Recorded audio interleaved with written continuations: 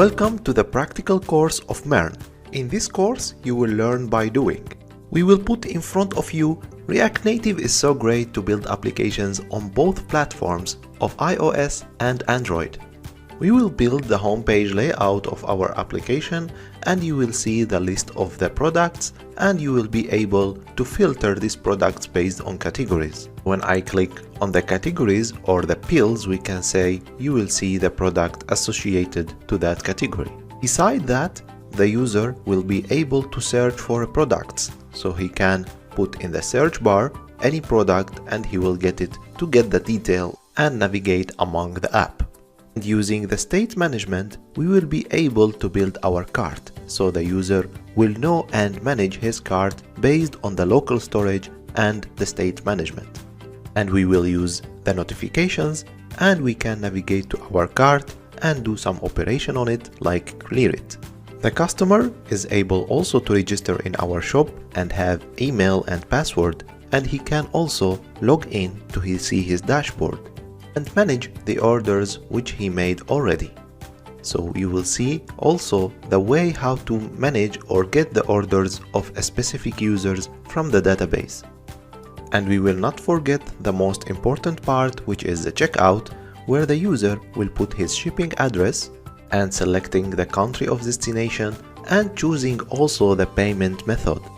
You will use all the React Native tools to build your application in a beautiful way, as you see here how we are navigating between the tabs, and we are going to navigate to another parts, like for example the admin panel of the application, where the admin user will be able to manage all the shop, like editing product or deleting a product in very easy way, where the user interface and the user experience is the best for mobile phone. And not only editing a product or deleting a product the admin can do. Of course, he can also see the orders which comes to the shop, and based on the physical state of the order, he can change the state of the order from pending to delivered, for example. And the most important part, we will discuss how to handle or upload images using React Native.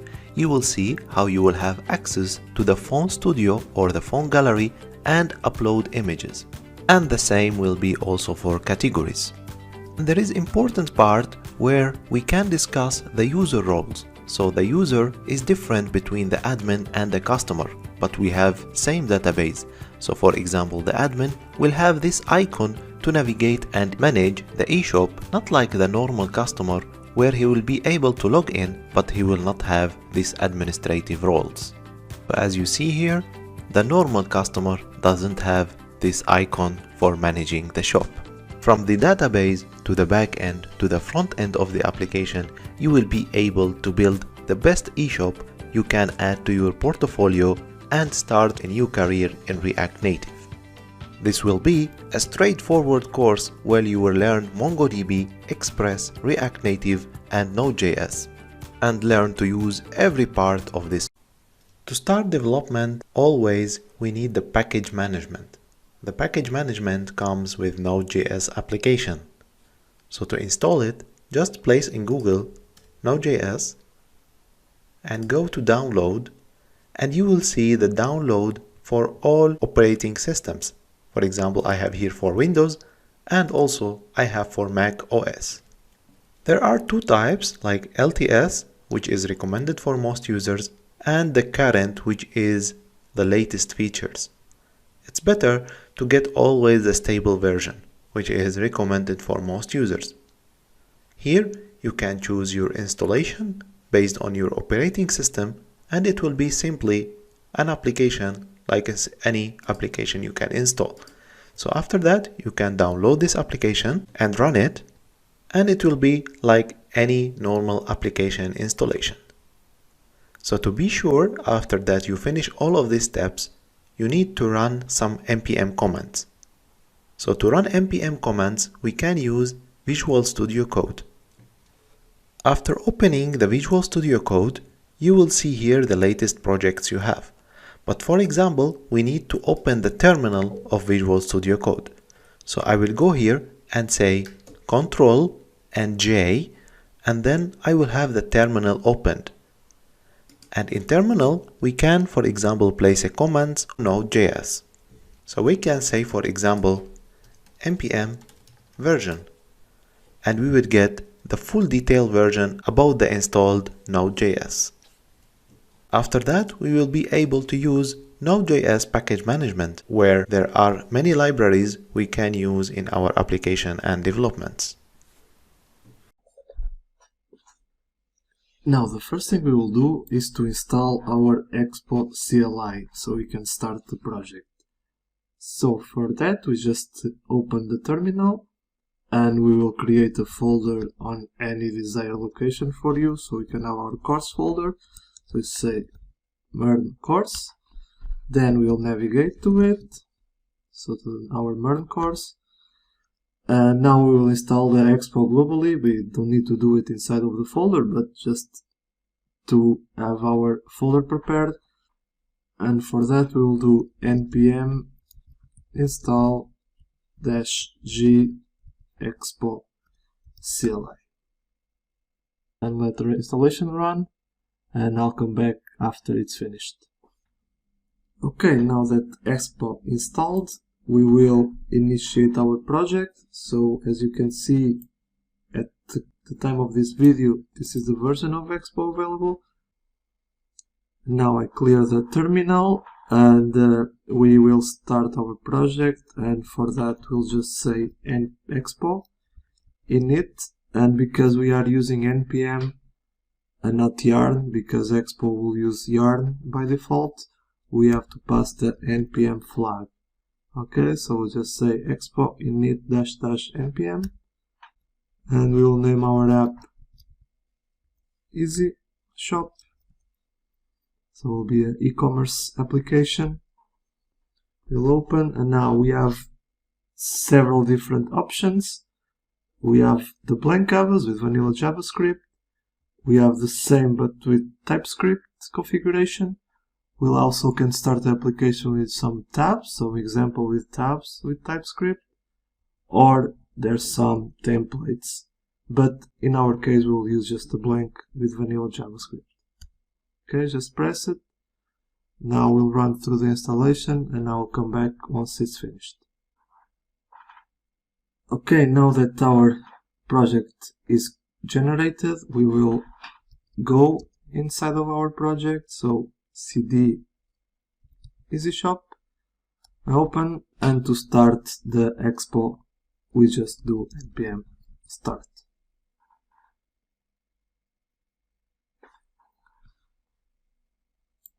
So we will open our window in our preferred browser that we can start our application in some devices. We will now start it in web, just to give an example, and here we have it.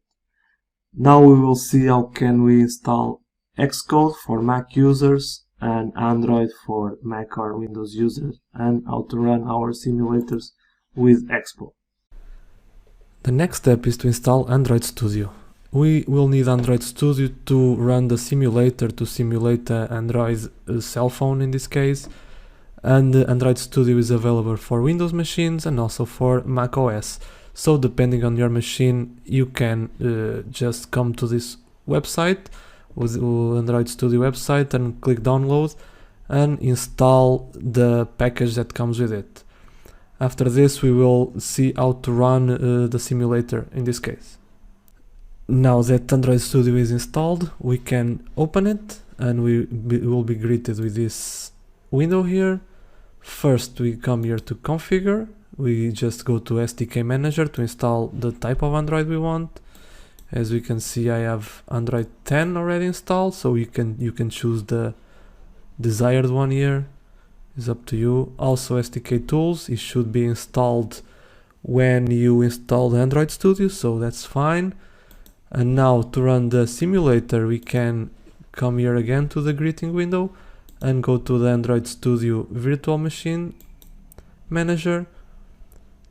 So this window here, we can just say create virtual device, and I can choose, you can choose any device you like. I will choose Pixel 2, Next I will run the Android Pie, which is Android 9. It will install automatically if you don't have the CDK. So just say next. You can name your virtual device if you want, it's fine, I will leave it like this. We'll run it in portrait mode and finish. Now we already have our virtual device here, so we just say play. Then it will launch our emulator. As you can see, is our Android device starting right here with a normal Android system running here, so it needs to boot. And afterwards, as you can see, it's a normal Android device. We can just go through all the applications inside. And inside of this device, we will run our Expo bundle. So we'll run our React Native application here so we can test it. And now to run our React Native app inside of our Android emulator, we can go to our Expo developer tools, and we have these options here. We can just run Android. As you can see, we have it open here. And we say here that is installing Expo on this device. So this will be installing in Expo in the background. After that, you can see it's already building our JavaScript bundle. And after some time, it will open our application. The first time always takes a while to build, but then it will be faster. So next we can start building our React Native application. And now to run the iOS simulator with Expo, first we need to install Xcode. Xcode is the developer environment that can emulate iPhone in this case, or the iOS running device. So for that we can come to the App Store and search for Xcode, and we install this one with a little hammer in it, and that's it. After the installation is done, we can come to our builder, so our Expo developer tools, and we just need to run iOS simulator, and it will boot and open the device automatically. And as you can see, it opens our emulators. So I'm emulating the iPhone 11 Pro and it's running here. You can also change devices, so just go to device, to file, file, open device, and you can choose through a variety of devices that run iOS, through iPads, Apple TVs, Apple Watches. We can just come here and choose iPhone 8 Plus. If it runs for the first time, it will ask you to open with Expo. You just press OK, and it will open with Expo. And that's it to run the iOS simulator with Expo. And so next we can start building our app. In this course I will be using Visual Studio Code. Visual Studio Code is an IDE, so a text editor, so we can edit our code.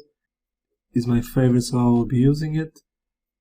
To download Visual Studio, if you already don't have it, you just navigate to the Visual Studio Code website, so we can Google Visual Studio Code, and then it will take you to this page, and you just choose the download you want for each machine. So you will have macOS, Windows or Linux, so it's available in these three platforms, and just click it and download it and install it. After you complete the installation, we will install some extensions, so you will open your Visual Studio Code and we'll just navigate to extensions, and then we will search for bracket pair colorizer, so it's already here. I'm using this version. So bracket pair colorizer allows us to match brackets for each block of code, so it'll be easy to see our blocks of code. and just proceed to the installation. I already have installed it, so here should appear installed. Another extension that I'll be using is the ES7 React Redux GraphQL and React Native snippets, so we can have the snippets for fast use. So again, install it. And finally, I'll be using Prettier. So Prettier allows us then to format our code to make it more organized and clean. Okay, now that we have our IDE set up, we can proceed to the next lecture. For our eShop, we need to have a database. And the database, we don't need to install any software. We will use MongoDB Atlas. MongoDB offering now an online database storage, which means that the database is already in the cloud. What we need to do, just to go to the URL which I attached with this lecture and create an account here and sign up and then log into your account. After logging, you will see this screen that you need to create a project. So first of all, you need to create a project for our eShop. So you go here and say, I want a project, which is, for example, eShop. And I click next, and then creating the project. After that, the project requires a cluster. So we need to build a cluster where we offer our database. So here there are shared clusters, which is for free. You can use it and choose the closest server to your country. For example, I will use this one, the default one. And then after creating the cluster, we are ready to create our database. The database in MongoDB called collection. So you need to go to the collections and create a new one based on your need. We have already one which we created for the course in the project 0. Here there are collections and I created multiple databases. So your part is just to create an account and create cluster and create your own collection, which we will use in the course. We will see later how to make the connection between our backend code and the MongoDB in the cloud. Welcome to the third section of this course. We are going to have introduction about starting with the backend. What is a backend? In software engineering, the terms front-end and back-end refer to a separation of concerns between the presentation layer and the data access layer. So any web application and mobile application is considered as a front-end. Back-end is the part where I am holding data, like a database or a file server. And the server itself can be considered as a back-end. So let's have it like this. The front end is showing the data and the back end is holding this data in some secure place called server. We need somehow to handle these data which are stored in the server and serve them to the client. And using some programming languages like Java, SQL and also Node.js, which we are going to do in this course, to send this data to the client in a beautiful way to render it in HTML, CSS and JavaScript libraries. So in the next lecture, we will see how the front end can communicate with the back end to grab this data, which is called Restful APIs. Let's take a look to our Restful API to see how to exchange data between the client and the server. What is the architecture of Restful API? We have a client and we have a server and they are exchanging data through HTTP protocol.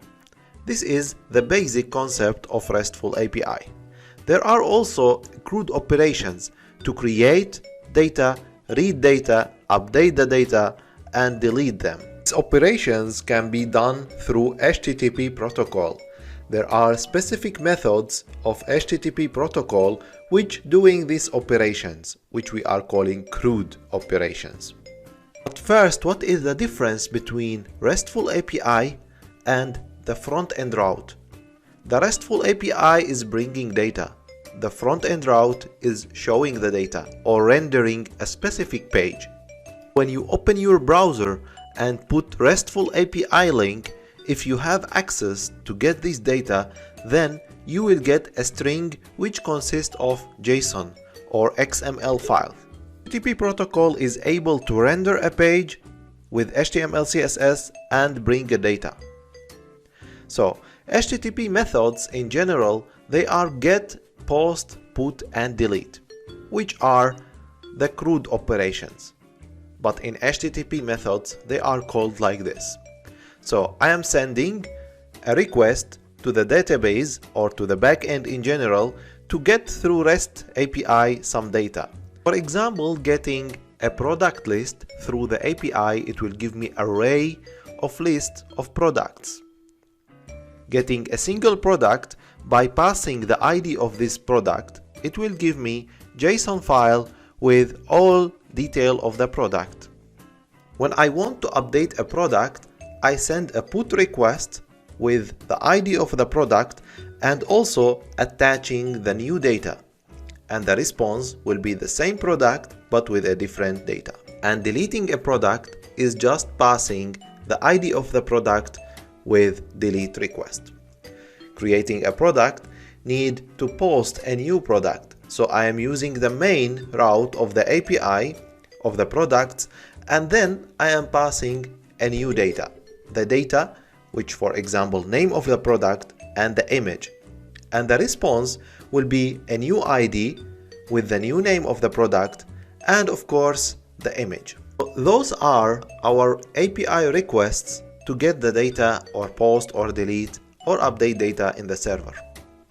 And I am using API/v1, which is meaning the version 1. So when you want to update your API in the future, you add a new version. So the users are still able to use the older versions of your API. The same thing for orders and the users. So in this case, you have all the same sequence, but you just need to plan your data right. Creating a web server with Node.js is very simple. Let's see that in the next lecture. Let's start to create our backend server, or let's say our web server, where we will call our APIs to the client. After we have opened our Visual Studio Code to the folder, backend folder, as we structured it before, we run a command npm init. In npm init, it will ask us for a package name. I put eShop, a version, I press enter, description, let's say some backend of the eShop, for example, and then the entry point, like where the application will start, I put app.js, and then another comment, we keep pressing enter, and then it will ask us everything is okay, we press enter, then we will see a package.json is created. So let's create now our file app.js, where we will start our entry point of our application. So I will put here, for example, console.log hello world, and then it will print hello world when I am running this application. But how we will run this application? I advise to use a library called NodeMon, which is a utility that will monitor for any changes of our source code. When we press Ctrl S or save this application.js, it will restart the application again automatically. So after we install this library, we see it is in dependency in a package.json. As a custom script, we can add it here, like it's a command to start the application using node monitor. So I can say start node monitor or nodemon app.js. In this case, I will have the application started with the entry point file app.js. Let's try it now. Let's save app.js and then write npm start. And after I start the application, I will see hello world. And the application is still running. So it's detecting any change I do in the application. So I say hello world with a change with exclamation mark, and I see it's changed. Let's change the word eShop. We will see hello eShop. That's great. So till now we have only a running application, but we don't have any server yet. So to create a web server, let's install Express, which is a famous library from Node.js, to host a server. So after doing this installation, I will see it also in dependencies, but let's remove this console log and create a constant, call it Express, and call the library Express using the keyword require Express. It will call it automatically from Node modules. And let's create a const which is called app, and this app will call a function called Express, which we mentioned or defined before. This web server requires listening to a specific port. So I say app.listen, and I specify, for example, 3000 as a port, and there is a callback. Callback will give us or will be executed when there is successful creation of the server. So in the callback, I can print any message in the console. For example, I will say the server is started now, or the server is running now on the link localhost with 3000 port.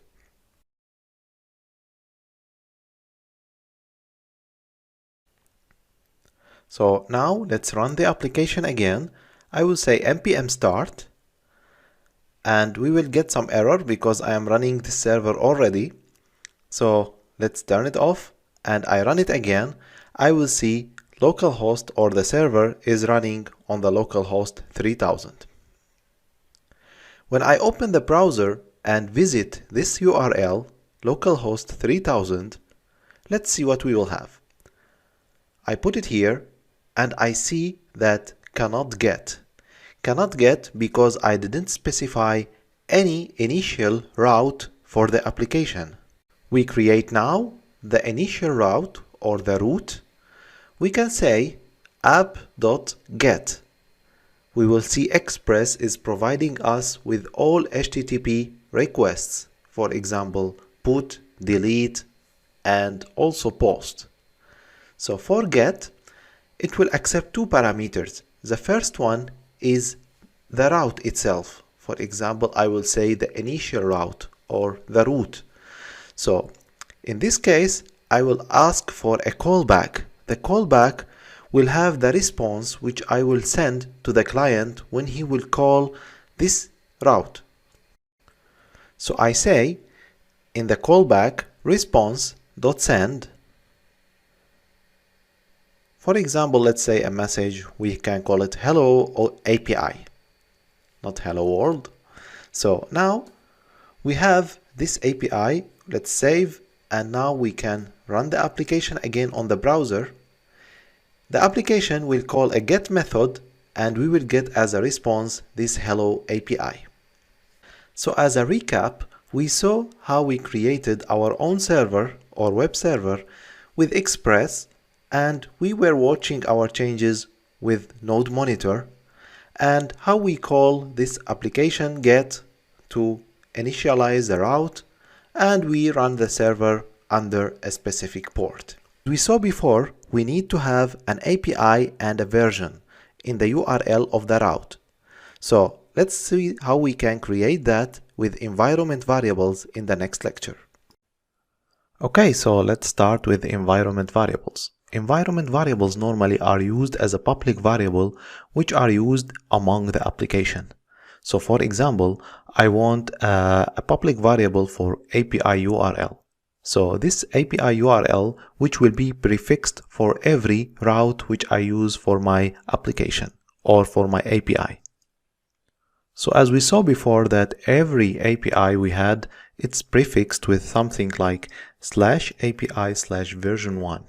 And this means that every API in my application will have this URL and then API version 1, and then I say, for example, products. and then I can post, delete, or create some data to this API. So now let's see how we can read this prefix. So I don't want to repeat in my APIs always this string. So I can fix it in some constant which is readable from everywhere, and then I can pass it to my strings routes, and then it will be readable in that route. So to do that, first, normally in Node.js, normally we have an environment variable called .env or environment file, and for example I pass a variable name which I want. It's any name you can have it. For example, API URL, and then I can say the string which I want to pass, which is API/v1, and in this case I will have this API URL is defined everywhere in the application. But first, how we can read this variable from this file in our application? There is a library, we can install it from npm packages, and it's called .env. So we can say npm install .env. And this library normally is available always, and we can use it in the application JS, in the root, no problem. So we can say define, or we can say require this library. So .env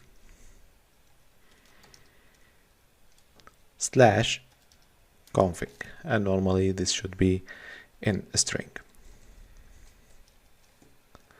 So when I say require this library, then I will be able to use some specific constant to get these values from the env file. So I will go here and define a constant. Let's call it, for example, API, and then we can say process.env. Then the name of the variable which I created here. So I can say API_URL. So let's save everything.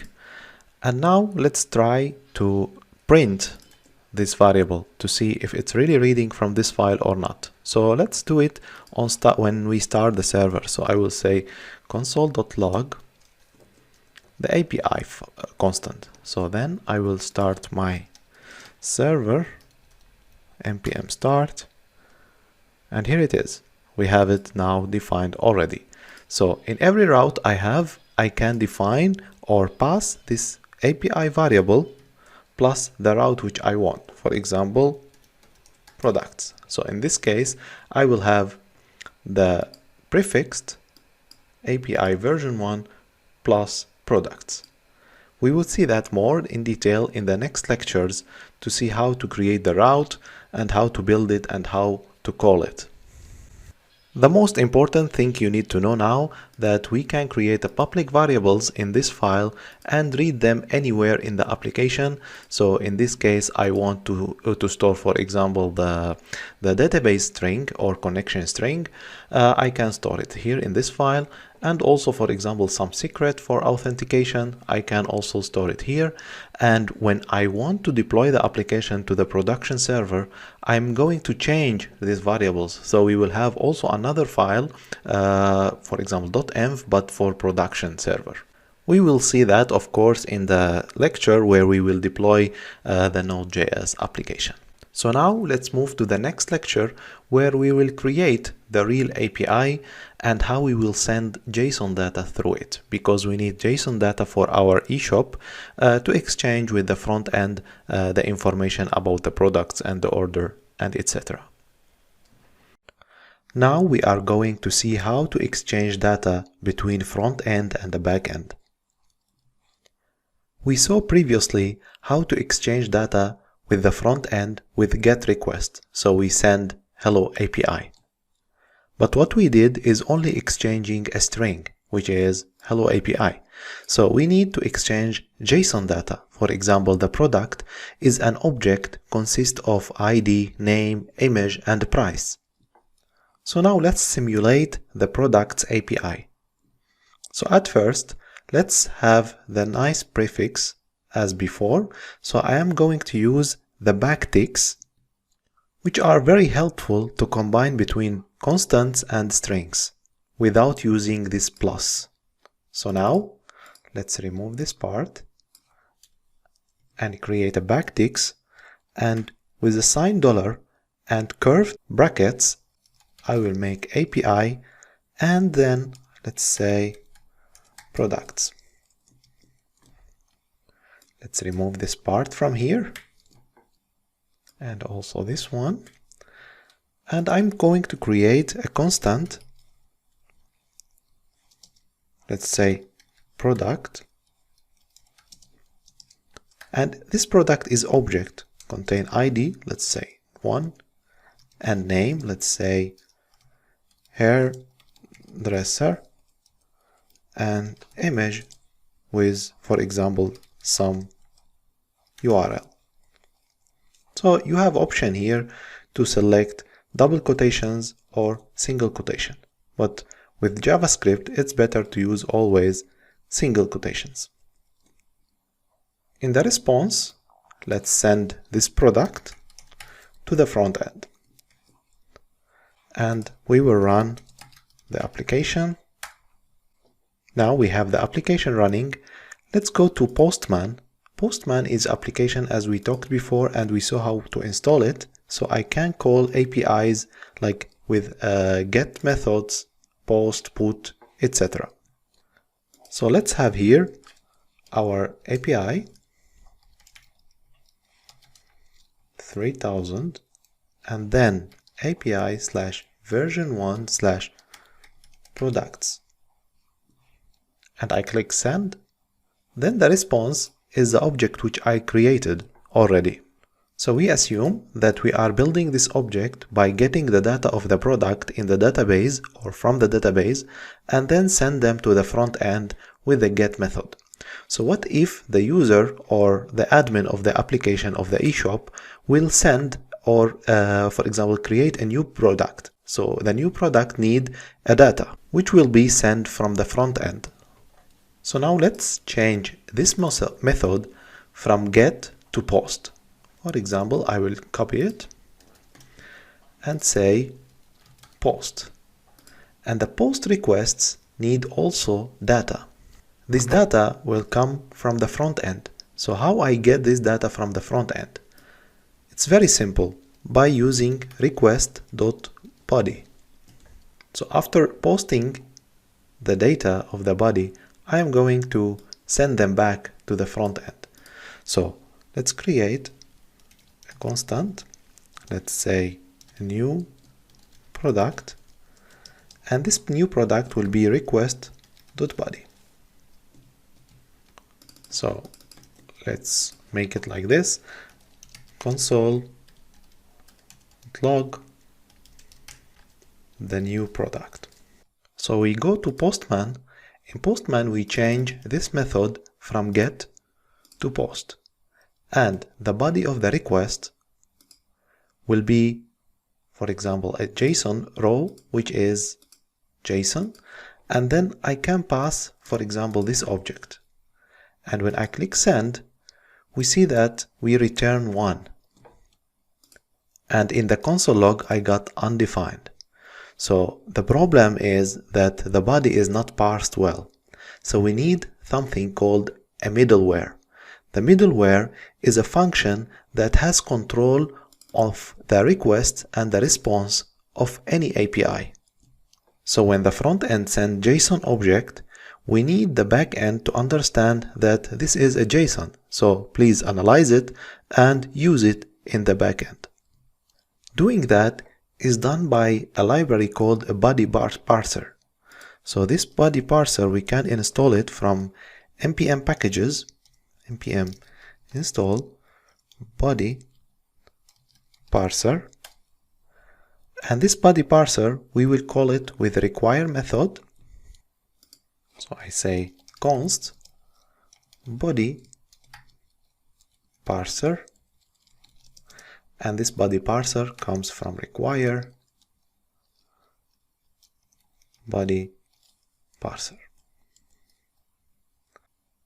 After that, I will make a special section for calling the middleware APIs or the middleware methods. So let's say here we have a middleware And in the middleware, I will say app.use the body parser .json. So in this case, my application or my backend will understand the JSON which is sent from the front end. So back to Postman, after running the server again, and post this body data, let's say send, we will see that we return this data. And in the console log, where I console log this data after the post request, I see that this data received by the backend. So now we are able to make a get and also post of the data. I will, for example, change here hairdresser 2 and send it, and I will get back the hairdresser 2. So now our API is ready. We are now starting to build this API structure for orders, for products, and for users, as we talked before in the previous section. In the next lecture, we will see how to log these API's events. For example, when someone posts data or get data, we will log them in the console of our application. It's very helpful for the developer to know what is going on his server, so we can know and log the HTTP requests which are coming from the front end, like posts, get or put or delete. To do that, there is a very good library called MERN, so we can use it to log our HTTP requests which are coming from the front end. So let's install this library. I stop the server. I say npm install MERN. And after installing this library, we can call it also with require. So const MERN require MERN. We said this library is a middleware library, so we have to put it in app.use MERN, and there is some default options which is called tiny. This is good in case to display the log requests in a specific format. For example, let's run the server again. npm start. So we have here the server is running. With Postman, let's do some request. For example, I am going to send the post again. Okay, back to the application or to the code. We will see that we got a post request on the API and with a specific status number. Let's make a get also. Here is a get. I send and back to the application, and I see that I logged also the get request. There are many options for this library, so you can format your logs as you want. But we are not going to do that. We are going to use only tiny.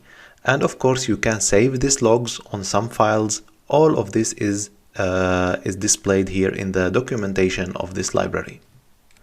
Now we were using only a fake data of the product. Let's start to bind this data to the database. So let's in the next lecture to do the connection to the Mongodb using Atlas. Previously, we saw how to fake a data of the product to store them and display them in our application. Now what we need is to store this data in the database. And in this course, we are using Mongodb. And as we saw before, we don't need to install any special software for Mongodb. We just need to log into the cloud of Mongodb, and then we create there our database and connect our application to that database in the cloud. So first of all, how we can connect our application to the database on the cloud. So first, we need to install a library called Mongoose. Mongoose is responsible for all operation of MongoDB database in the application or in Node.js application. So let's install this library, which is called Mongoose. I will type here npm install Mongoose.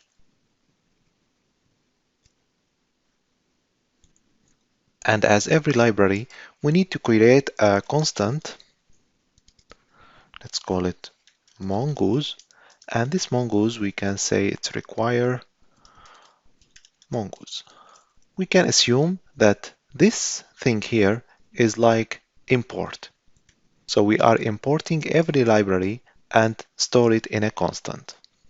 Normally, we add the connection to the database before starting the server. So here, I will say mongoose dot connect, and in this connect, it's asking for URIs. URIs or connection string, I can get it from MongoDB Cloud. We saw previously how to connect to Cloud of MongoDB and create our application and clusters and our project. And we saw that we have multiple collections, or we can say databases, and those databases, we will have access to them through our application. So let's see how we can connect to those databases. In clusters, if I go back to clusters, I see here a button that it says connect. When I say connect, I can use multiple options from MongoDB. For example, what we need is connect your application. So we need to use a connection string to get it from here and paste it in our connection method from Mongoose. So by clicking on this option, we will get a connection string. Let's copy it and have it in our application. So I open quotations here and copy this connection string. But we can see it says these connection strings should contain a username and password and database name. But from where I can get these informations? Simply, in MongoDB Cloud, we can use specific users to connect to these databases. We just need to go to Database Access and create a new user. And with this user, we can connect to database in the cloud. So let's click here, add a new database user, and let's give it a username eShop user. And the password, you have freedom to select any password. For example, I put from 1 to 7. He said the password is provided is very weak. So let's add some letters to it. And then it successfully added the user. Going back to our connection string, we need to replace this data here. So first, I will put here the username, eShop user, and the password which I had before, and the database name. Okay, we don't have database yet, so let's add one. We go back to the clusters, and then we can see here our collections. And in this list of collections I have previously, I can create a new database. So I'm going to give it a name, eShop database, and the same name for the collection. Back to the connection string, we can add now the database name. So now we have the full connection string. We talked before about environment variables. So let's store this string in the environment variables. So I copy it, and then I create, for example, a variable, call it a connection string.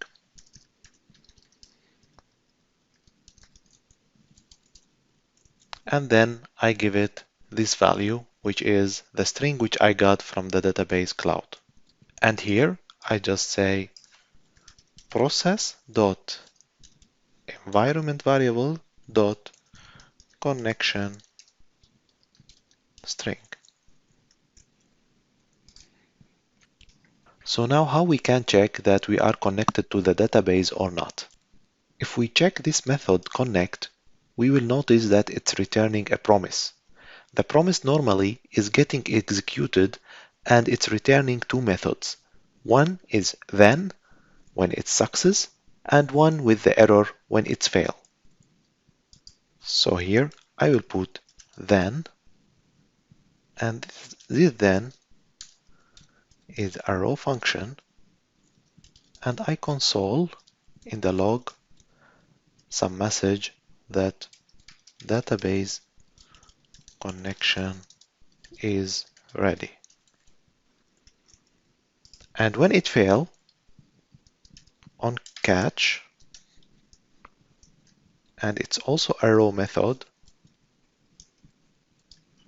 we can say console log the error. Let's try to start our server. So now npm start, and we see that there are some notifications saying that deprecation warning. It's saying that current URL string parser is deprecated. So we need to use some specific variable. So we need to use a specific option as a true to make this deprecation disappear. But how we can use it? We see this connect method has another parameter called options. So with this options is an object where I can pass the options which I want. So let's copy this one and add it as option. We got also another deprecation warning, which is use unified topology. This is used also for searching for the servers. So let's add it also here and let's save. We are still getting error.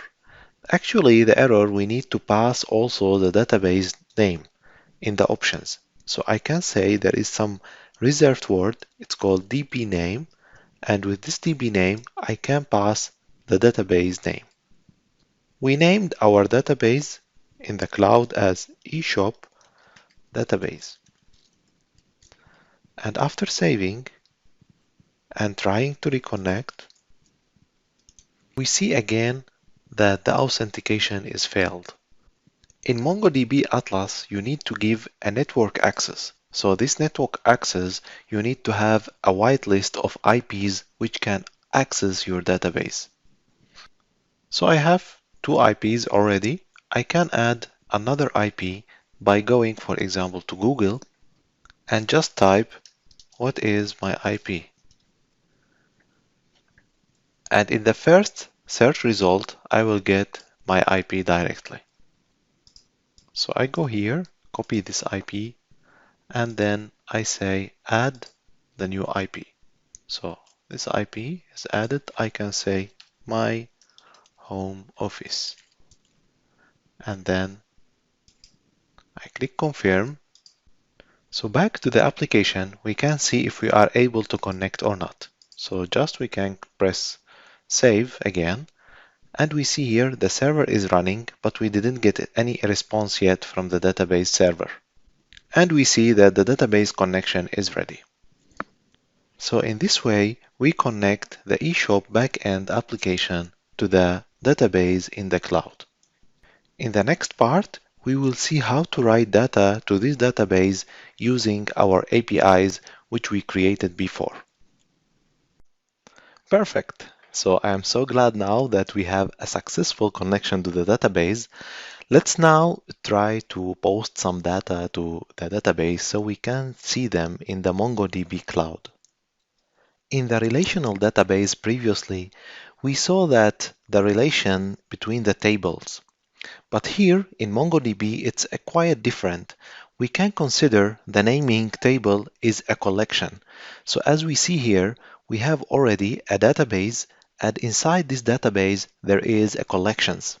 So we can say the collection is a table in relational database. I deleted the database which we created before. I'm going to create a new one with a table, let's call it a products. So for example, we said that our database name is eShop database. Products is the collection name. So I have the database, eShop database, and inside that there is a table or a collection. We can call it a products.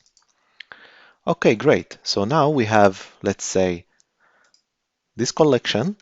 Let's post data to this collection. So in Postman, as we saw before, we have here this object. Let's push it to this database. But first, what we need to do in the Node.js application? We need to create a model with Mongoose. Model is the same thing as a collection. So we can say in MongoDB, it's called collection, and in Node.js, it's called model. So we need to create a model of product. This model will contain the columns which we needed for the product. For example, the name or the image, or for example, the quantity of the product in the storage. In Mongoose, this is called schema. And if we go there to the documentation, we see that Mongoose has a lot of flexibility here. So we can create schemas, for example, blog schema as we see here, and we can put the fields, title, author, body, and there is type of it. And every field has some options. So you can specify, for example, date.now. For example, when this record or this document is created, then we will see that it takes automatically the date of time of current time. So let's start simple. So let's first create the product model. I go to the application, and after, let's say, use and before the APIs, I create, for example, a constant, call it product schema. And this product schema will use Mongoose library and schema. And this schema accepting an object, and this object will take the fields as we saw here in the documentation. So we have a new schema, and here we can list our fields. So let's add our fields which we had before. So I say I need the name, which type is string. And for example, I need also image, which type also string. It will contain the URL of the image. And let's add also something like count in stock. Count in stock. And this count in stock will be a number. There are a lot of types. You can check the documentation of Mongoose, and we will see in the course the different types which we will use for our webshop application. After having this schema, we need to create the model. So I say constant product. Normally the models start with capital letter. So we can say product, which is mongoose.model, and the model called or the collection is called product, and using the product schema which we had before here. So I say product schema and I press save. Now we have the product schema and the product model already defined. So now we need to, for example, with posting request, we need to receive this post data from the front end, which is, we can say Postman or any other application like Angular or React. And then we need to receive this data by the back end, analyze it, and push it to the database. To do so, we need to create a new product, for example, of that model. So let's do that. We can say const product, and this product is new product which we had before. But what are the fields of this product? So the product is this model which we had before, and we are going to add the fields of that product, like the name and the image and the count in stock. So I will go here and I will receive the request which I got. With this request, I get the body.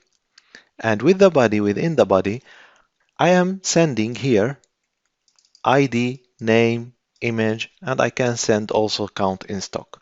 It will be exactly the same naming here, which comes from the front end. So the front end and the back end must agree on the same naming for the fields and the object which are sent to the backend. So here I say the name is request.body.name. Image is request.body.image. Count in stock is also from the request.body.count in stock. Now we have the model ready, so we just need to save it in the database. So to do that, we can say product dot, and it had a method called save. Save, it means that save it to the database. If we check this save method, it's returning a promise with the document. So we can say then it's returning a promise, so we can say created product. So this is the product after it got created in the database. So it's a raw method, so we can say here response dot status that it's successful connection or successful creation of the database of the document. So I can say here dot JSON. So I want to return back the created product to see it in the front end. And in case of error or anything can happen, we can say catch the error, and this error we can say response.status, for example 500. It's the response code for errors in the HTTP. .json, I create, for example, my own object. I say error is the error which I got, and for example, I say if it's success or no. Maybe I can use this variable in the front end, for example, to end some loading or go back to home page if there is some failure. We already sent that product, so let's delete this part here and start our backend. npm start. We have it now ready and the connection is ready. Let's post some data here. Nice, it's posted. We got ID, name, image. So if we go to our collection in MongoDB, let's press refresh here. We got the same data here. Let's try again by adding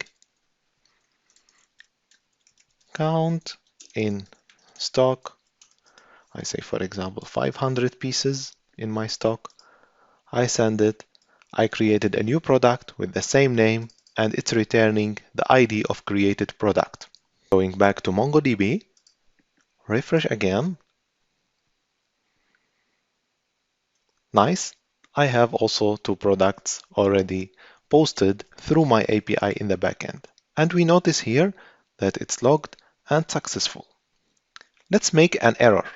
For example, to make an error, let's make this field as required. So database will recognize that this count in stock is required field.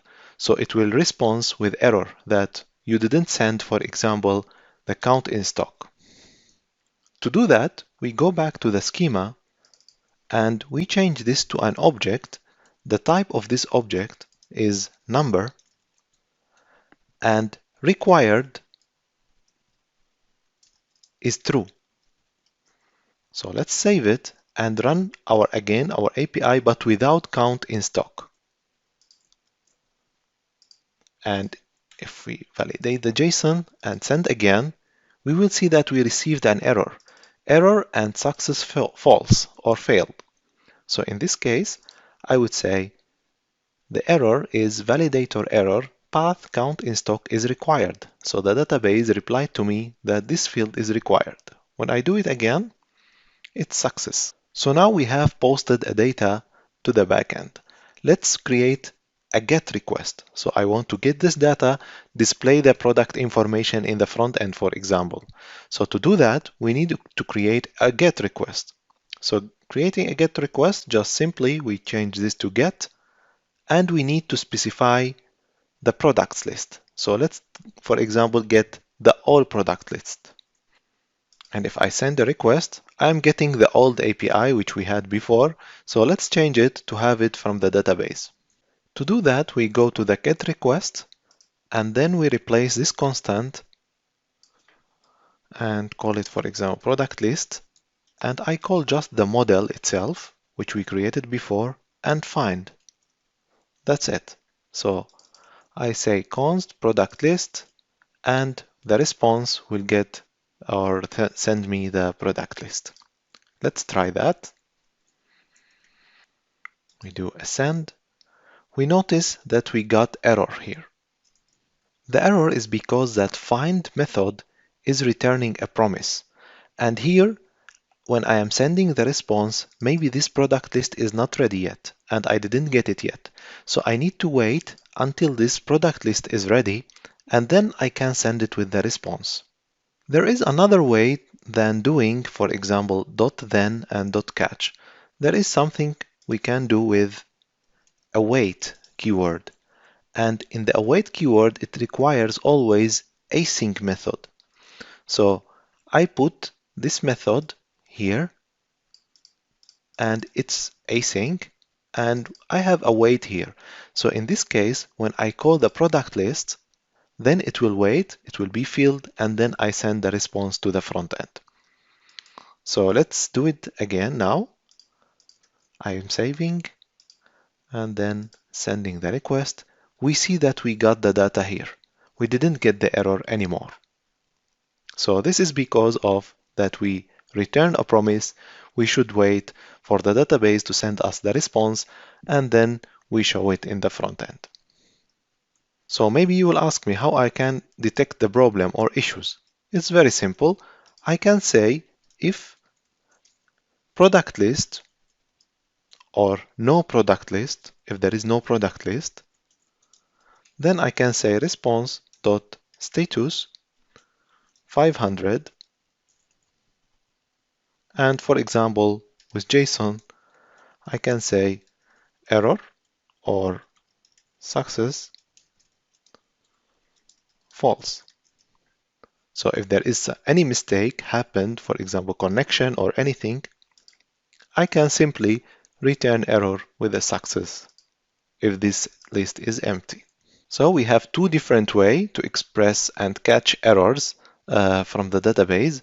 So I can say here find, I can put await and async, or I can do it with normal promises, like for example I say save .then and .catch. Of course this is more code saving. We did this only in 2 lines, and that's very good.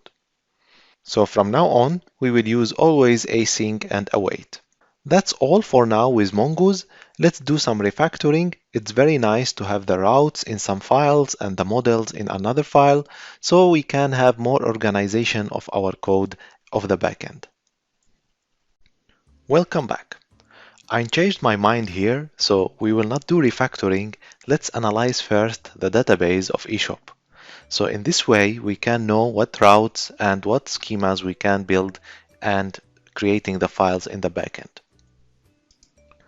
So here we have list of the tables or documents or collections which we need in our database. Every eShop has products, orders, categories, users, and order items. This is the simplest eShop. So when you want to grow up more, you need to have more tables like reviews or, for example, some new categories or bigger categories. So we start simple and we will build our eShop to be bigger slowly. First of all, the products, for example, it has ID, which is the ID for the product. And this ID is generated when we post any ID to the database automatically by Mongodb. The name of the product and also description and the rich description. Rich description is used for example, I want to store some HTML code. Sometimes people are using as a description of the products with images and titles and some complicated rich texts. So we will see how we will have editor in the front end for HTML. We need also the main image of the product, and it's a string which will store the URL to that image. Also, we need a gallery. The gallery will have some images and array of strings of URLs where we have a gallery of the product, more detail about the product. And then we will have a brand and also price of the product. Category, it will be the type category. In MongoDB, here we will have something called references. It's not like relational databases, but here we can define the type of the table directly. So, as we will see in the future, we will see that this category is a type of category or has a reference to the category table. And count in stock, how much items of this product are in the storage, also rating based on reviews, and if this product is featured or not. So to see it in the homepage immediately as a featured product. And then we will see that what day this product is created. For categories, we just need a name, maybe some additional data. For example, what I need in the front end sometimes color, so I can color every category based on some specific color, and also icon or image. For orders, we need order items, which is array of order item, and order item is a table where it contains the product and the quantity. So every order will have a product and a quantity. So maybe I will have 10 products, I ordered them in one order, and then every product will have some quantity. The shipping address 1 and shipping address 2, and city, zip code, country, phone number of the user, status, to see if this order is, for example, pending, shipped or delivered, and also the total price. We will see how to calculate the total price based on the order items. And the user who ordered this order, because we will have login for every user who wants to order something. And then the date of the order. For the users, we need an ID, name, email, where the user will log in with his email, and a password hash. The password should be stored hashed in the database. I cannot store it as plain text. Street, apartment, city, and zip code, and also country with a phone number, and also to know if this user is admin, so he can log in to the, for example, admin panel or not. Maybe someone will ask why I separated here the address from the user.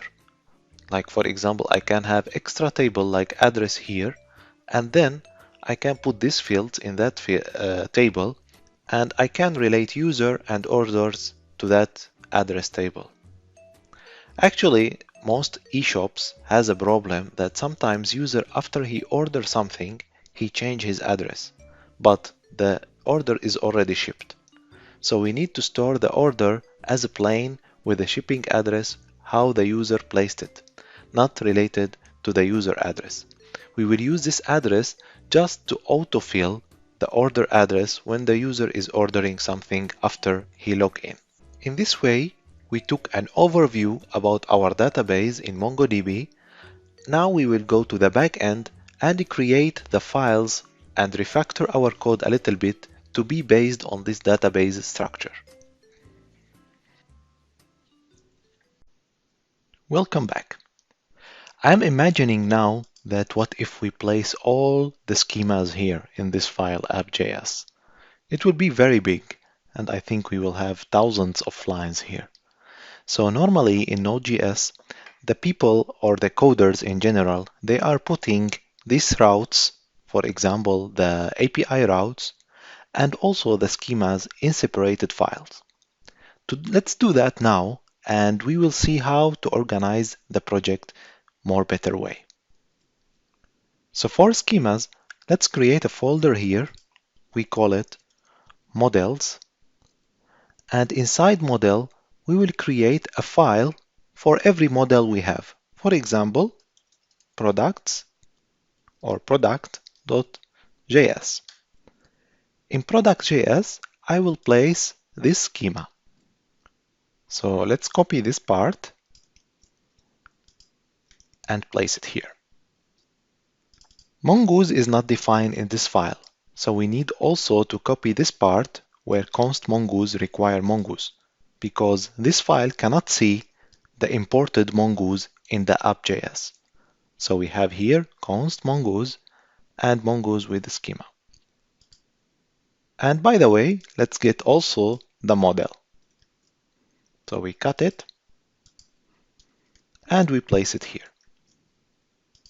Now, how app.js will use this model?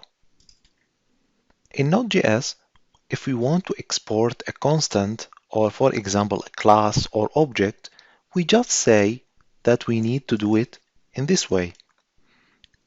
Exports dot product and then the model. So here, in this case, product will be seen in any other file, and I can import it with require method.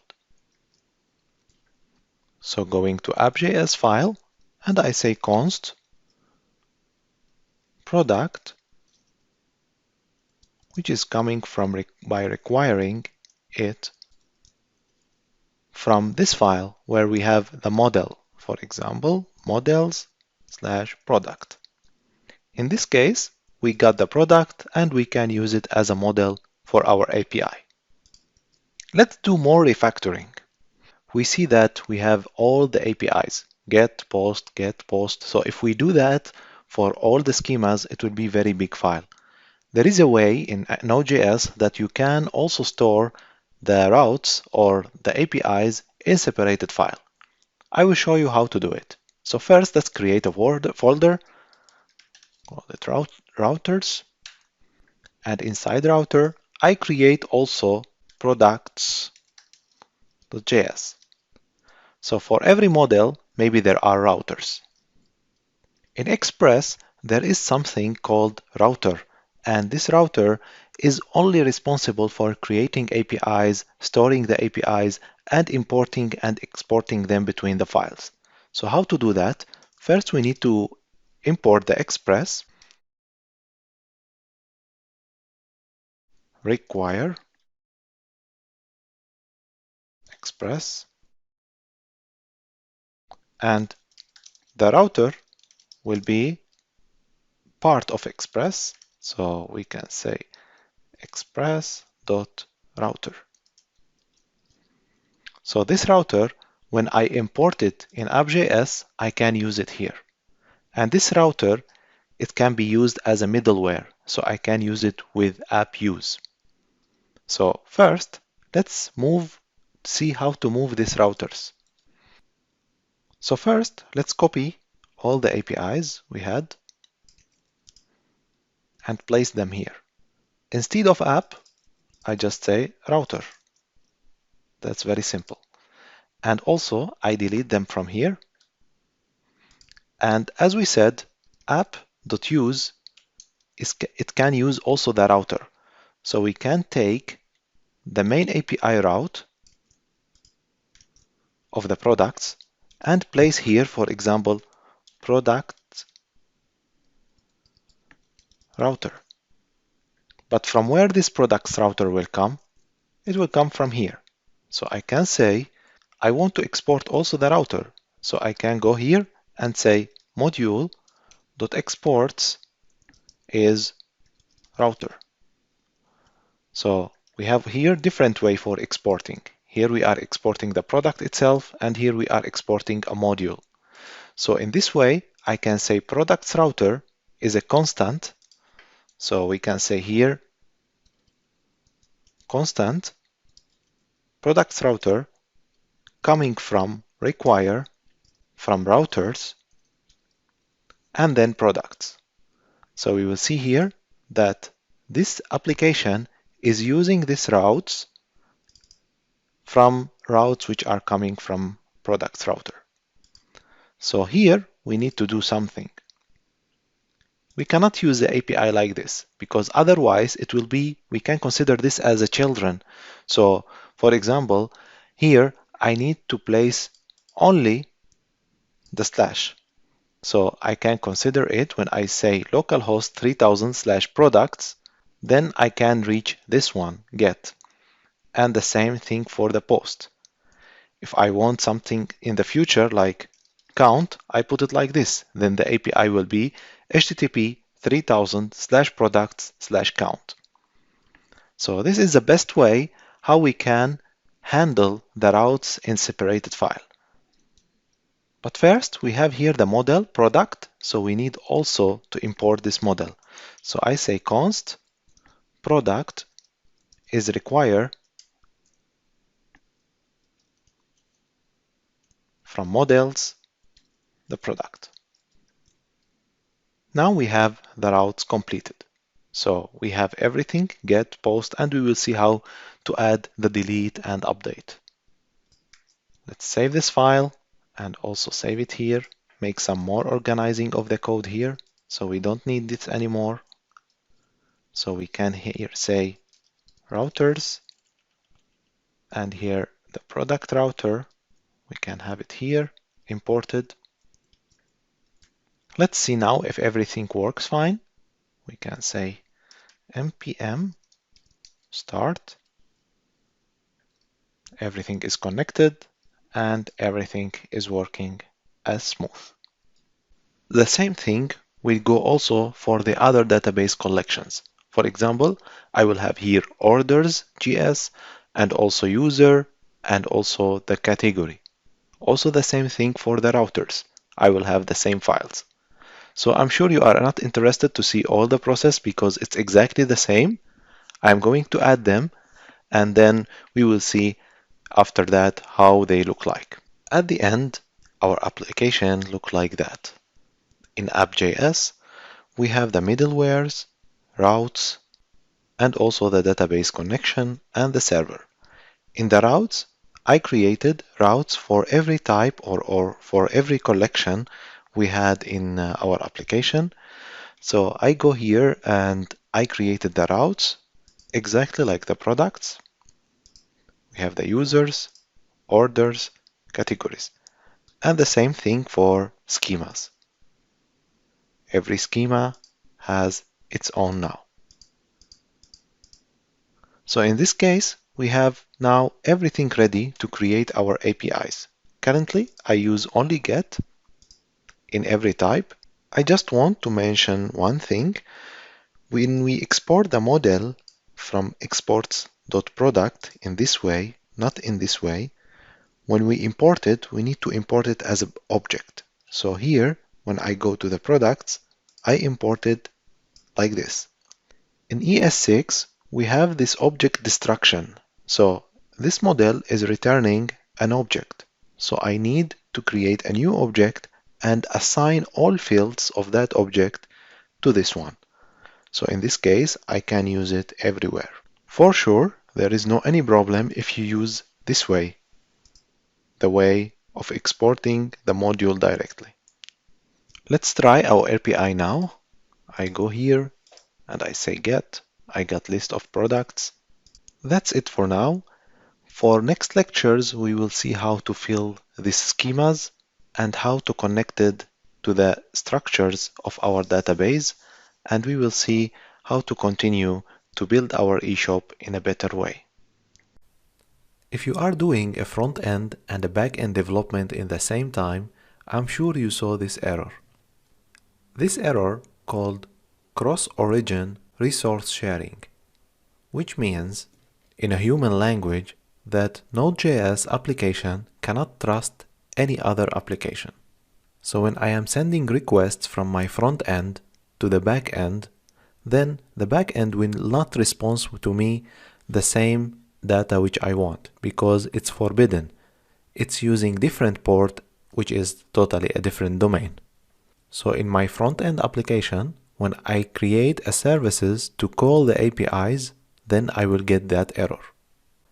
And in Mozilla org, they are explaining all the data or all the details about this course. So somehow in Node.js app, we need to enable those courses. How we can allow any application to request API from my server. There is a library called course. We can use it to allow the course for any application. So I stop the server and I say npm install course. After installing it, we need to require and import it. So here we are importing everything in app.js. So I say const course require course. And to enable the course, it's very simple. Before everything, before the application starts, before using any service in the application, we need to do app.use course and app.options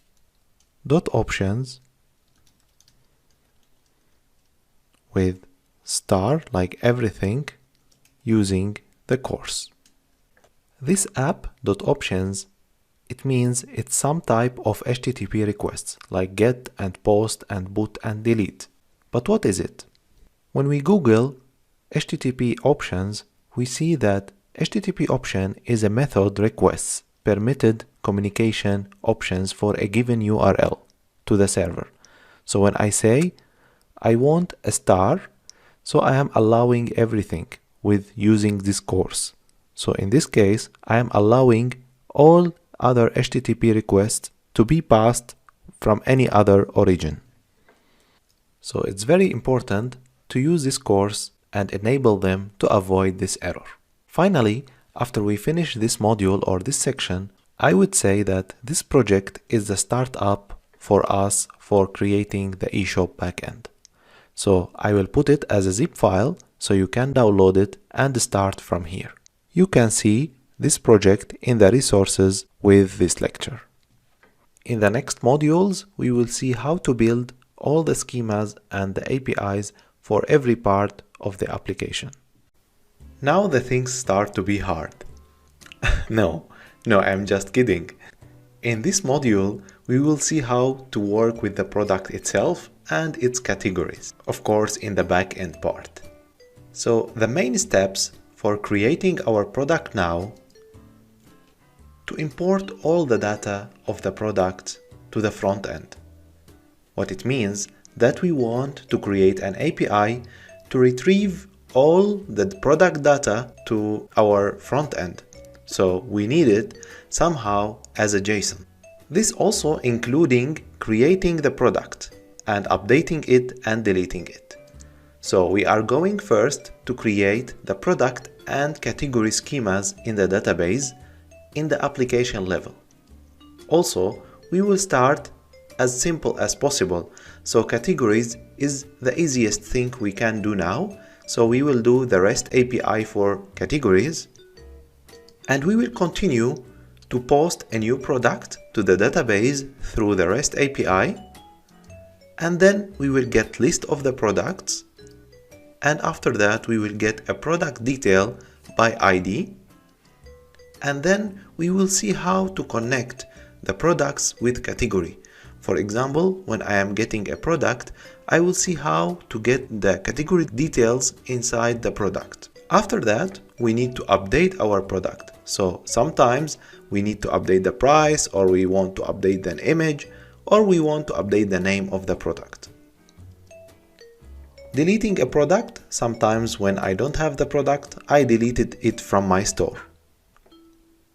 And then we want to do some statistics, like getting products counts, how much products I have in my store. For example, I want to see only the featured products, because if you remember, we have is featured flag, so we know what products are featured, so we can take them and display them in the home page only. And then it's very important that we have a filtering. So we need to filter the products based on categories. So I want only, for example, something for health. So I get the products which are their categories is health. That's it for now. I hope you will enjoy this module. It will be a little bit detailed, but after that, you will be able to create the orders and the users as we see in the next modules. Welcome back. In this lecture, we will see how to build the product model or the product schema. Everything in Mongoose starts with a schema. Each schema maps to a MongoDB collection and defines the shape of the document within that collection. So based on the model which you see in the right of the screen, we are going to build the same schema as we built it before in that model. So the fields of the product can be like, start here, I say the type of this field is a string, and there are schema options or schema type options. These schema type options, you can see them on Mongoose documentation. So I go here to Mongoose documentation, I go to schema types, and in schema types, we can see that there are many types, for example, string, number, date, and there are something called options, as we see here in this example. So I go, for example, to schema type, and I see that there is path and options. And in schema type options documentation, I can see all the options which I need to build my schema. What we need actually for our course, I think we need the required field and also something called ref to reference to another table and default, which is a default value when the object is created of the product. So the product name is always required. I set it to true. The next field is description, which will be a short description of the product. And it will be also a string. Is it required? I would say the short description will be required in our case. And then let's go to the rich description. In the rich description, it also has a type string, but I would say it's not required. And we can put a default value for it when it's created. For example, I say empty string. The same thing go for the image. So I put say here also, the image is a string and it has a default value like empty. Now we go to images. Images, they are always array of strings. So we can put it simply like this, array, and the type of every item of this array is a string. We have also brand, which will be the same thing, string, and price. So the price will be in the way, type is number, and the default value, we can say it's 0. The next step now, we need to add the category. So it's simple. We say category is type of ID of category. So here in the product, when I want to add a product, I use the category ID, not the whole category. So I say that the link between the table and of the product and the table of category is the ID of the category. So the type of this field will be mongoose dot schema dot types dot object ID. So in this case, I need to pass always the ID. And how I would say that this ID is connected to categories table or category schema. I just do that. I say reference is category schema. So in this case, this ID will be connected to category schema. So when I add product, it's search in categories and I pick up a specific ID and then I say this product has category, for example, beauty and health. Is that required? Yes, let's add it as required. The next field we have already is count in stock. Count in stock, it's normally a number and required, so you need to specify how much of this product you have in your storage. There is also another property we can put max and min. For example, I say minimum has 0 and maximum it has 255, for example. So I say here that when I post a product with minus number of count in stock, then I will get error because Mongoose will return to me and tell me that no, this is wrong. You need to put number between 0 and 255. The same thing goes, for example, for rating and also number of reviews. They are numbers, so I added them here. And the field is featured is type Boolean, so the default value of it is false. So this is to show the product in the homepage as a featured product. Also, I have the field date created. So date created is a type date, and the default value of it is date.now. So it's very simple. So when the product or this request comes, then it will take the current time. Now we have all the schema ready for the product, and we will see later how to add product in the post request and how to get it. Previously, we created the category schema. And as you see here in the model on the right of the screen, we need to create those fields. So let's start with the name. It's exactly the same thing as we did for the product. So I say type string required true. So to not take so much time in typing, I'm going to add the other fields because they are also having the string type. So here we have icon and color. The icon will be icon name. For example, we are using some font of icons or Google material icons. So I can say only the icon name. And also I say here the color. The color will be a hash string, like something like I can say 000, which is black. So in this way, I can store the color of the category which I need to display in the front end. So let's start now with creating the API of the category. In the next lecture, we will see how to add category and delete it.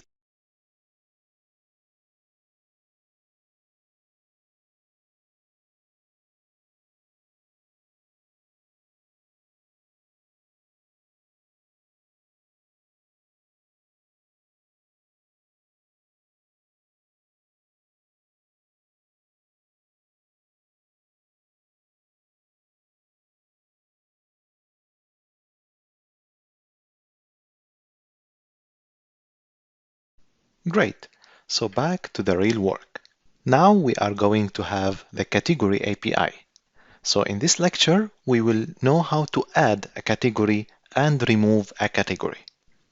I started simple here because the category API is the simplest. We will see in the future how to create more complicated APIs like the products and the orders. So as you remember before, we created the routes, and in the routes, we are adding our APIs. We have here a get. We will edit it to make a better way, or we can keep it to get list of products. Now, let's add a category. So by creating router.post, so I am going to add a category. So by slash, and then async request and response. Then I will do here the adding to the database using Mongoose and adding a new category. We saw before that the request always getting the information from the front end, how the user is sending the information, and then we will read them and post them to the database. So let's create, for example, a constant. We can call it or let category. And this will be a new model of category. So this category, we have imported it already here. And we will have the object of this category will be name and also icon and color, exactly like the schema. So how I will get this data from? So request.body.name. So the front end must send me exactly this name. So also the same thing goes for request.icon.body.icon. Also for the color. We add here the color. If you remember, when we posted a product here, we had something like save. So I say the model.save, and then this save will return me a promise. And then I return back with the status, the created product. And we talked before also about await and async. So let's do it now with await and async. So using await and async, I say category, which I created it before. I can say that await of category, which I created, dot save. So in this case, I am waiting until this saved, and this save will return for me a promise with document or the category itself which is created. And then I check. If there is no category, like no category created, then I say return error. So the response.status will say 404, for example, .send, that the response, for example, or the category cannot be created, for example. And then, if there is category, then I say response.send the category. That's very simple. As a recap, I created a new category model, and then I filled it with data. I saved it using Mongoose, and then I was waiting here until this category is ready, and then I check if there is category, there is data inside this category, then I send it. But if not, I am returning an error. Let's start our server now. npm start, connected to database, everything is okay, and I use Postman. And in Postman, for example, I created this category. I said name is health, and the icon is icon health, and some color. I send it, and I see it's posted successfully, and I got the new ID of this category.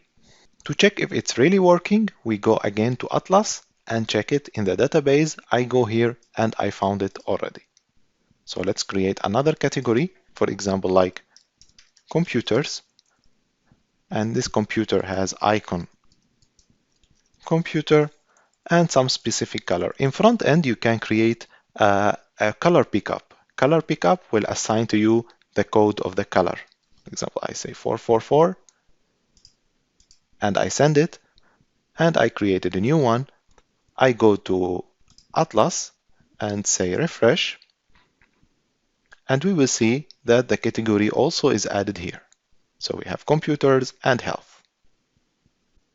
Now let's delete a category. Deleting a category is the same. So we can say router.delete, not post, and I say the route which I want to assign for deleting a category, and then I say request and response as a callback, and I will use this request and the response. Let's do it here with the promise way. We did it before with await and async. Let's do it here with the promise way. So first, I call the model. I say category dot. There is method called find by ID and remove. So with find and ID and remove, it's the same with find by ID and delete. So here, I need to find the category which I want to delete. So by ID. So where I will get the ID from? I will get the ID from the user or from the client. So the client will send me the ID somehow, and then I will find it in the database and delete it. So how I can get the ID from the client? There is one way, it's a very good way, it's through the URL. So I can say here by 2 dots, and then I can say by ID. So this ID, you can put it as you want, as any name you want. then the URL will look like API/v1/ the ID which I want to delete of the category. So here, how I will get this ID from the URL? It's very simple. I say request.params.id. So here, this name is the same name as I assigned here. So for example, I say category ID, I must put here category ID. So before we saw that we asked for the body. The body is when we send the request inside the body. So here we have body and we are sending in the body of the request the data. But now we will send them, or we will send the ID by the URL. So as we see here, that this method will return for us a promise. So I will say then,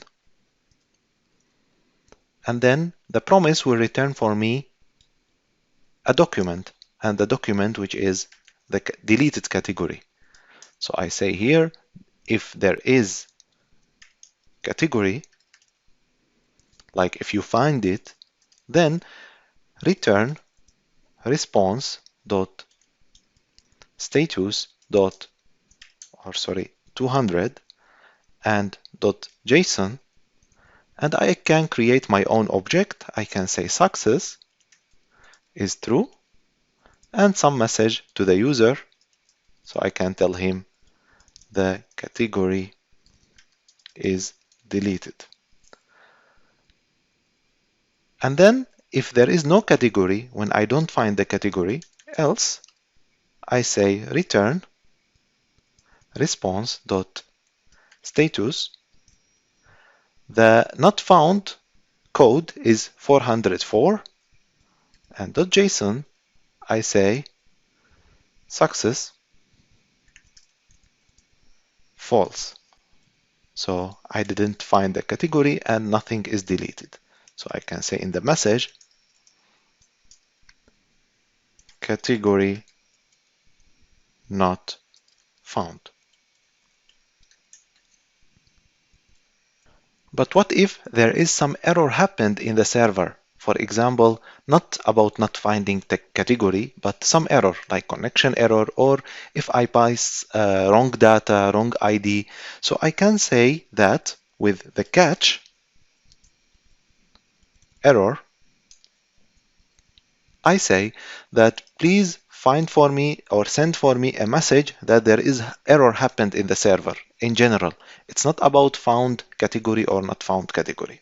So here I say return response dot status. The error in general is 400. So JSON, and then I say success is false, and then I can send the error to the front end to the user.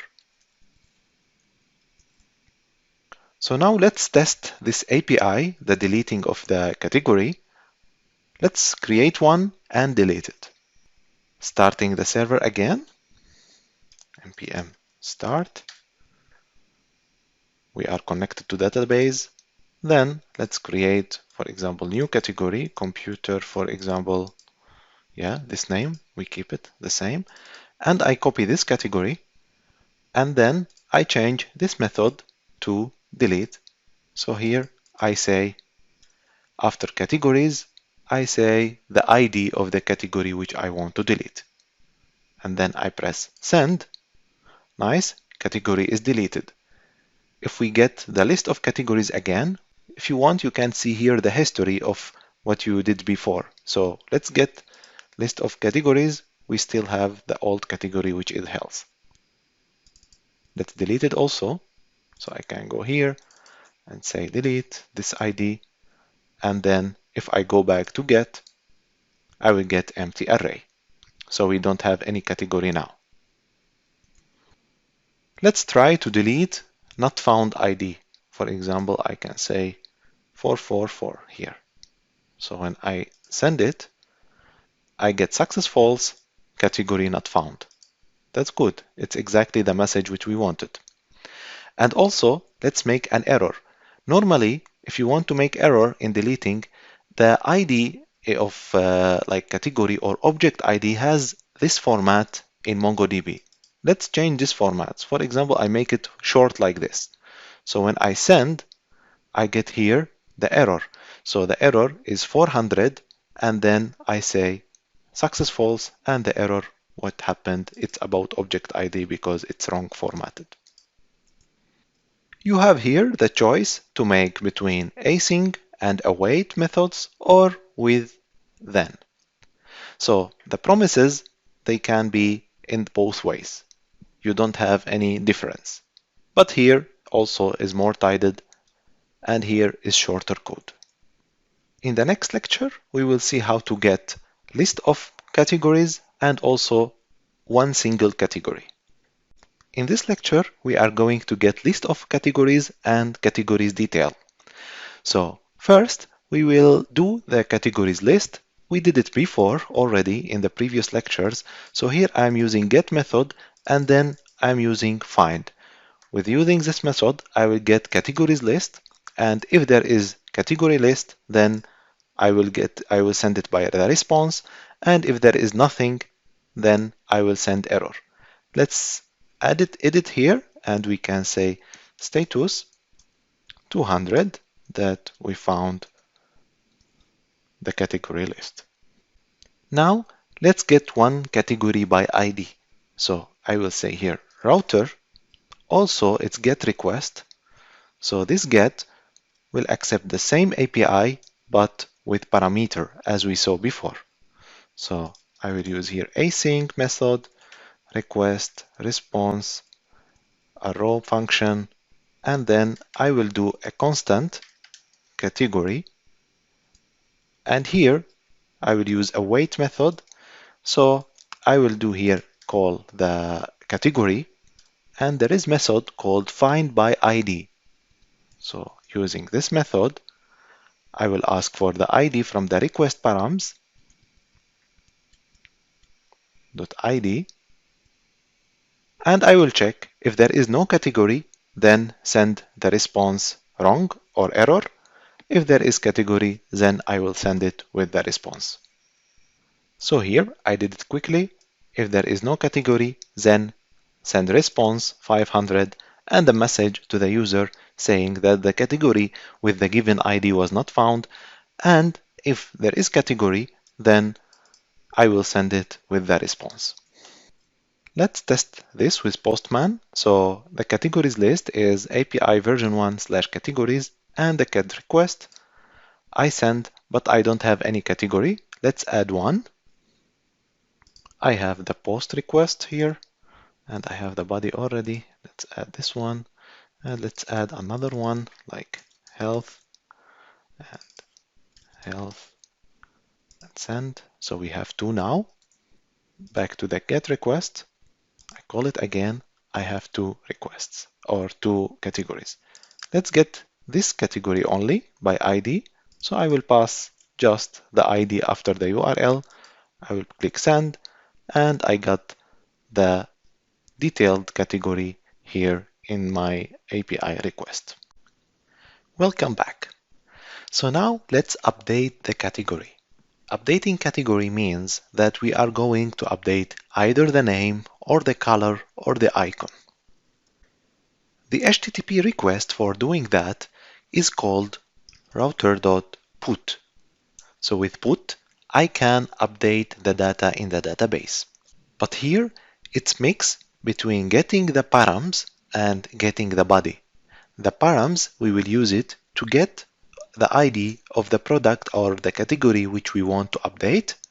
And then in the response or the request body, we will get the data which are updated. So the same way here, async, request, and response, it will be a raw method, and then I will constant the category in some variable, and then I will say await for category and find by ID and update. So I can find the product and then or category, and then I update it. So the first parameter of this method is request.params.id. So I have to pass the ID which I got from the user.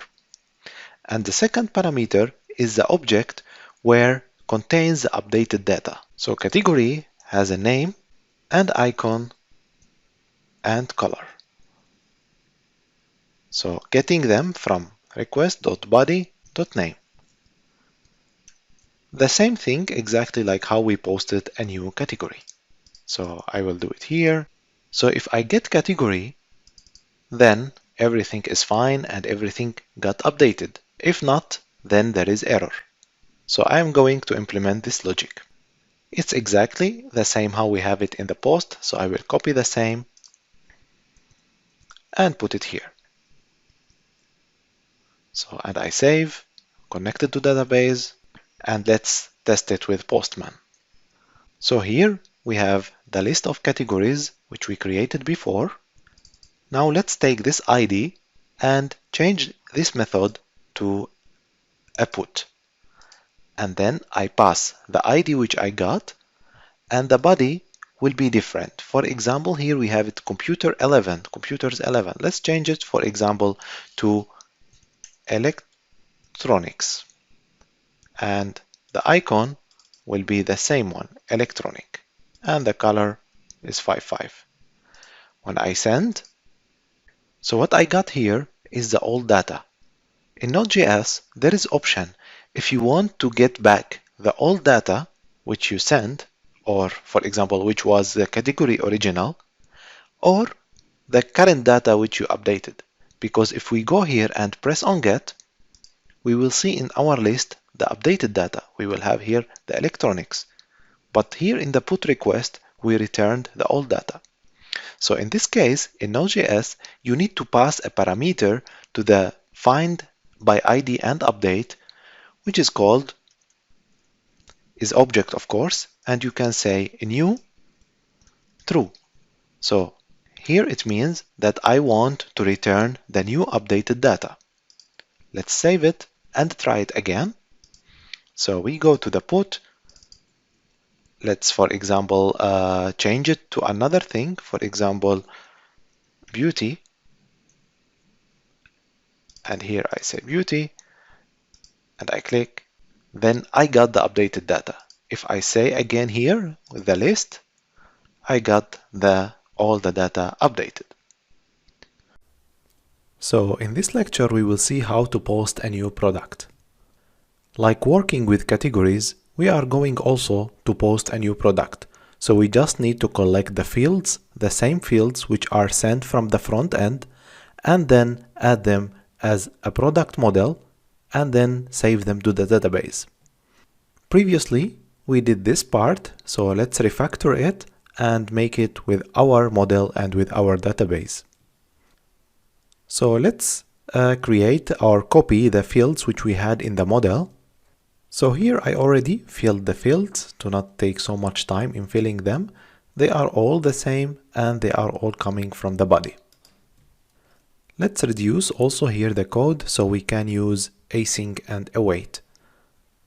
So here I will add async, and then let's move down and we say we have, for example, product is equal to await and the product which we created, the product model dot save. So we have here now the new product is created after saving it. So let's delete this part and we say here if there is no product, then return as a response status code is 400 or 500, that it's like internal server error, and then send a message that the product cannot be created. And if everything goes well, then return the product.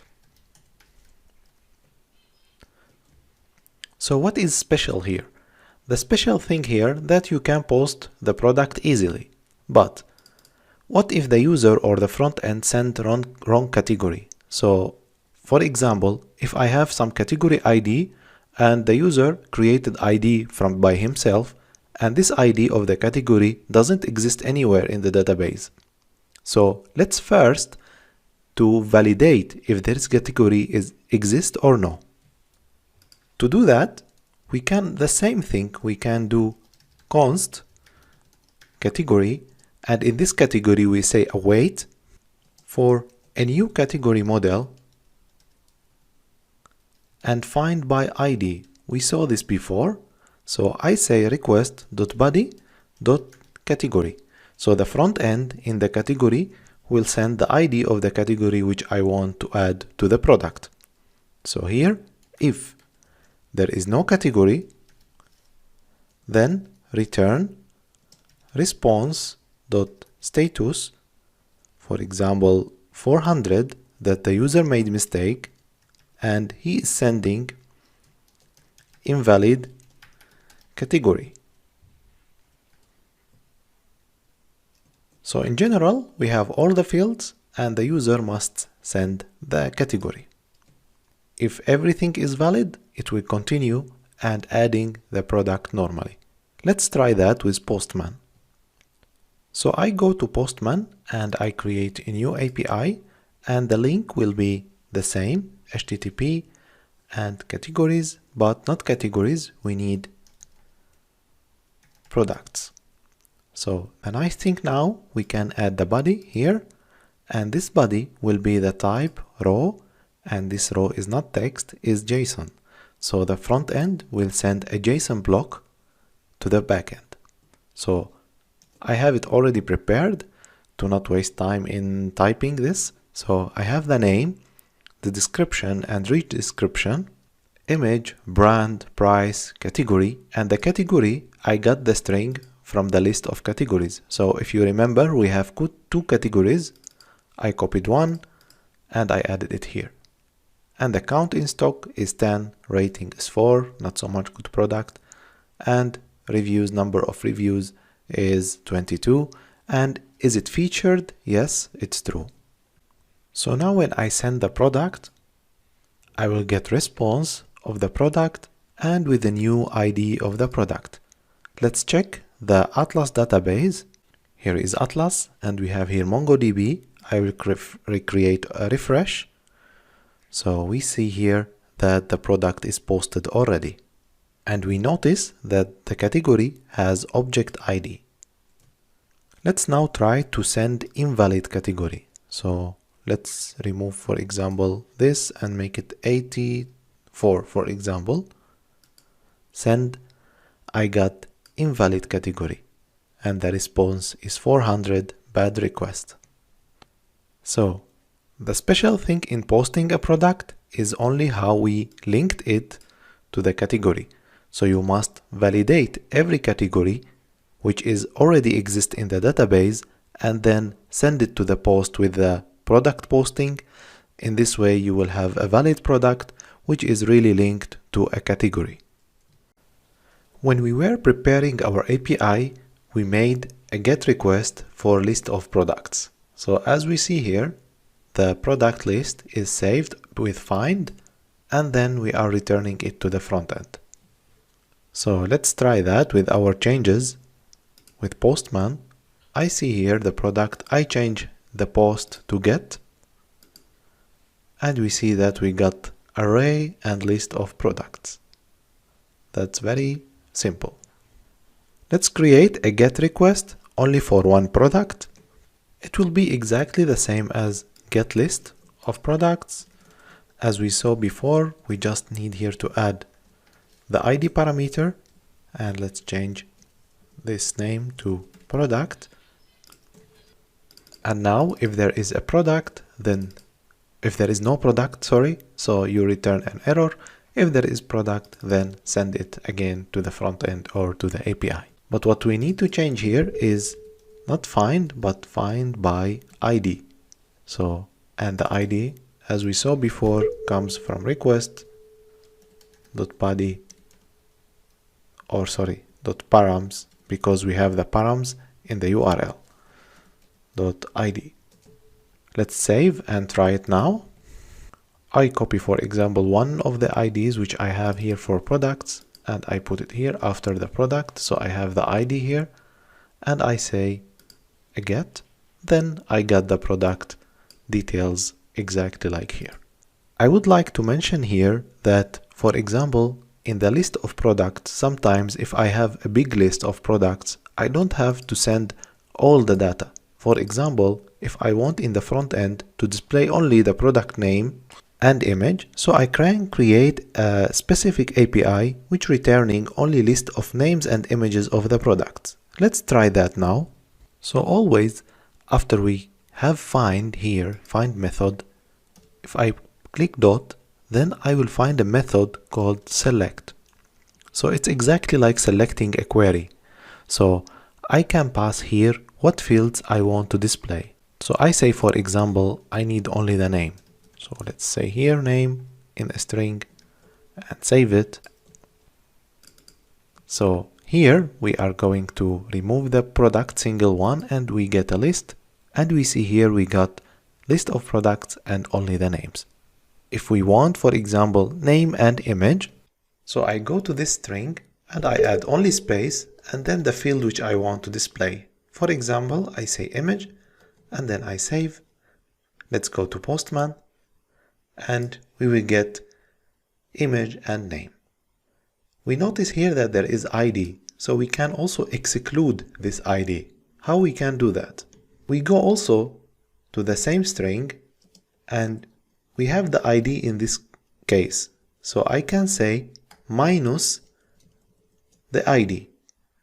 So when I press save, I go to Postman, send the request, I have now clean selection.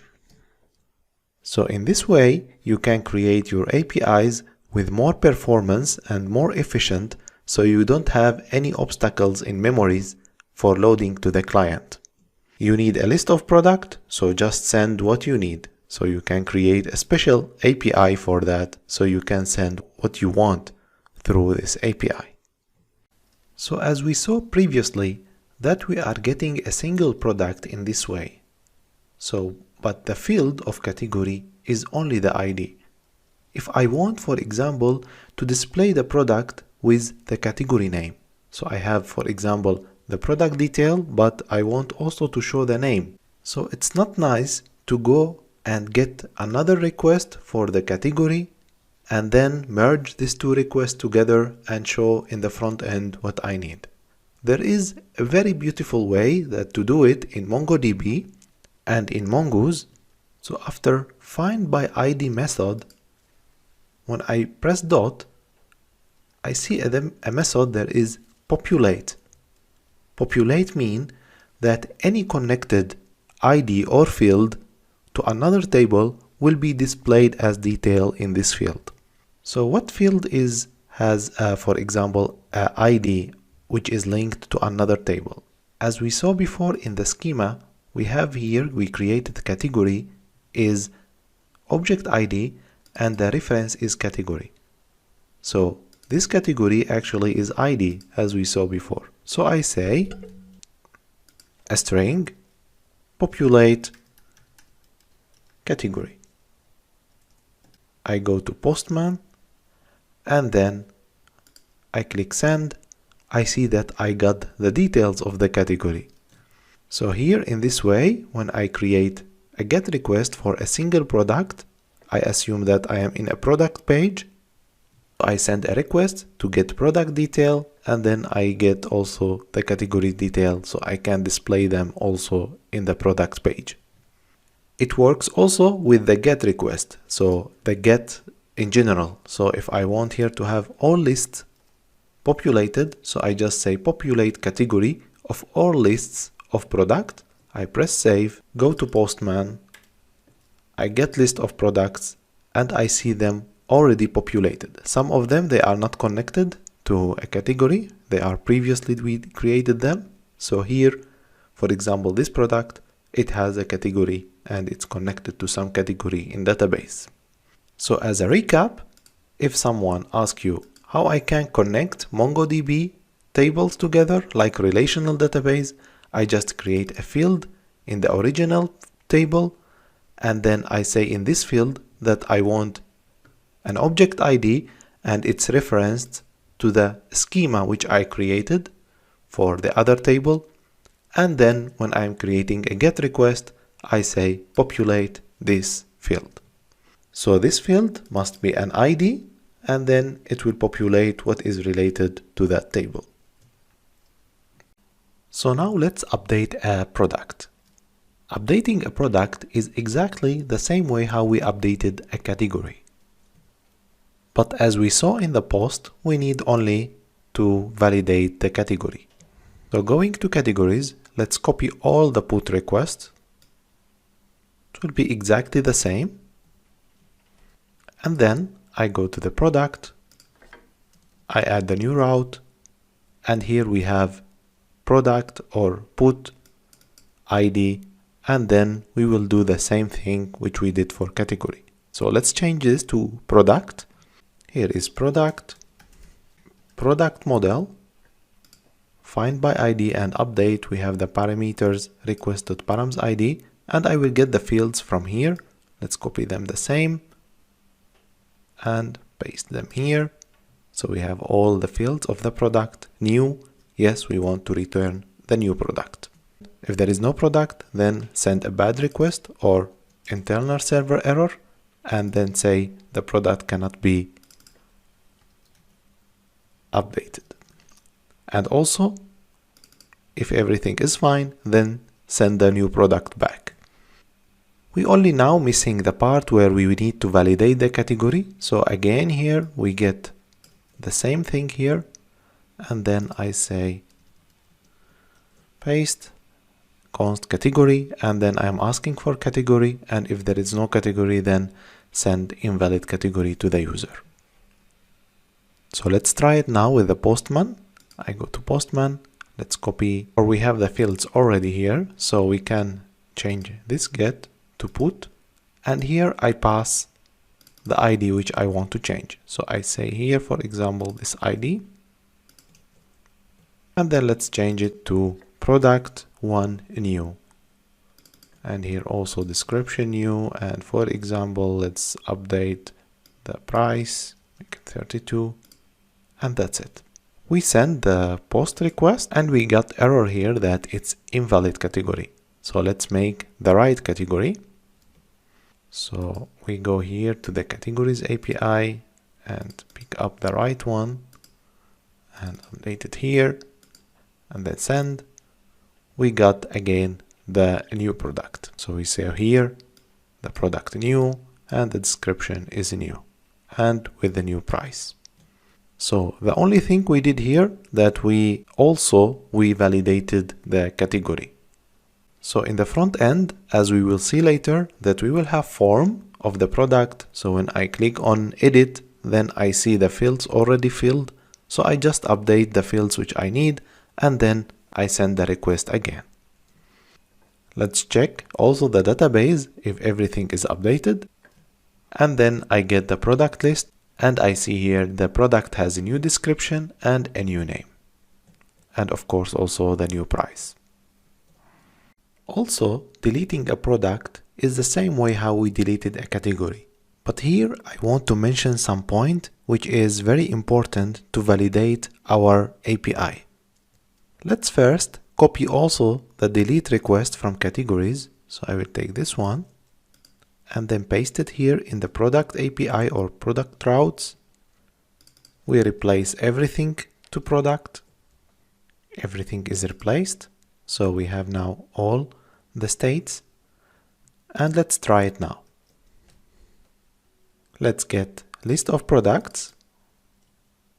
For example, get. We have all of these products. Let's remove the old ones because they are empty. So we can select one of the IDs,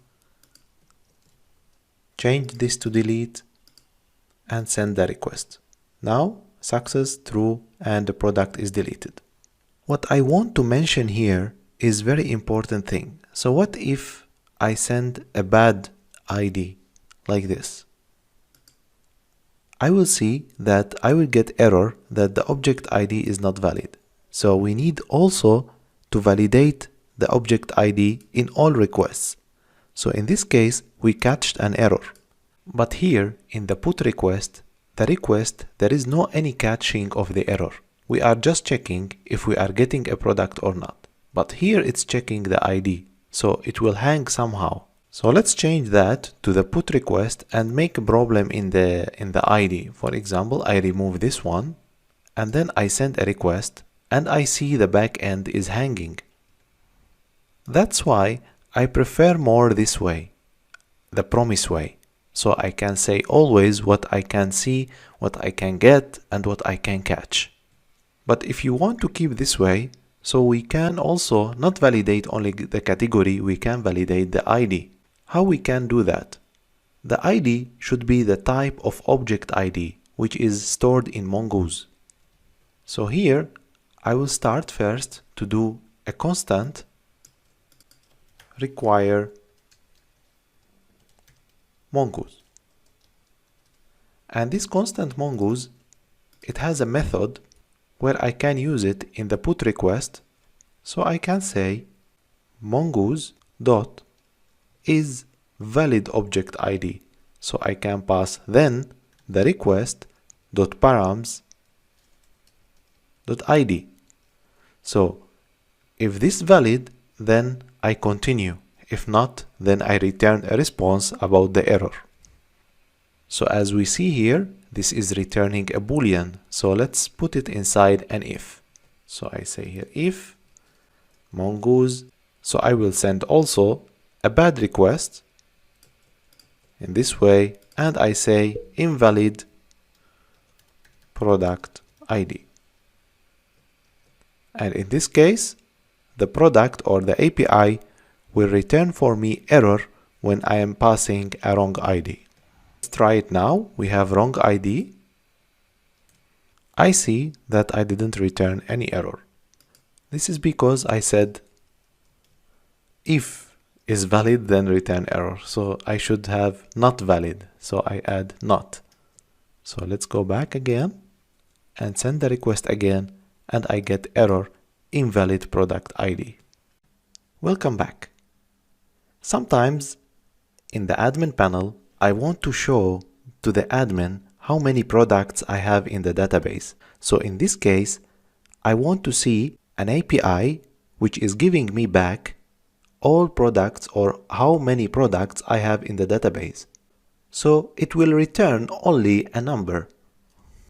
Mongoose has a lot of methods. So based on those methods, you can return any query you want with an API.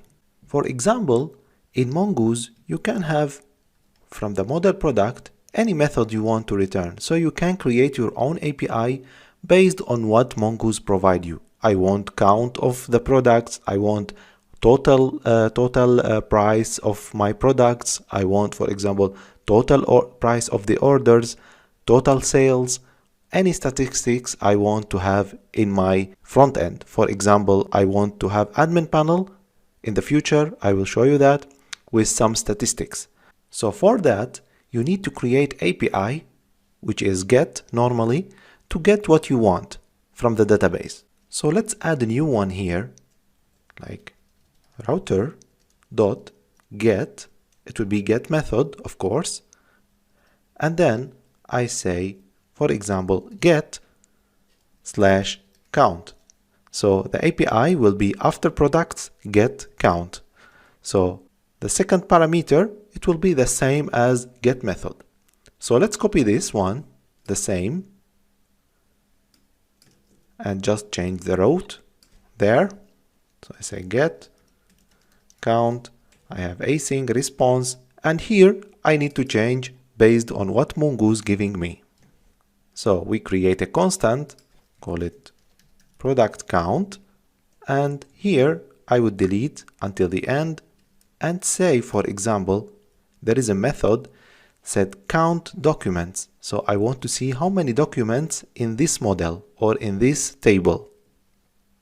So count documents, and then it will return the count or as a callback, and then I say just return the count. So I get the count and return it, and then the count document will return for me the product count.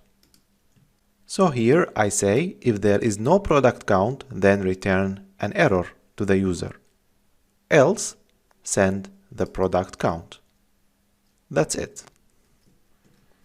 But normally we return a JSON. So for example, I say here product count is a product count, or for example, I say only count is product count. You have freedom here to choose any name. I prefer this one. Let's test that with Postman. I go to Postman and then I say products get method get count, and we execute this and we see product count is 3. So it's really 3. Let's check that. Yes, I have first one, second one, and third one. That's cool. So we can now show to the admin what products or how many products he has in his store. Another statistics request can be, for example, I want the featured products. Like how we see here in the home page of this website, we are seeing some featured products which are displayed always on the home page. So previously in products model, we had something or some field called isFeatured. IsFeatured has a Boolean value like true or false. This means that this product should be displayed in the home page or not. Now let's make an API to get only the featured products. And to make it more complex, we can have a count. So for example, I can get 3 featured products, or last 3 featured products, or last 6 featured products. Let's do it now. So any GET request is like starting with router.get. So let's copy this one and build our featured API. So instead of getting count, we will say getting featured products, for example. So in Mongoose, we need to find the featured products only, not all products, only the featured one. So I say here products.find, and as you remember before, we had some filtration. We just talked about it, but we will see how to build a filters with the products. So anyway, so now this find, it's accepting like an object, and then you can define what fields are required to be the value. So for example, I say isFeatured must be a true. So all products which has isFeatured true, then I will get them. So here everything stay the same, instead only this object. So I say here just return for me the products. So I say here products. Now let's check that with Postman. I go here, I say get featured. So we send, and we got only one featured product because we have only one featured product in our API, or in our database. So if we check it here, so the first one is false, the second is also false, but the last one is featured. Okay, so now I don't want to fill my homepage with featured product. For example, I have like this page, for example, I have 200 featured products. So I want only, for example, 5 products. To do that, we can merge also some limitation to our API based on what user is sending. For example, I can add here, as we saw before, we can add any parameter, like before we added ID, but here we can add count, for example. And then here I will get this count. Count is equal to request.params, because it's parameter, and count. So if there is request.count or request.params.count, if the user pass something, then get it. If not, then return 0. So this like if here. So if there is count passed with the API, then get it. If not, then return 0. So this count can be this value or this value. It's exactly like if statement. So how we will use this count? It's very simple. After I find what I want, only the featured product, I say limit count. So let's try that with Postman. We say get featured and then the count which I want, for example 3. Then I will send a request. We will notice that it's hanging, so there is error. Let's check what is the error. The error is saying here that unable field to parse find products is featured true. Projection limit 3 return key false. So why this is happening? Limit field must be numeric, but we have it numeric here. Because here this request.params.count is returning, as you see here, a string, and this is also will be a string.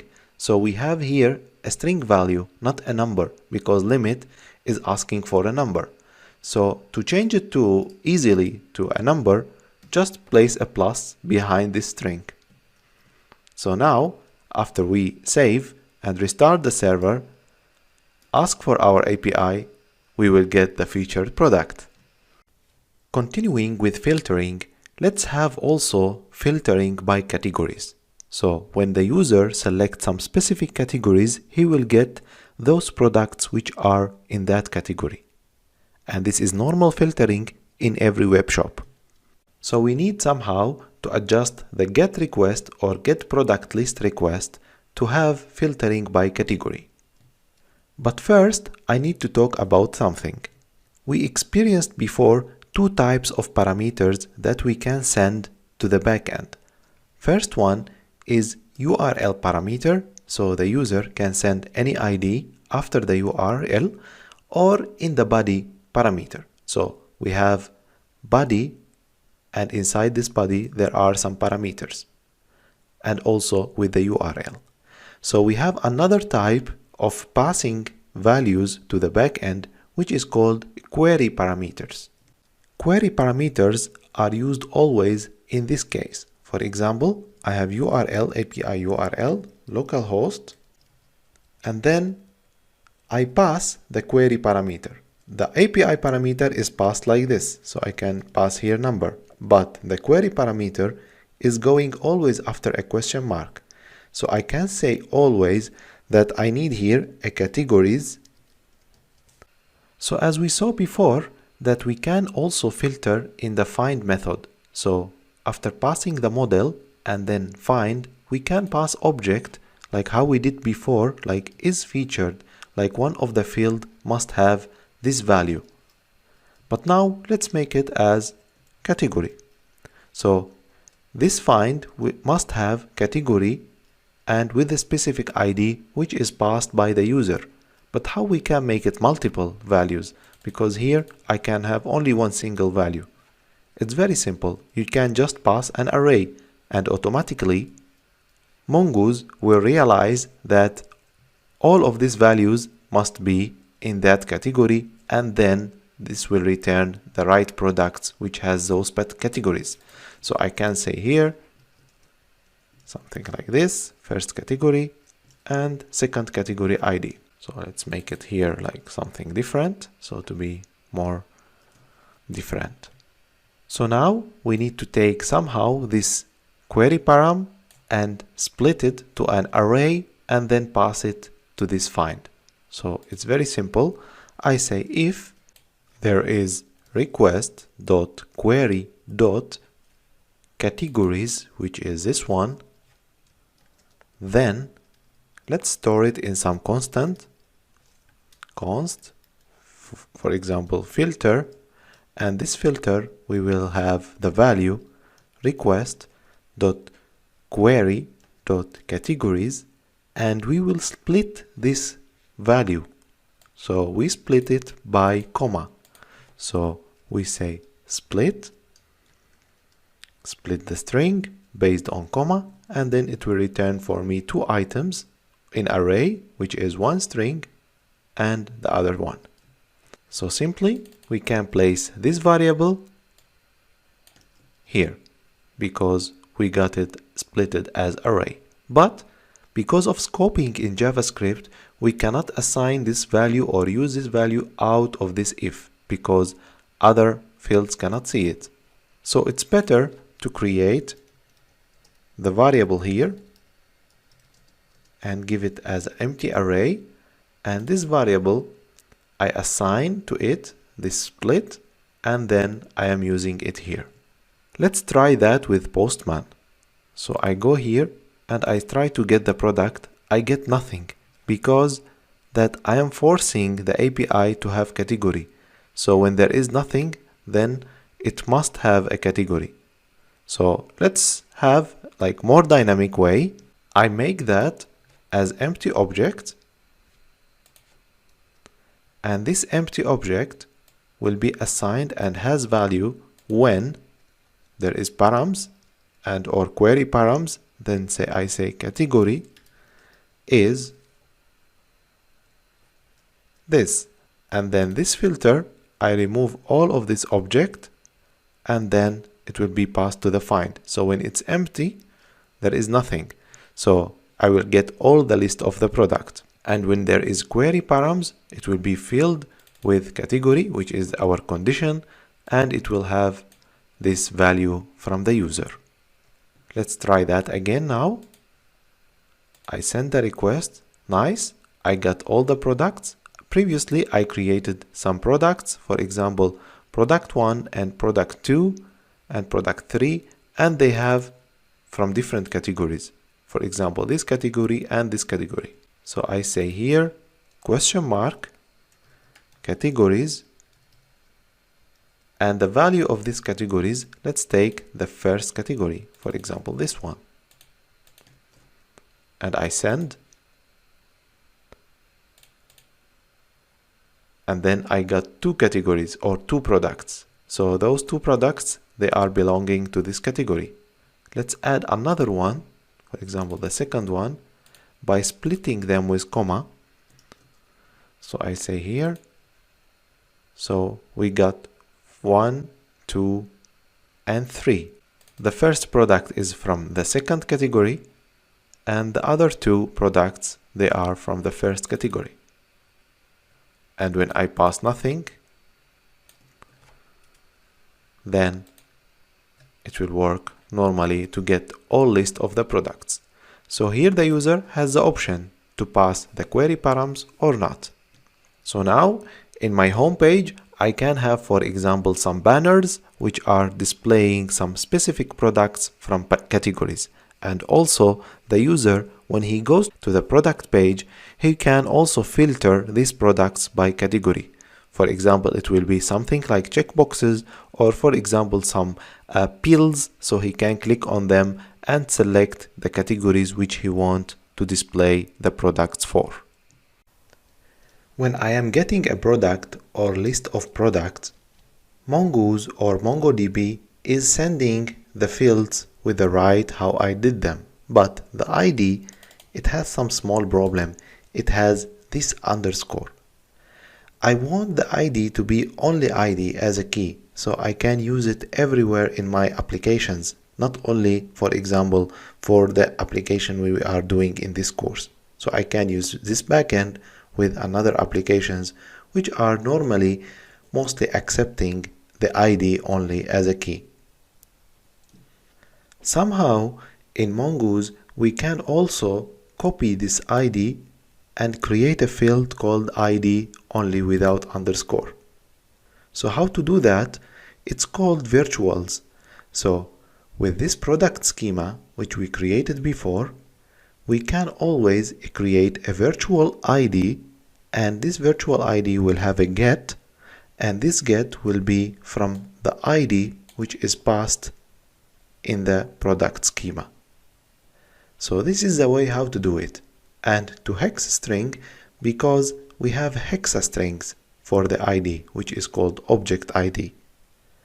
And then we need to enable some option for the product schema and say that when I want to send some value to the front end or to the API, we enable the virtuals because this is a virtual field. So in every schema, we can add those 2 or 4 lines or 2 methods, and then we will have the ID. So if we try it now with the Postman, I can send, and I will see that I will have the original ID and the ID which I want. So more front-end friendly, I can use this ID directly without this bothering underscore. Welcome to a new module. In this module, we are going to learn how to make the authentication and creating the user's API. Let's get a quick information how to create all of this process and how to secure our backend. The concept which is followed in every server or authentication server is as following. First, the user is signing in using his ID or email and password, and then the authentication server will answer him with authenticated if he has the right credentials and JWT, which is called JSON Web Token, and this token will be returned to the user so the user can use it to get the other APIs like products and orders. And of course, the user has not all rights to do what he wants with the backend. So we can differentiate between the admins and the users, but they are in the same table. So some users will have special ability to do some creating products, creating orders, removing orders, changing the states of the product, etc. So when the user has this token, he can pass it with any API call, for example, creating a product, to the server and to the API which we created previously, and then the server will say, yeah, you are verified and you can make the API call. So the user here or the server here will respond either with authenticated, you are okay, you get response, you get what you did, and also if there is no authentication, the server is answering like you are not authenticated user to do this API call. So in the next lectures, we will see the main steps as the following. So first we will take a look to the user model and schema so we can create exactly the schema which we need for the users, exactly how we did it before with the products. And then we are going to post or register a new user with the REST API. So when we have a user in our eShop, so we are going to register him and then he can make his orders. Hashing the user password. Of course, we are not going to save the password in the database exactly as it. So we have to make the password somehow is hashed. So if there is some attack and someone stole the database, then they will not use the user password again in our webshop. Next, we will see how to get user and list of users, but we are excluding the password. So we are going to learn how to exclude parts from our APIs. And then update user data with and without password. So sometimes the user want to update his profile. So I just want to change my name. I want to change my address. So I just say that I want to update this data, but I don't want to update my password. But also when I have forgotten my password, I can reset it. And then in this case, we are going to update the user data with the password. Then we will go to the important part where we are going to protect the APIs. So for example, not any user is able to create a product, only the admin. Also, not any user is able to change the state of the order, only the admins. So we are going to see how to protect these APIs so the user cannot send any request only if he is authenticated.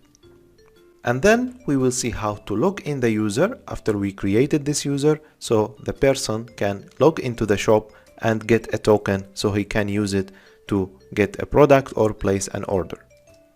Also, as we talked before, maybe the server can respond with authentication error. So when you are requesting an API and you are not authenticated, then you will get an error. We will see how to handle that. Also, we are able to add more secret information to the user, so through the token. So we can also like specify or differentiate between the users and the admins. So we can say something like is admin, but where I can hide this information, because if I put it as a plain, then everyone can change the data and say I am admin and he can have access. But here we will hide the token of is admin inside the token. Also, at the end, for statistics, as we always do, we get the user count or how many customers we have in our webshop. That's it for now, so let's go and start with the user's schema. In this lecture, we will see how to register or post a new user. As any post request, we can also post the user data in the body of the request and then submit them to the database. So to make it quick, let's copy one of the post requests which we have before, for example, the category. So let's copy this one and then paste it in our user route module and start to add the body requests based on the model which we had before for the user. So let's fill all these fields like we got them from the front end as normal and paste them here in our request. So first of all, I will adjust this to be user, and here we will use user model, and then I will wait to save the user, and then if there is no user, then response with the error that the user cannot be created or registered. So let's add the fields which we need now. So I will separate these two screens and then I will add my fields here. So name, the same name, and email will be email, and here the body email. Let's do quickly for the rest. Now our new user model will look like this. So I put all the keys or all the fields which I got them from the schema, and I assumed that I am getting that from the body of the request. So this body and request will come from Postman or from the front end, how we will see next. Let's try that with the Postman now. So we will create an object, for example, and I will assign a user and a password hash and all this information in that object.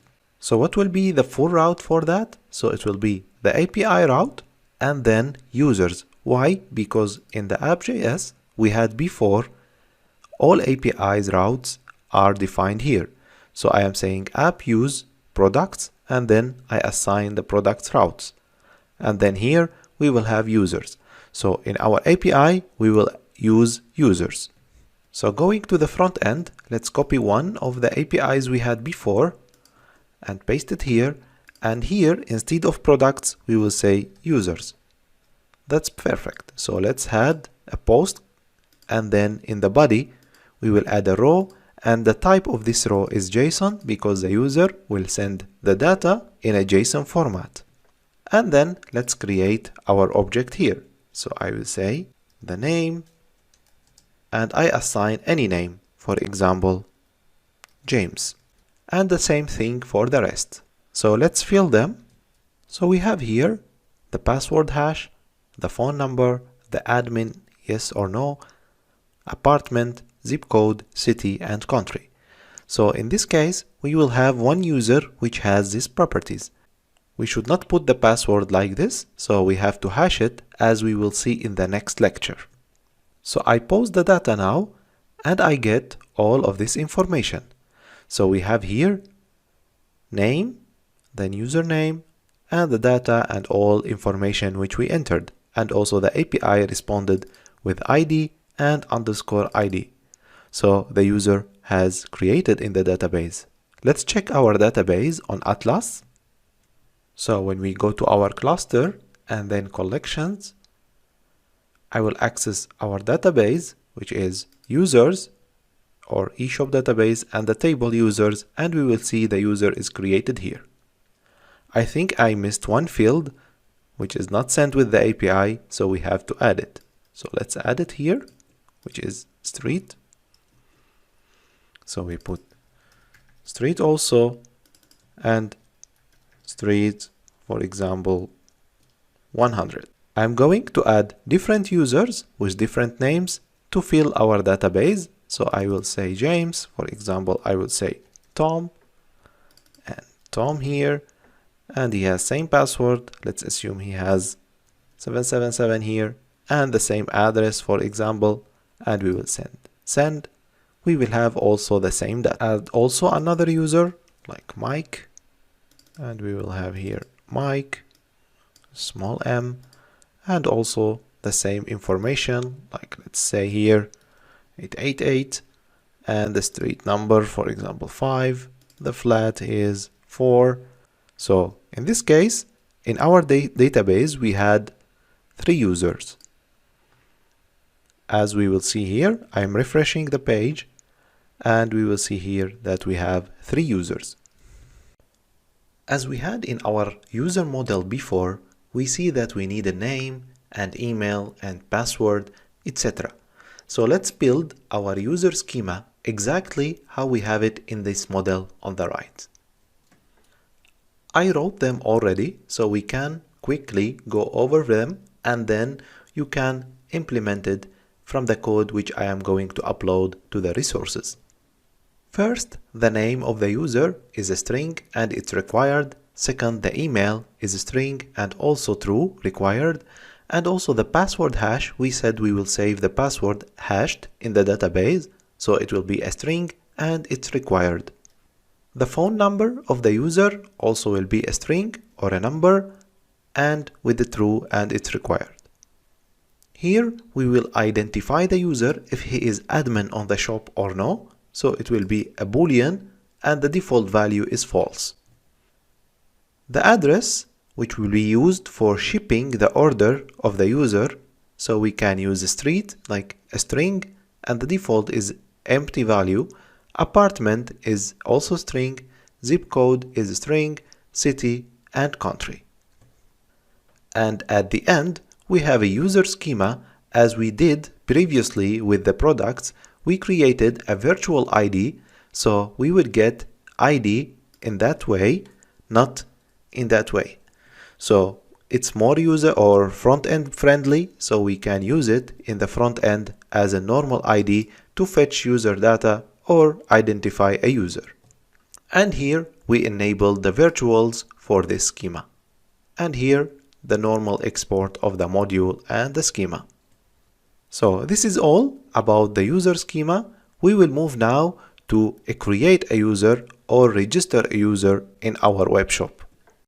Saving the password in this case as a plain text is not secure, because if someone got somehow our database, he will see the list of all passwords of all users in our database.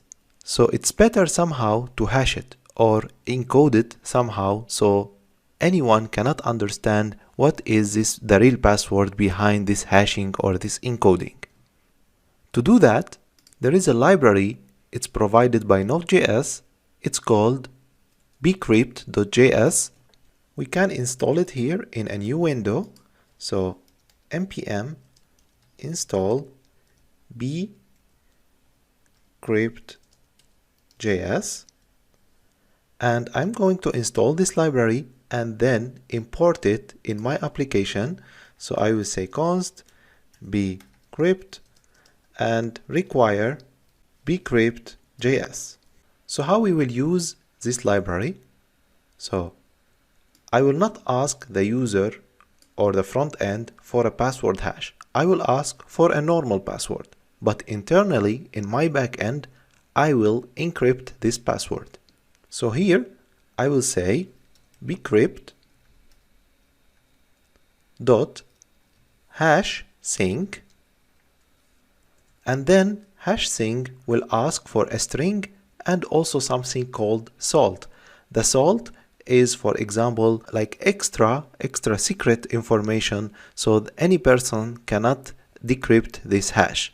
So for example, I will add here my secret. You can add any secret. For example, you can say my secret. You can add anything. I will add here, for example, number. It's 10. And I will not ask the user for a password hash, but I will ask him simply for a password.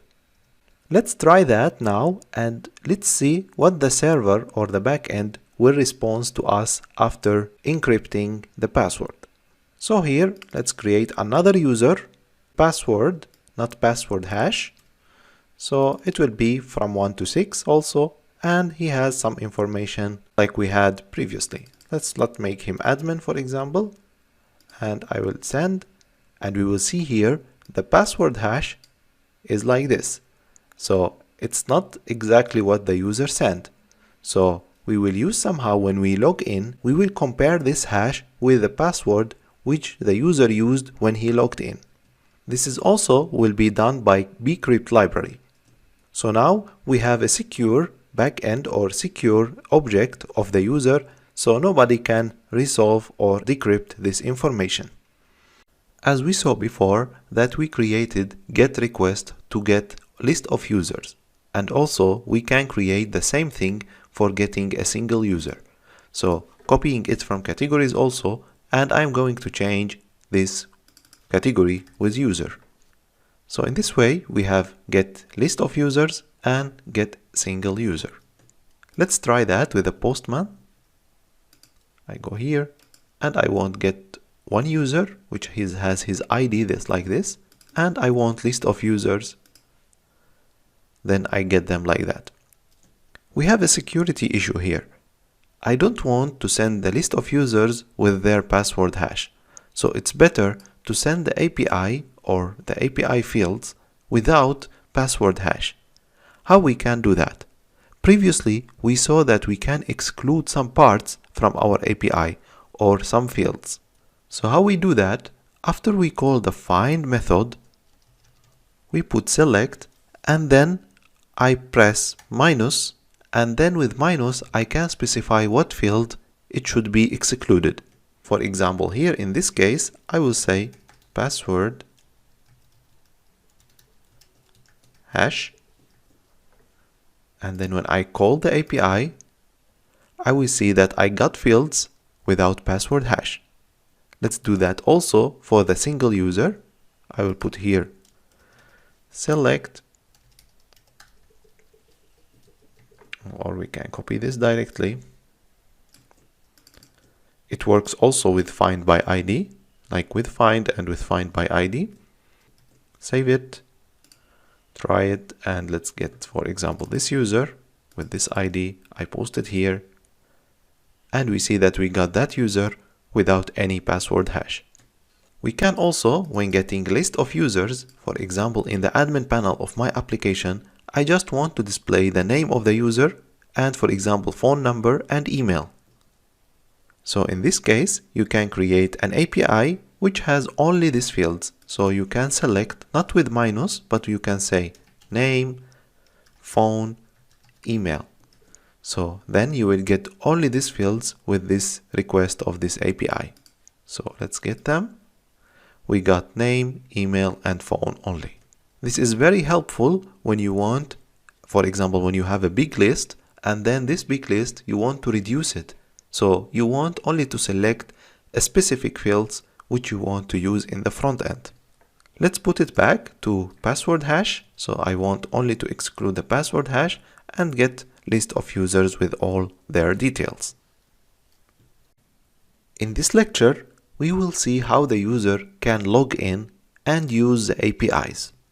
So he is required to have his email or ID and password, and then send them somehow with API to authentication server, and the authentication server will respond with JWT, which is JSON Web Token, and say that the user is authenticated and is able to use the APIs which are secured. Let's start doing the first part. So we need to create a post request where person can send his username and password to the server. So let's first create a post request in our users API. So I will say router.post, and then the path will be login, and then we will save in async method the request and the response, and we will have the callback here. Let's do the login by email. So we will expect in the response body email and password. So first we need to know if this user exists. I really have a user with this email. So first I will create constant, give it user, and this user will have a wait method, exactly how we did before, user, and find one. Like I want to find user by email. So I will say here, find one, and then it will be object. I can assign which field I want to search the user by. For example, I want to search by email. So here I will say email, and the email will come from the request.body.email. So here I have the user already which are sent to log in by the email. So if I get a user, or if I don't get a user, I will send error. So we will do that, return user or response dot status 400 dot send, and then we will say the user not found. Otherwise, I will send in the response that the user is found, and it will be in the send object like user. Let's try that out to be sure that this is working.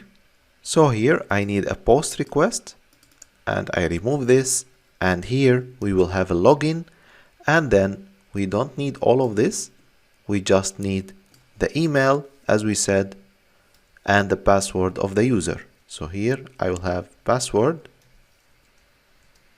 For example, let's say 1234, send it, and then we will get this user really exists with this email. Let's make mistake in the email 2 for example, I will get the user not found. So we are on the right path now. So we found the user which we want to log in. To log in a user, we need to compare the password which he entered and with the password which is already exist in the database. But we have already a hash password. So we need somehow to unhash or decode this password and then compare it with the password which you sent by the user, and then I say, okay, you are right, you are authenticated. So after I be sure that I have a user in my database with that email, I want to check that if there is user we had before and bcrypt with comparing, I can compare two passwords with the hash. So I will say the request.body.password which is sent by the user, and then compare it with the user.password hash, like the user which I found with his password hash. So if this comparison success, I will say, for example, send to the backend or to the front end. We will say, for example, response.status, for example, 200.send user, else we delete this part and we say, for example, with 400 and say password is wrong. Let's try that out. And here, for example, I have this password, username. I will say password is wrong. But you remember we have the password in this way from 1 to 6 and the user got authenticated. So when the password is wrong, we get password is wrong. So now we come to the important part. So we saw before that the server will respond with JSON Web Token. So from where I will get JSON Web Token in the backend? In Node.js, there is a library called JSON Web Token. So we need to install this library. So I go to the other window which I had for installation. I will say npm I and then JSON Web Token. Installing this library will give me the ability to use JSON Web Tokens. So let's have it in our constants or imports. We can say, can call it JVT require JSON Web Token. So I can use this variable now or constant to generate the JSON Web Token. How to do that? So when the user is authenticated and everything goes fine, so I will say const token, and then I will use this library JSON Web Token dot sign. There is a method there, and this method accepting the object with a payload and secret, which is secret or private key. We will talk about the secret. So this JVT.sign, as we saw before, it's asking for object, and this object will have, for example, you can pass anything. I can say, for example, user ID, and the user ID will have, for example, user.id, the user which I got here, and with his ID. So here you can pass the data which you want with the token. We will see how to resolve the token in the front end, and also how we can compare the token in the authentication API. And here in the second parameter, we need to pass a secret. Secret is something like, for example, a password which is used to create your tokens. So it can be any string. For example, I will say, for example, secret. And after that, there is options. And in these options, we can add some options to the token, like expiration date, which we will see later. And in the request sending success, we will send the user with his token. So I will say send user, and user, for example, email. Let's send only the email and the token. So in this way, the user will get the token in the front end and can use it to access the API. Let's try that out. So I go to Postman. I will use login again. We have password wrong. Let's put the right password. And then I got the email and a token. So this token is created by the secret, which we have here. So you can make what you want. And this secret, nobody knows about it. So anyone create a token like with the same tokens which are used in your web shop. So in this case, any user send with the API, for example, any token, and then it will have the right response because he doesn't have the secret. We will see how to resolve the token with the secret which we created, so the user can get the right response. So if you remember, we have here the environment variables. So here we can put our secret.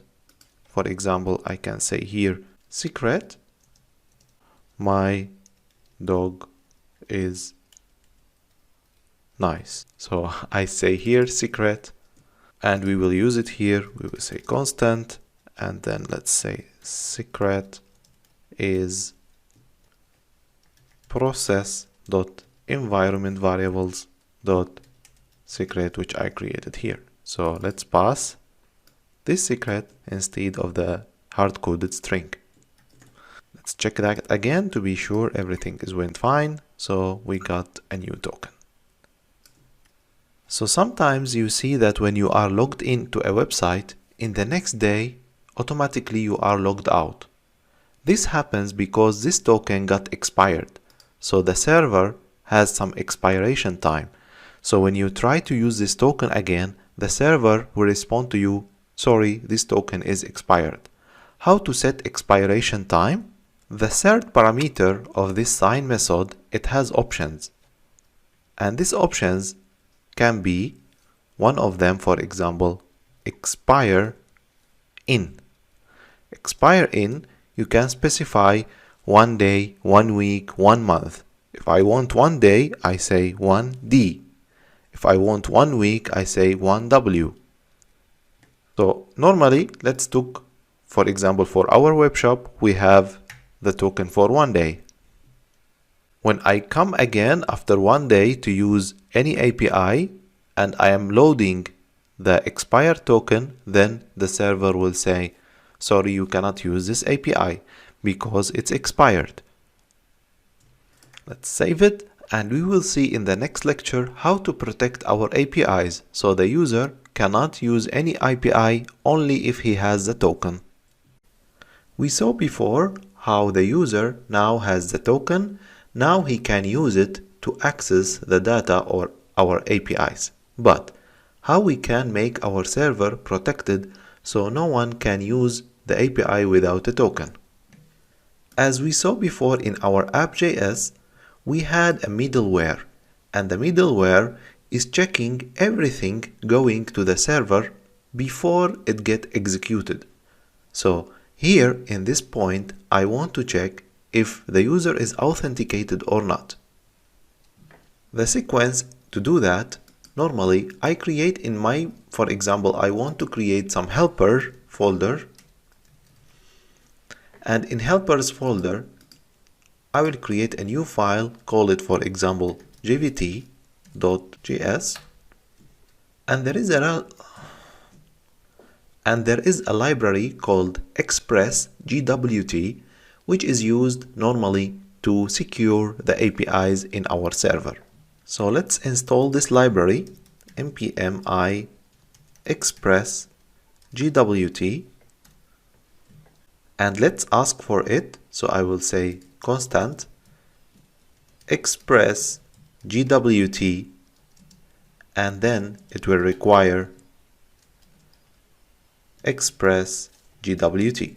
The protection function will be as the following. So I will create a function, call it authentication or auth gwt, and this method will return express gwt as a function, and this function, it has options. We talked before about the secret. The secret is based on some string where we can create our token.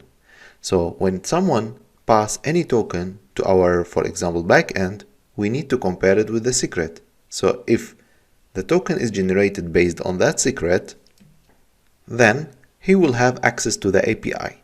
But when his token based on different secret, then the API will not work. And as you remember, we have imported this secret or put it in the environment variables. So here I will say const secret again, and then process.environment.secret. Another option which we need to pass also is the algorithm is generating this token. If we go to the website of gwt.io, we will see that the token can be generated based on many algorithms. Here are the most used. For example, I'm using HS256, which also library JSON Web Token is using. So we can have, for example, algorithms is array HS256. Now we export this method with the module. So we say module.exports is auth gwt. So in this way we will be able to use it in our app.js. So here I will say app.use auth gwt coming from constant auth gwt, which is require helpers gwt. So the middleware is used now. Now our server is secured based on the token. So any request will be asked authentication gwt, and then we go here, express GWT will return for us if it's possible that the user can use this API or not based on his token. So let's check now if our API is protected or not. So I will ask for a get of list of products. I go here, I send the request, and then I see that unauthorized error. So no authorization token was found. Express JWT returned for me this error. So I need somehow to handle this error and send to the user the required data. But first, how we can add a token to the request? Normally, adding a token with a request comes with authorization in Postman, and also in the front end, you need to use, for example, a bearer token.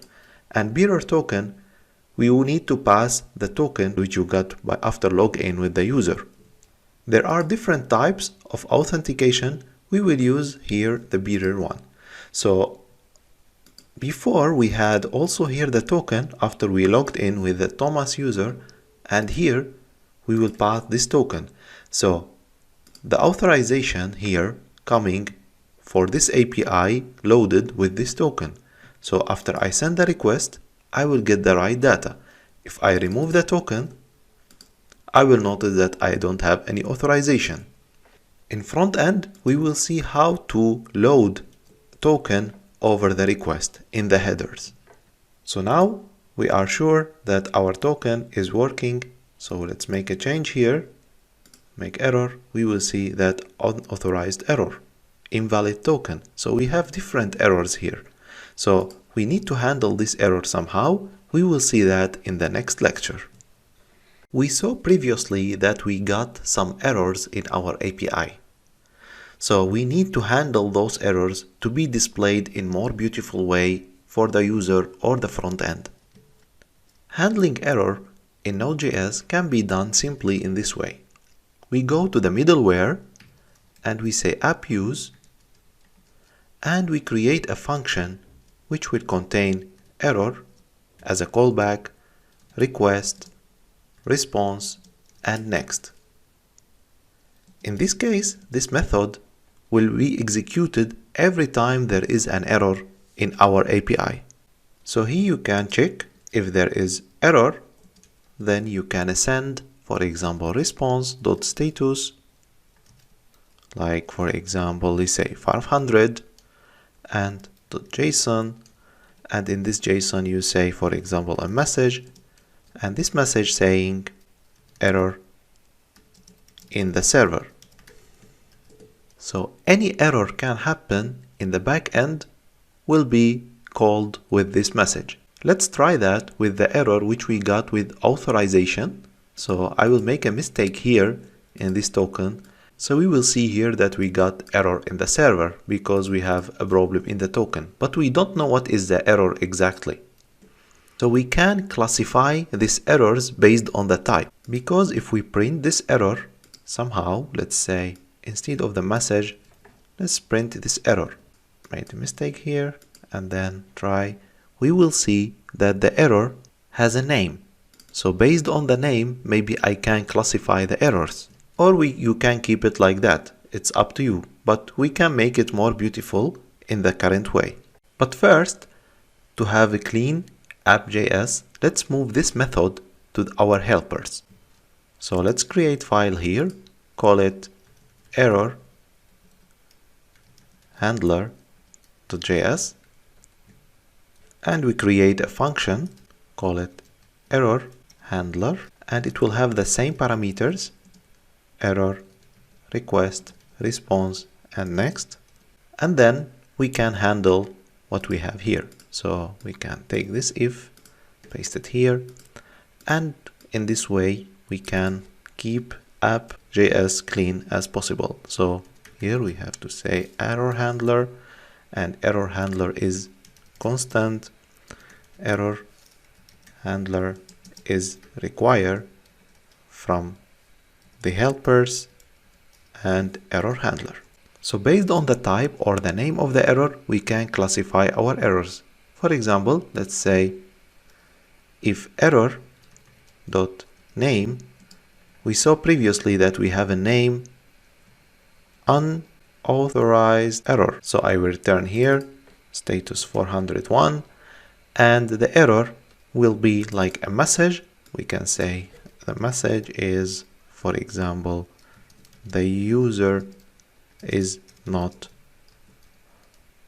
As we will see also in the future, we will have type of the errors which is called validation error. We will see that later when we are going to upload photos. So we say error.name will be, for example, validation error. Then the response will be the same as this, but for example, let's be enough now with the error only.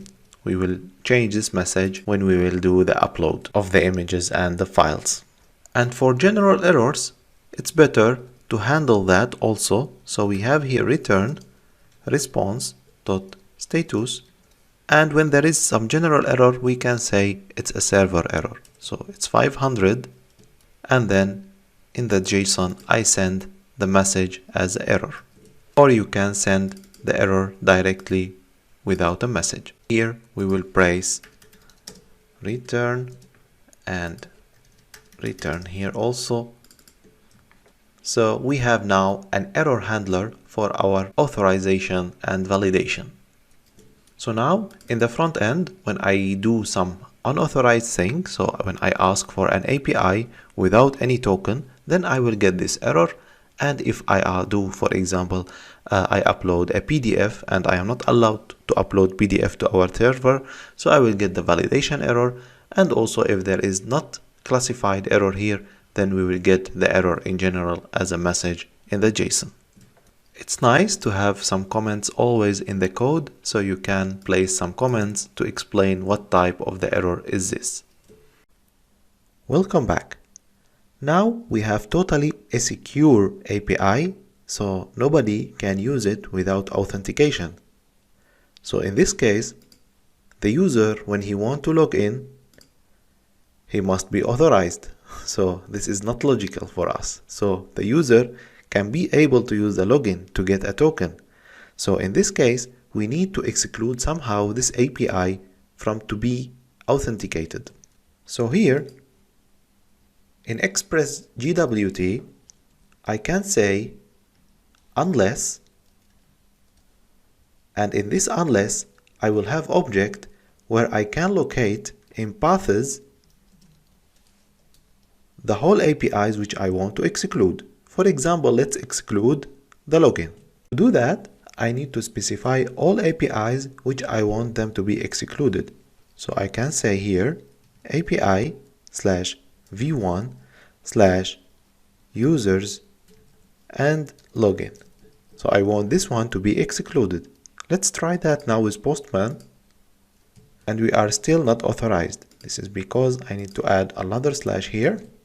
So we go again to Postman, we try it, and we have the token again. So you have to be careful that you have to have the slash here.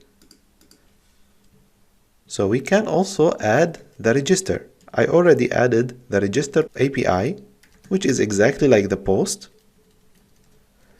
So here in users, I have the post register, which is exactly the same as post. So the user can also register an account in the web shop. And here is used for the admin who want to remove or add users. But what about products? Products also, I need somehow to get the products for free without authentication. So I don't need the user to be authenticated to get the products, because I don't want people to log in, then they can see my web shop. I need them to get the product list without any authentication. So how we can do that? We need to specify the methods, the HTTP method. So I can say, bring me only the GET requests, but don't allow post. Otherwise, people will be able to post products to my web shop. So to do that, this path method accepting an object, and this object has a first field as a URL, and second field is methods. In URL, I can specify the URL as we have it here. But But instead of that, I will use products, and the methods will be get, for example, and options, and those will be in array. So we see here we specified the API URL and then we specified the methods. Let's try that. I will go here to get list of products. Without authentication, it works perfect. And when I remove that, it will not work. So it's better to have it like this so the user can get the product list in the front end.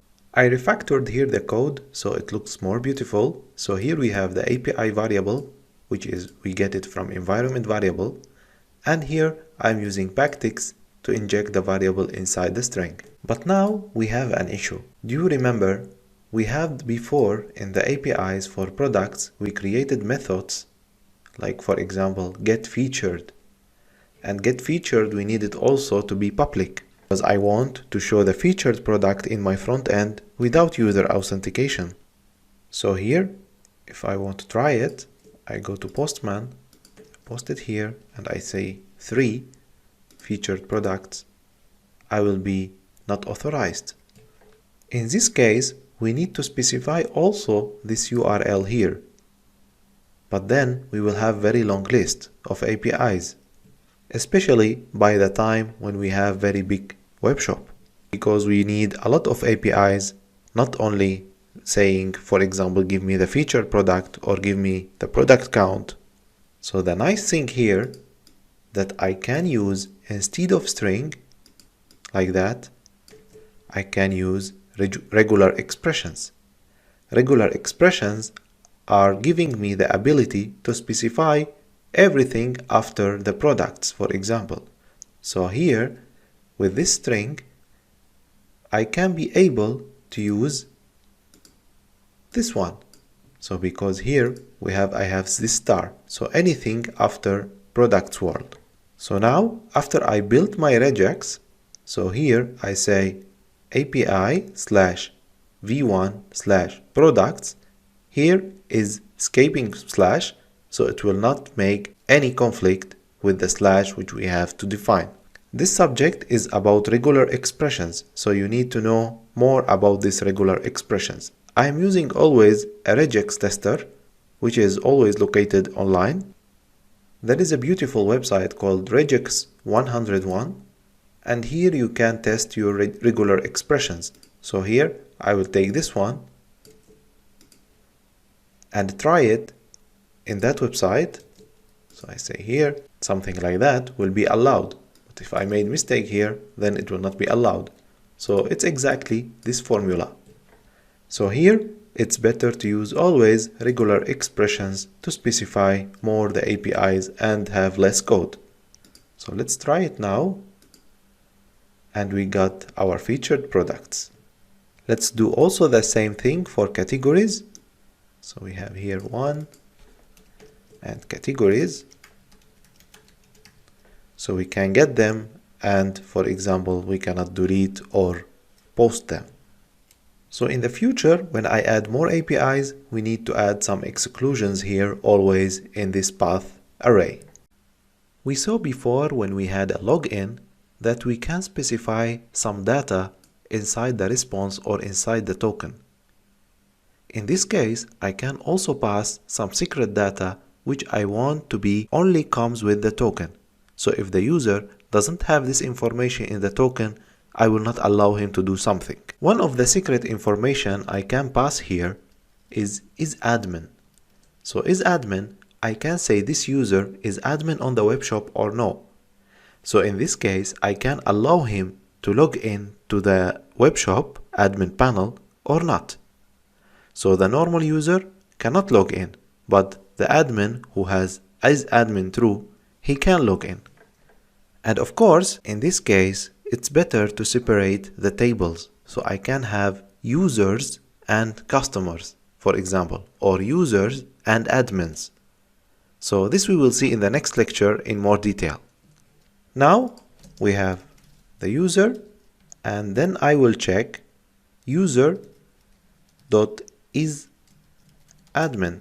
So in this field, in this token, I can send the user if he is admin or not. Maybe you will tell me why you cannot do that in the front end, like check if the user is admin or not. In this case, the user will be able, for example, some hacker who has experience in programming, he will be able from front end to log in to the admin panel even he doesn't have this ability. He can just create a fake data that he is admin, and then he can put, like in the JSON, is admin is true, and then he can log in. And this case, it's not good in our web shop. So it's better to have it secured here. So if the user doesn't have the right token which has is admin, then he will not be able to log in to the admin panel. Let's try that and see our token if it's validated right. I will go to Postman and press send. That's good. We have now the token. So we check this token in gwt.io. Go here, try it. I will say also this admin and expiration time. So in this case, person cannot build a token like that because he doesn't have the secret. And if you remember, always the API is checking this token if it was built with that secret which we specified in our backend. As we saw before, that we excluded some API requests to not be authenticated. For example, here the products like get and options should not be authenticated because they will be on public, so any public user can browse the products in my eShop. So the login user who logged into the eShop, he can post products or update products or delete products. But in our case now, the users are customers. So if I am customer and I logged into the eShop, then in this case, I will be able to delete products. And the first seconds I publish this website online, it will get destroyed. If you remember, we created in the model a field which says is admin. So here we specify the user if he is admin or no. In our eShop, we will have also admin panel.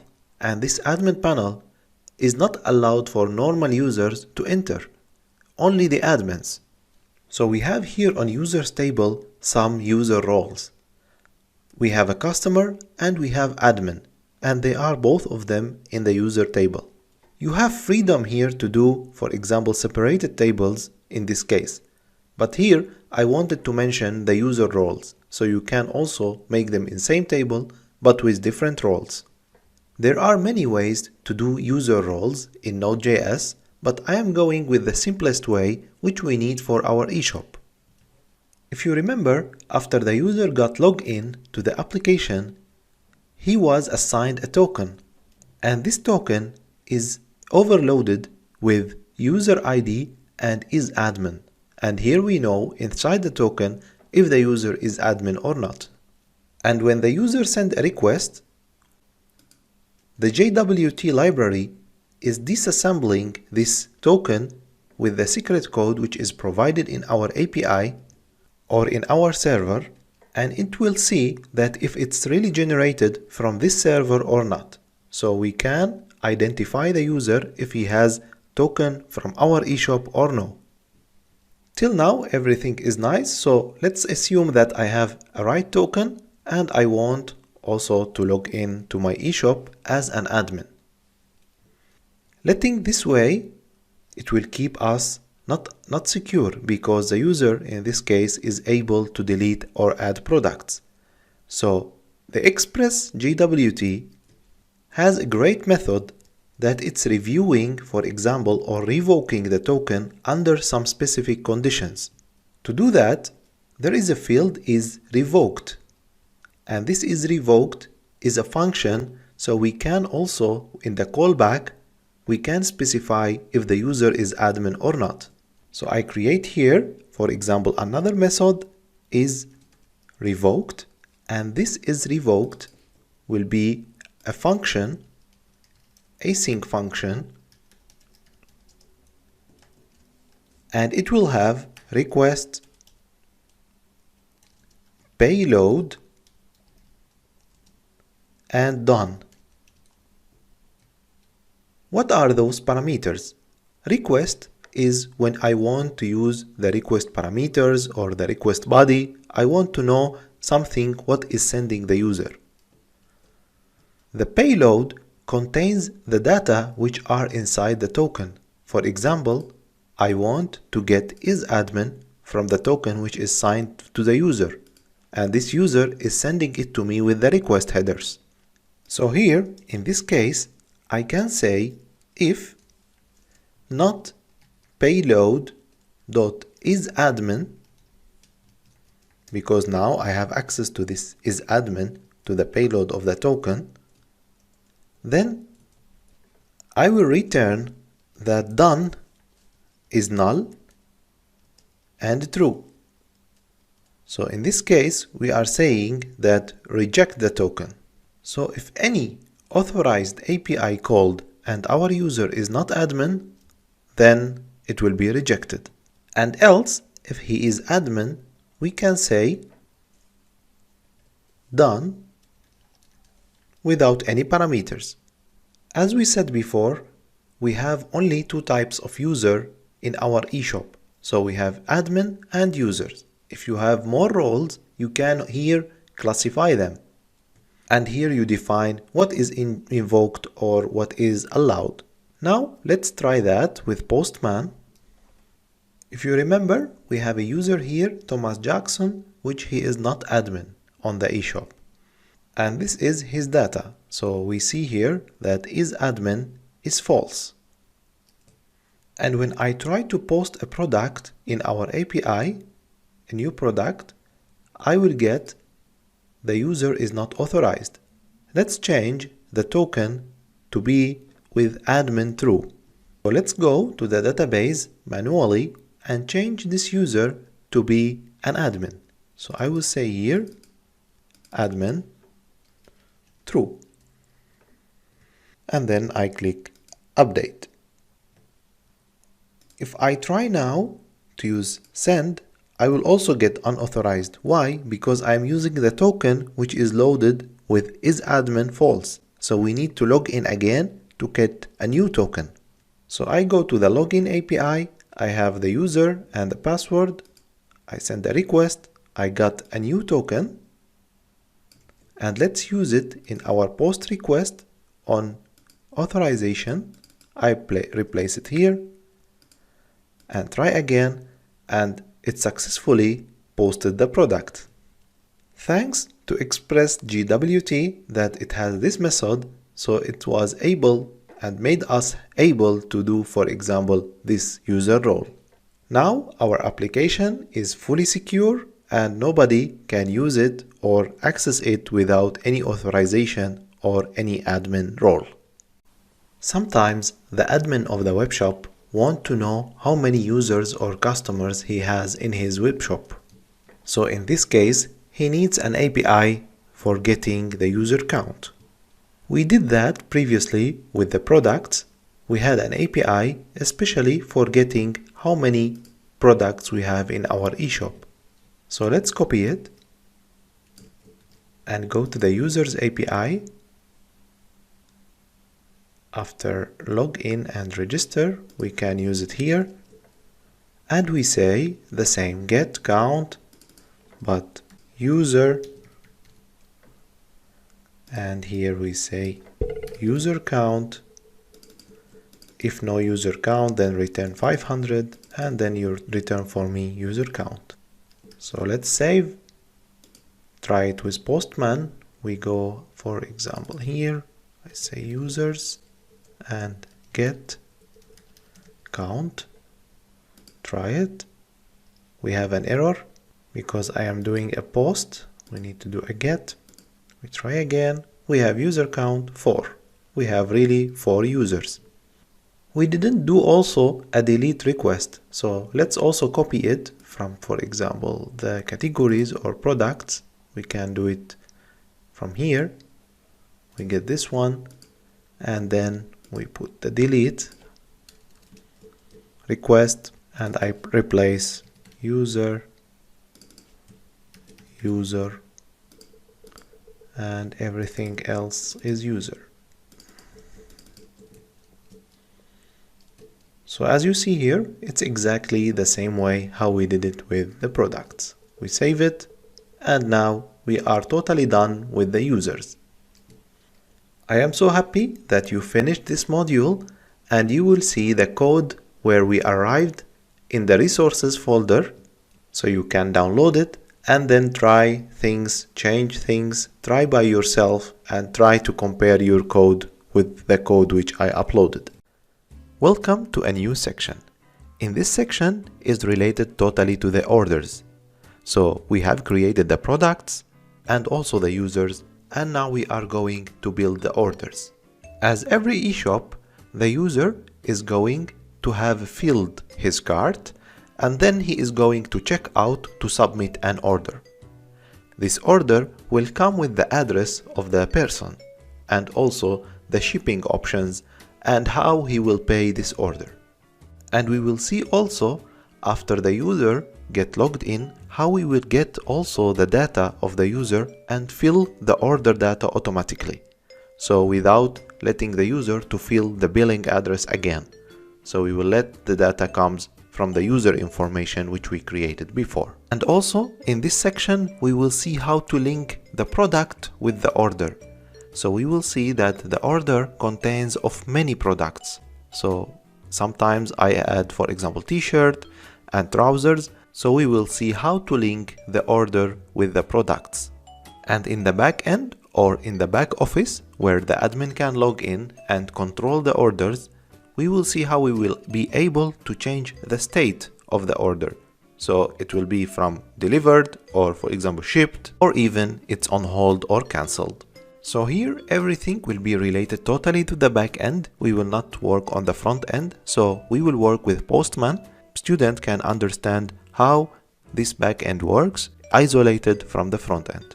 I hope you will enjoy this section. This section, as I told you, is not repeating of the previous sections. It has new things, how we will link the products like array of order items and also link it to the order. Get ready and let's start. Welcome back. Now we are going to implement the order schema and order item schema. Previously, we implemented the database, or we planned the database based on what we need for the eShop. As you see on the right of the screen, we have the table already of orders and order items. As in relational database, we see the connection between the order and order items. Let's start first with orders. As we saw before with the products and relation with categories, we had also implemented that the category has a type of object ID and the reference is to category table. So let's do the same between the order and order item. So I will copy this part, I will go to the order, and I will put here order items, and here we'll have the object ID and the table of order item, and required, yes, true. But the difference here that we have maybe multiple order items, not only one. So in Mongoose, we can implement that by aligning this inside an array. So in this case, we need to pass or have the order items array of IDs of order items which are existing in the database. So in this case, we need to create order item table. So let's have a file here, call it order item.js, and it will have the same schema, Mongoose, all this information. The thing here, we will have item, and here order items, we don't have this. We will have quantity, which is type number, and it's required, yes, true. And as we see also that we have a product, so we need to link this order item to the product. So I will say here that I will have ID or type of object ID. mongoose schema.types.objectId. And the reference of this order item will be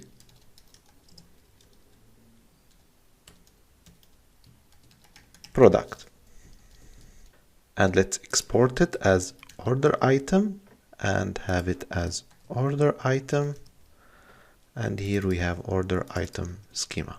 So our order item is ready, which we have imported here, and we referenced with object ID in order table. So the thing here that we have many relations. So the order is relating to order item, and order item is relating or referring to the product.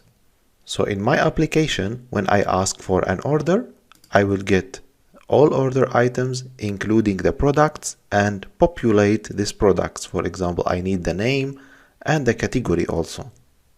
Here I added quickly the other fields which we need: the shipping address 1 and 2, city, zip code, country, phone, status, which will say that a default value, a pending. So when the person submit an order, then the default value or the first state of the order will be pending. And here we have also the total price, how we will see that we will calculate it internally when we create the order. And here another reference with object ID to the user table. We know which user ordered this order. And the date ordered, then here that the user doesn't have to send it to the backend, it will be automatically created with date.now. So it will create the time where the post request is sent. And as you remember before, we had here some virtual ID. So to not have this underscore ID, we can have also normal ID. Let's copy it also and have it in the same way.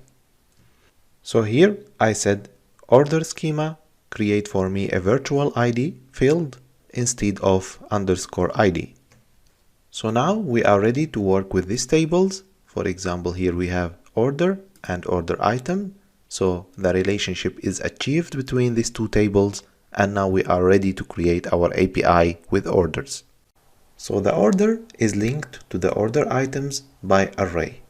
So let's see a real example how the front end will send this data to the backend. I created here an object of, for example, how the user will send the data to the backend.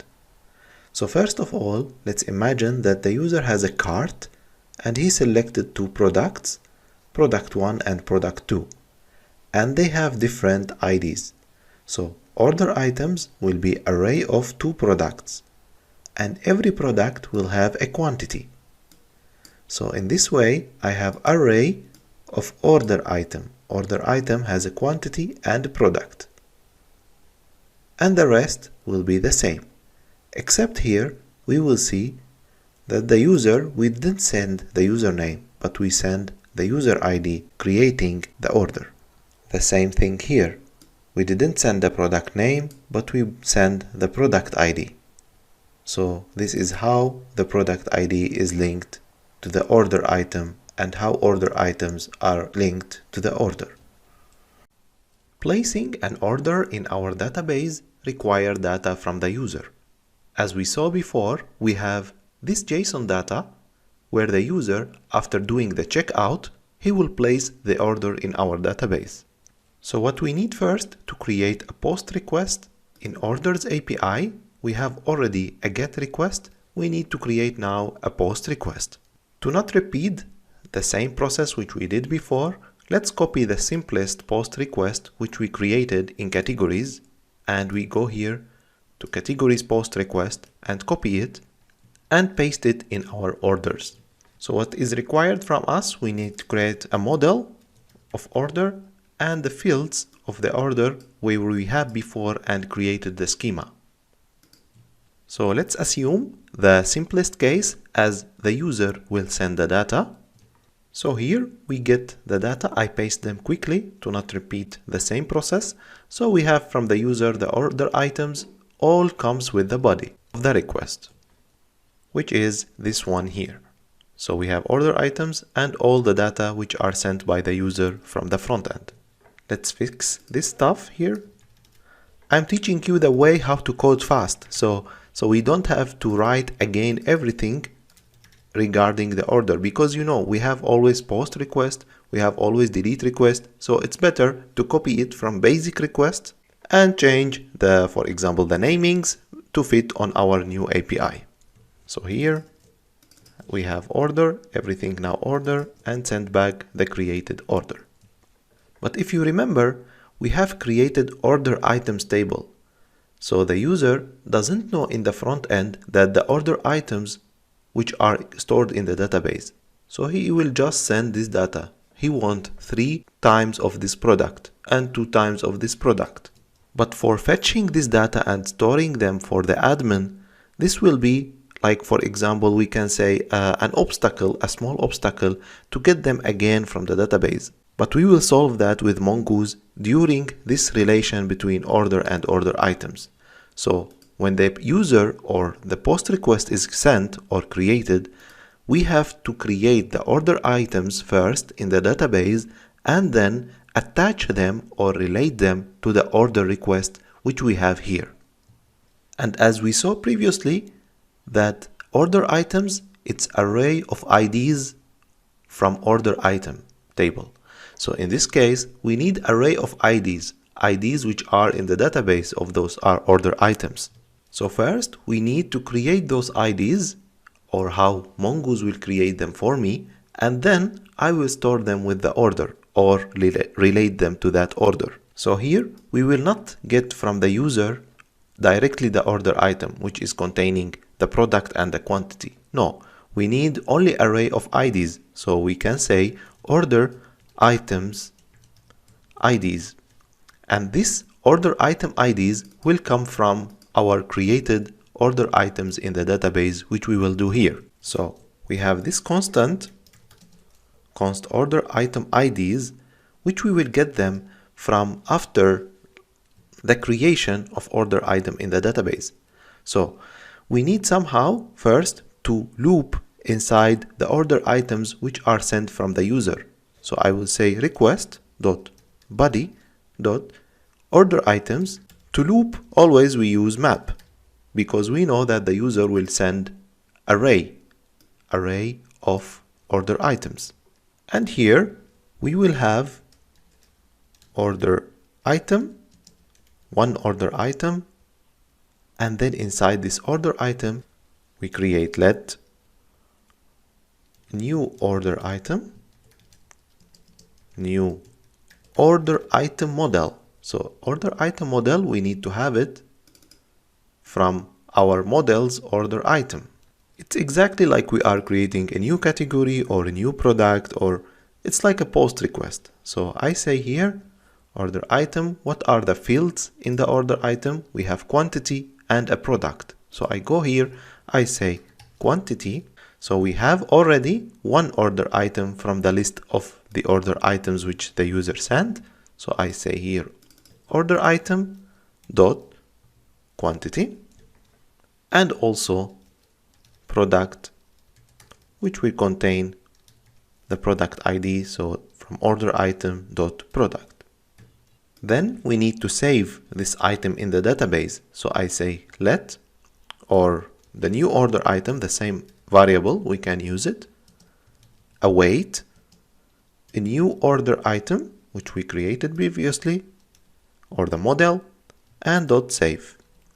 So here we are saving the order item in the database. So when we loop in order items, so for every order item I will save it in the database. But I want this map to return for me only the IDs. So here I say return not the new order item, but the new order item dot ID. So in this case, we will get only the IDs in an array. So we created the order IDs and we attached them to the order, and we are going to save the order. Let's not save it now in the database. Let's just send the order which is created, or the order model, to the front end, to the user after he posts a request. So let's try that with Postman. I go to the Postman and I replace this with orders based on our API, how we created it. and then I will put here the data. Let's first renew the authentication token, and then the body. We have this JSON, for example. I am already getting these IDs from our database, so we must have these IDs in the database already. Let's send the post request. We see that we got an error.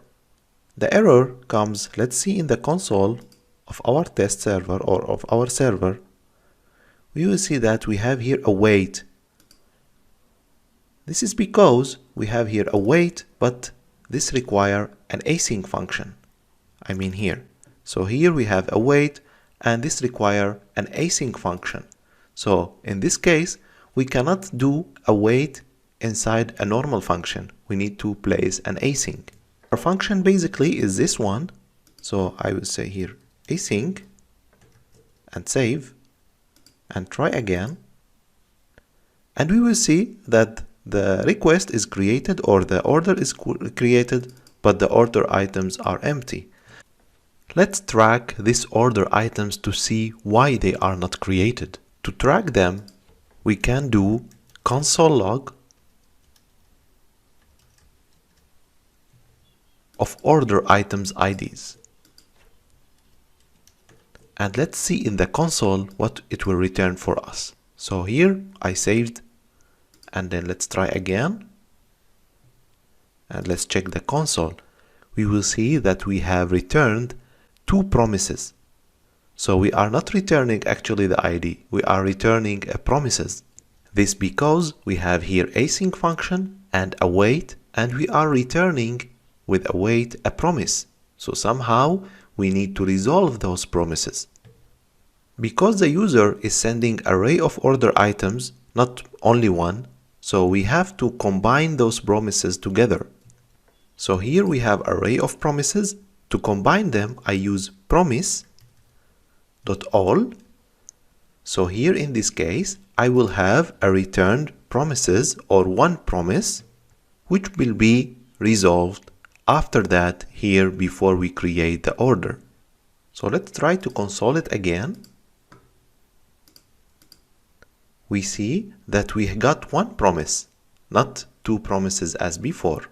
So we need to resolve this promise. How we can resolve it? We can create a new constant, call it order IDs only, or order items IDs, for example, resolved. Because this is a promise, so I can say here await for this to be resolved, and then print those for me. And then I replace this order items ID with the resolved order items IDs. Let's try again. That's great. We got them again. And in the console log, we have the 2 IDs which are created of our order items. Let's check that in the database. After logging in, I see here order items table is created. I didn't create that table.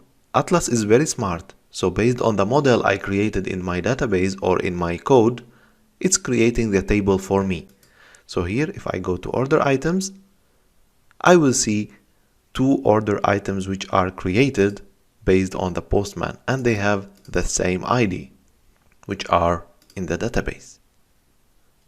So now we are ready to create our order. So here we don't have anything, so we don't have order table. That's because we commented out this save. So here, after the order is created or saved, then I will resend it back. Let's remove also this console log to not have our log full of unnecessary data. So here I will go now to the Postman, place an order. Great, we have now created an order, and we have here the new ID is created of the order. So if I go to Atlas again, I will refresh, and we will see that orders table is created automatically because we have order model. So when I ask Mongoose to create for me this order model, then he created the table. So here we have order items, object ID of the new order items which are created again here. So every time I place the order, I create a new order items. In the next lecture, we will see how to get order items or the order itself more detailed way. So we will not get only IDs, we will get more detailed. We will see the order item, what it contains, and also everything, for example, which user created it, not only IDs. Okay, now let's get a list of orders. As we have now one order in the database, we have created already a GET request for a list of orders. So let's try it now with the Postman. I will go here, create the same as post request, but it will be a GET. And the authorization, because always when I create a new API, I must have it authenticated. Or we exclude this API from authentication as we saw previously. So now I will use this token, get list. Nice, we have list of orders. So we have now only one order in the database, and we are getting it with the get list request because it's in array. Let's populate the user so we can see the user details inside this request. Because, for example, I want to see in the admin panel, in the table of orders, I want to see the users who ordered them. So here we go in the code and we just say .populate. What to populate? The user. Save. Try it again with Postman. We get now the user detail, all of his detail. But for me, as a user or as admin, I don't need all the information of the user. So I just want, for example, his name.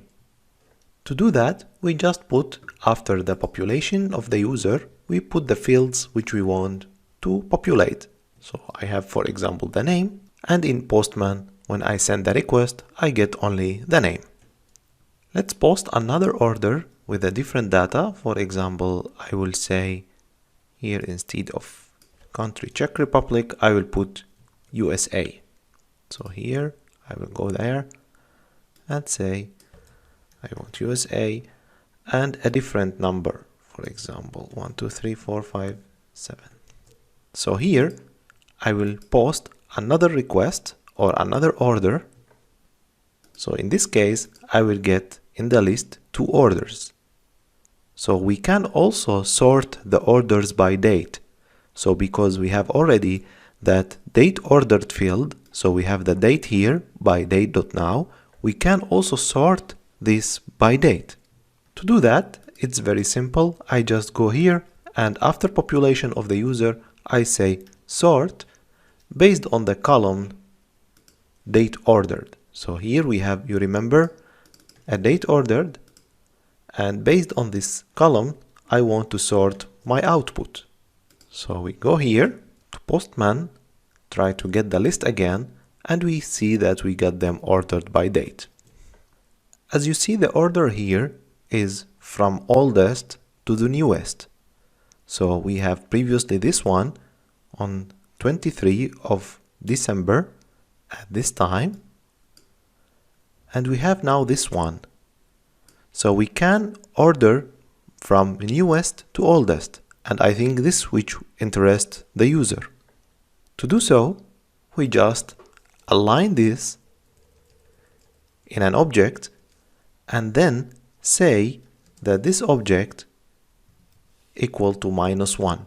So when I say in the sort method this case, then it means that order them from the newest to oldest. So if I refresh, go to Postman, try it out, and we will see that we have the newest one first and then the oldest. You can check out the documentation of the sort method. It has a lot of features, so you can use them to sort your outputs based on some specific field or on some specific order. Let's now get one request detail or one order detail. So the same thing is here. I post or I get this request, paste it here, and then instead of having the sort and population, we have find by ID, and here we specify the ID, and the ID will be request.params, because it's parameters, order.id. And we will rename this to order only instead of order list. So here we have order, order, order. I go now to the front end and I get, for example, this one. After that, I put this ID of the order and send a request, and I will get only this order with population of the user. We come now to the important point. We have here the order items only as IDs. We want to see the products are inside these items and the quantity. For that, let's clean up our code a little bit. So we have here populate, and we will have also dot populate of another field, which is order items. We try it out now. We will see that we got the product and the quantity. But what if I want also to populate this product in a way that we see the product detail inside order items? So as we saw here, the user, we got all his details.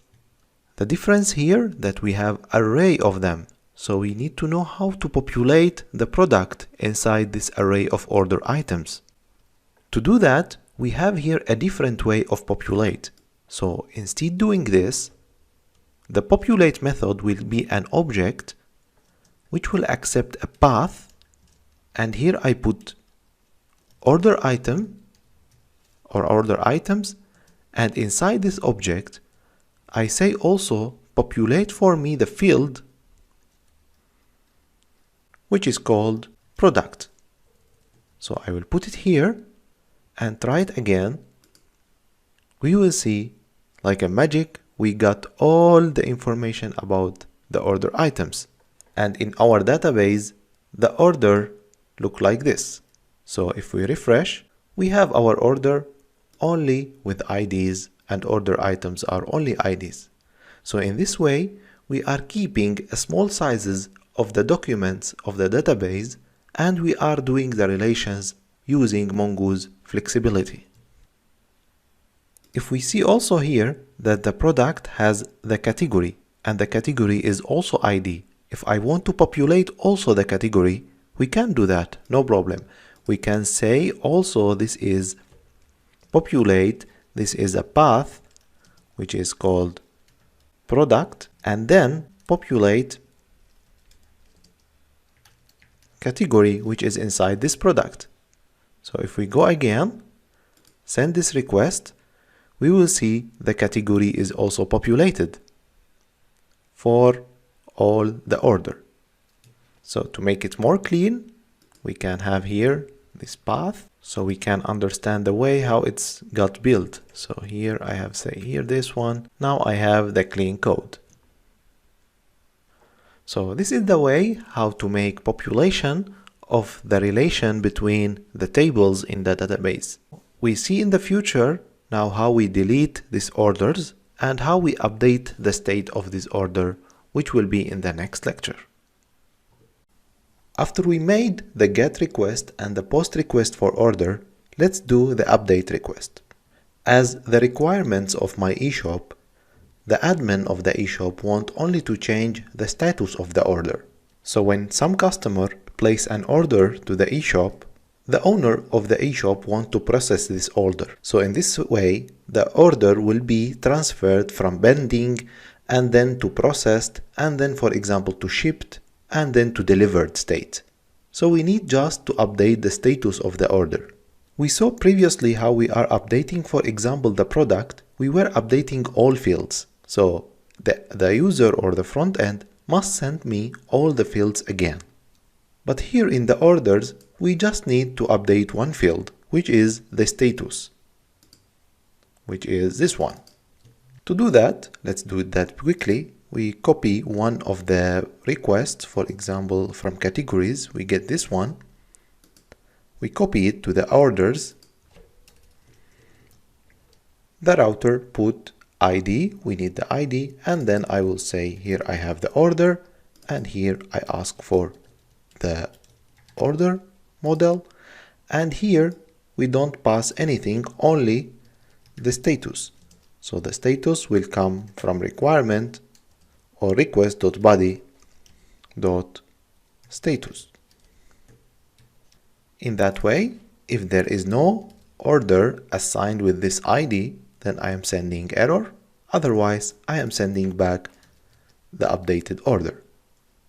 Of course, you can add all fields which you want to update, but the requirements for this eShop, I need only to update the status. Let's save it and try that with Postman. So we have already this order. Let's update it. So I will have a row and the type of the row is JSON. So here I will say status will be, for example, shipped. So I put here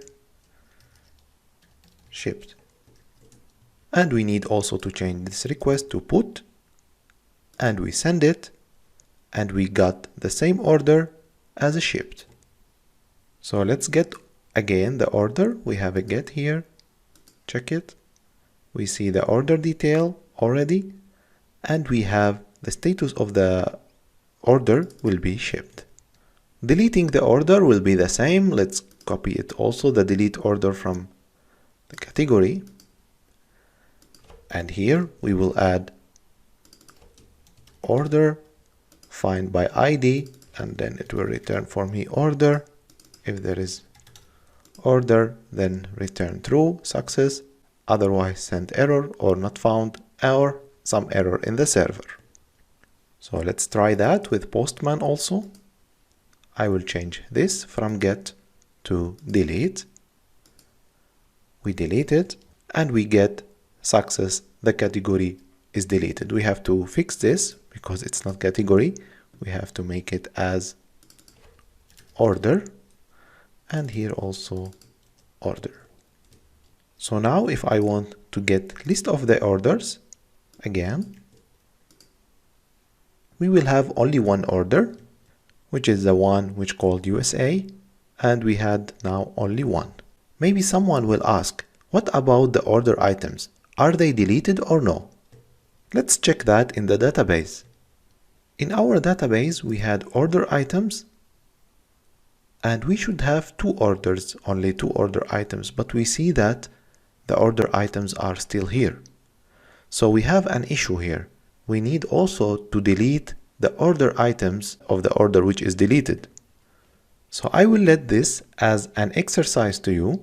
So the exercise will be just to delete the ordered items also after we deleting the order. And then I will see you in the next video to see the solution, how we implemented the deleting of order items after we delete the order.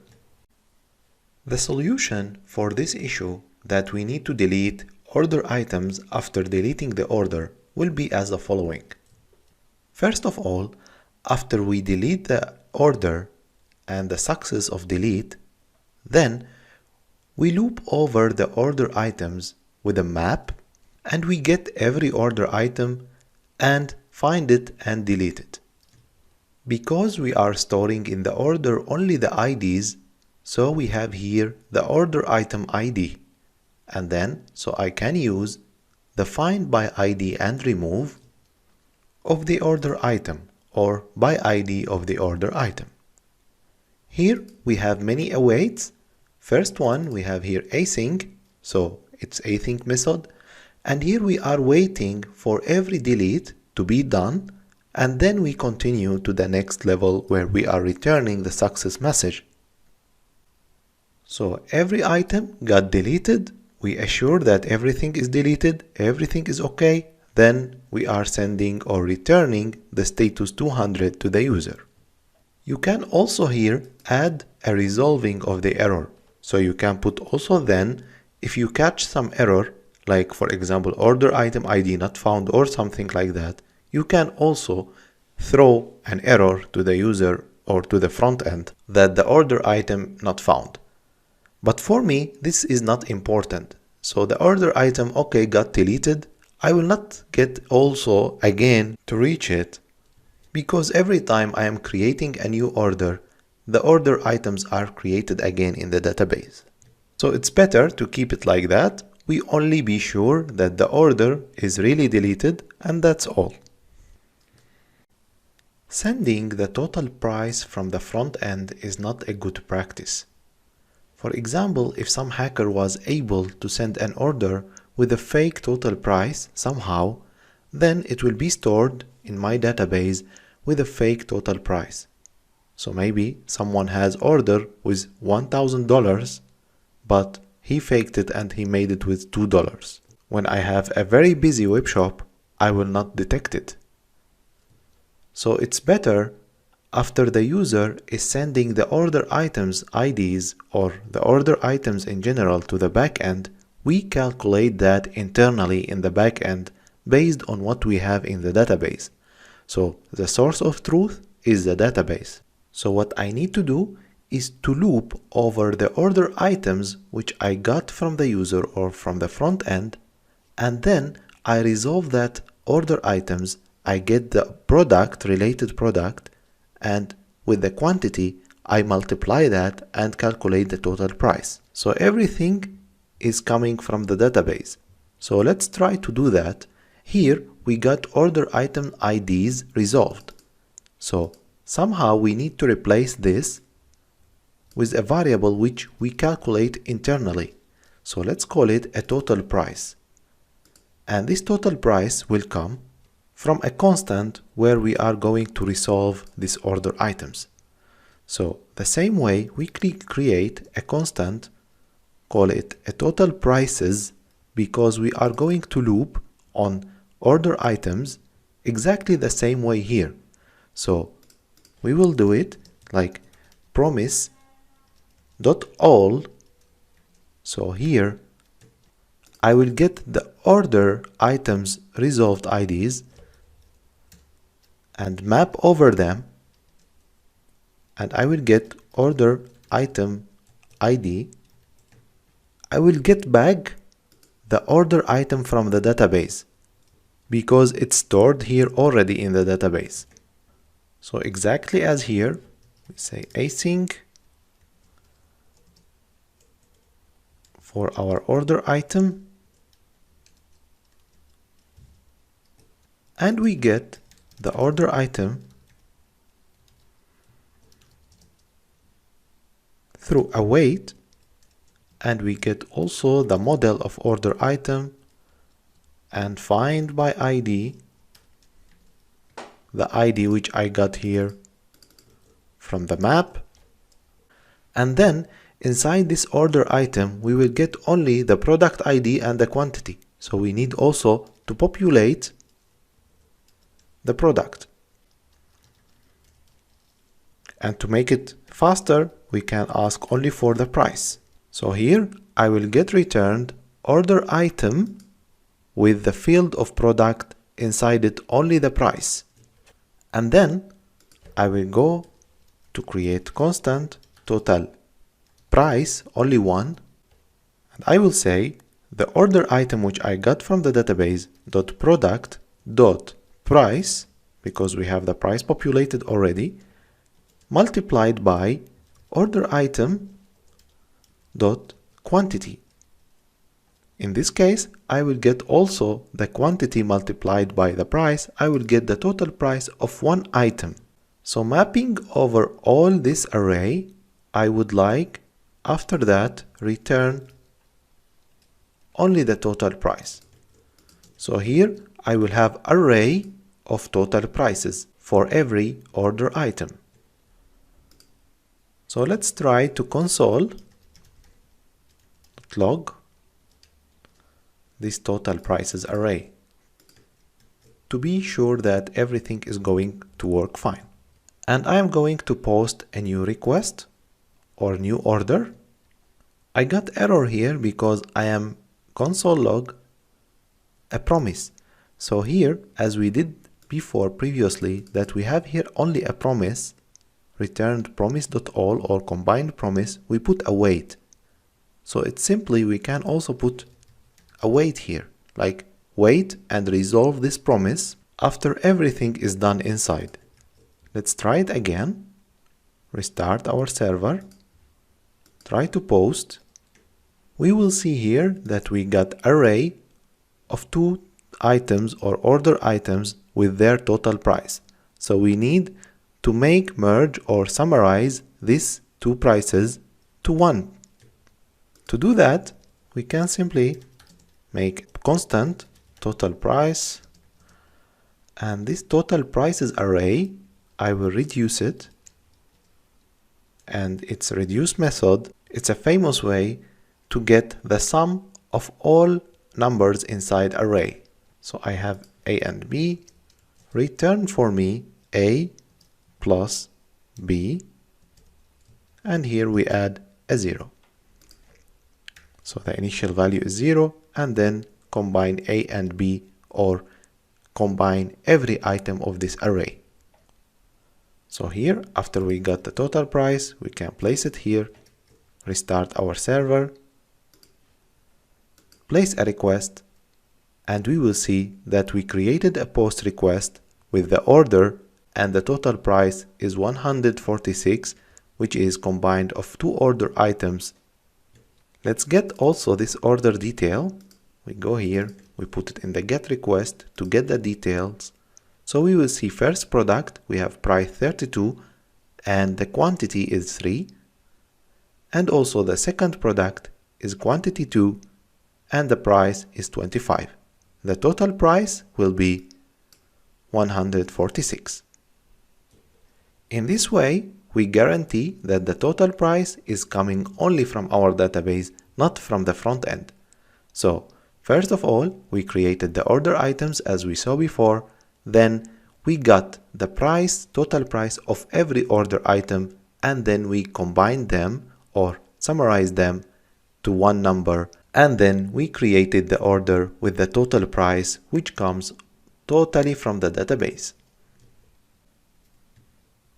As always, and at the end of every module, we do always some post or get request of some statistical data. What came to my mind here that, for example, I want to show in the dashboard of the admin panel of the application how much total sales I have in my whole eShop. So the owner of the eShop, when he log into the admin panel, he see the total sales and he will be happy. So as always, let's create a get request, and the route will be get and total sales. And here we will, after we pass this API, after the orders, we will get the total sales. So here we have async, request, and response, and it will be a row method, and we define a variable, we call it total sales, and we will get the total sales directly from Mongodb, so by using Mongoose. Here I have await, the order model, then I use a method called aggregate, and the aggregate I can group, like join we can say in relational database, all tables or all documents inside that table to one, and then I get one of these fields in that table and use one of Mongoose methods, like for example sum, on that field, so it will return for me the sum of all fields which name total price. If you remember, we have a total price calculated already, how we saw in the previous lecture, in every order. So we need to sum all of these total prices in one using sum. So to do that, we have here an object. We are grouping the table, and here as a method we say the ID is null, it's like that, and we name the field which we want to return in our API. So I say total sales is the sum, this is a reserved word in Mongoose, of total price. The total price is a field in the order, and we have calculated it here while we are creating the order. So then I will get the total sales by summarizing all the total prices. Then we check. If there is no total sales, then return for me error, response.status, and then for example we say 400.send, the order sales cannot be generated. Else we say response.send total sales is total sales. Let's try that now with Postman.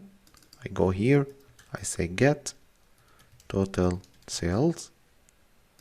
We send a request. We see that we got array with ID null and total sales. So we saw that we got exactly what we have built in the group. So if I remove this ID null, I will get error, because Mongoose cannot return any object without an ID or object ID. So as we see here in this error, it says a group specification must include an ID. So it's better to put it back, or you can also give ID by using Mongoose specifications. It's better to put it as null. So we saw here that we got an array. We can also directly pop this array and take only the total sales. So we can say here, return for me total sales dot pop, because it's an array, and then total sales. So in this case, I got the first item of this array, or the last item, because it's returning only one array with one item. So I say, give me this item and the total sales which I specified here. We try that again. We send the request. We will get total sales is 292. This because we have here, if we get the request, we have orders. So first order has 146 and the second order has also 146. We can also get how many orders are created or placed in my shop. Before, how we make a total count of the products. So we can here copy this from the product API and place it in orders, and we say here order count, order count, order count, order count, and here order. And with count documents, we will get the count and return it to our order count, and then we will get it. Let's try that in our Postman again. So here I say get count, and we will see that we have 3 orders. So now our API for the orders is completed. We are ready now to use all the API related to the orders in the front end. And in the next section, we will go back to the product for uploading the images. You remember we have here image and images. The image will be the main image of the product, and the images will contain the gallery images of the product. I hope you enjoyed this section, and see you in the next one. Now we arrived to the last module, which related to the back-end development. We need now to upload the images with our product. As we saw before, the product contains 2 fields. One of them is the main image, and the second field is the images. So where will be more description about the product, like a gallery images. So in this module, you will see the main step is installing Moltor library. This library is a famous library used to upload files to the server using Node.js. And in the second step, we will find out the best configuration for our eShop, because we need to configure this library to use and upload the files to our server. The third point, we will see how to use the destination and upload the file names. Always, when the admin upload a file or an image, he must specify the file name. But no, we can't do that for the admin or for the user. We don't have to let him name the file. He can upload any file and it will be encoded in our server. Using Postman also is very important for our case here to test the image upload. We will see how to test the image upload with a Postman using uploading one file or multiple files. And we will not allow the user to upload anything. We need him to upload only specific types of images, like with PNG extension or JPEG. And of course, this all done for a single file. Now we need to extend the library to make it possible to upload multiple files. And multiple files is needed for us to upload many images for the product gallery. And finally, we will see how to fetch this product with the images and the gallery images to see them in the front end. Of course, we will fetch only the URL of the image. I hope you will enjoy this module and see you in the next lecture where we will start installing Multer library. Okay, so first we need to configure the backend to accept uploading the files. To do that, we need to install a library called Multer. Like any library, we do npm install Multer, and with this we will install the library and use it to upload files to our server. And as always, we do constant Multer and required Multer. Let's see the documentation of this library. If you go to Google and type Multer, you will see the npm packages, the npm website, where we have all the usage of this library. To see more detailed usage or up-to-date usage, you can go to the home page of the library. So here I click on it and it will take me to the home page of Multer library. So the simplest usage of this library will be as the following, how it's in the documentation. So first of all, we need a form, and this form will be provided by the Postman, how we will see later. And the first usage here that we can call the Multer library and then configure it with the destination on our server of the folder. So when the user upload any file through the form, it will be stored in the uploads folder, which will be in the root of the backend application.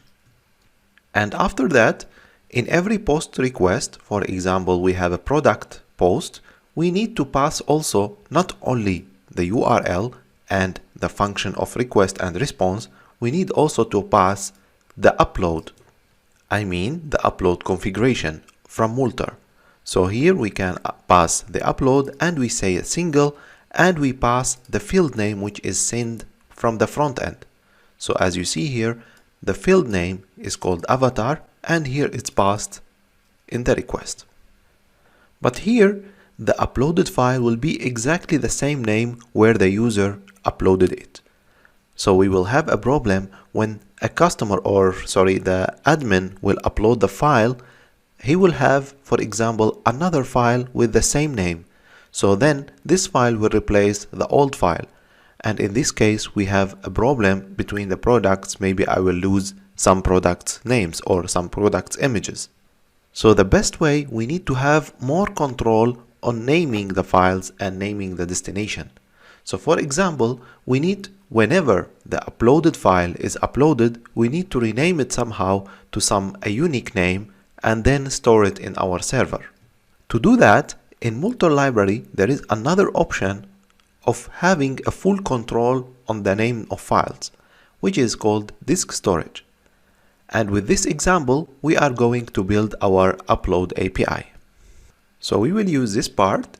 Let's take it exactly the same and copy it to our application.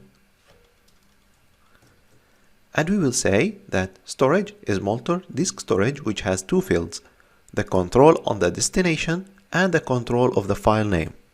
The destination will be a function where it has the request itself and the file and the callback.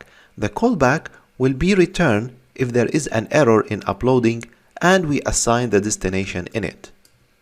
So here, let's put our upload destination. We can call it public and uploads.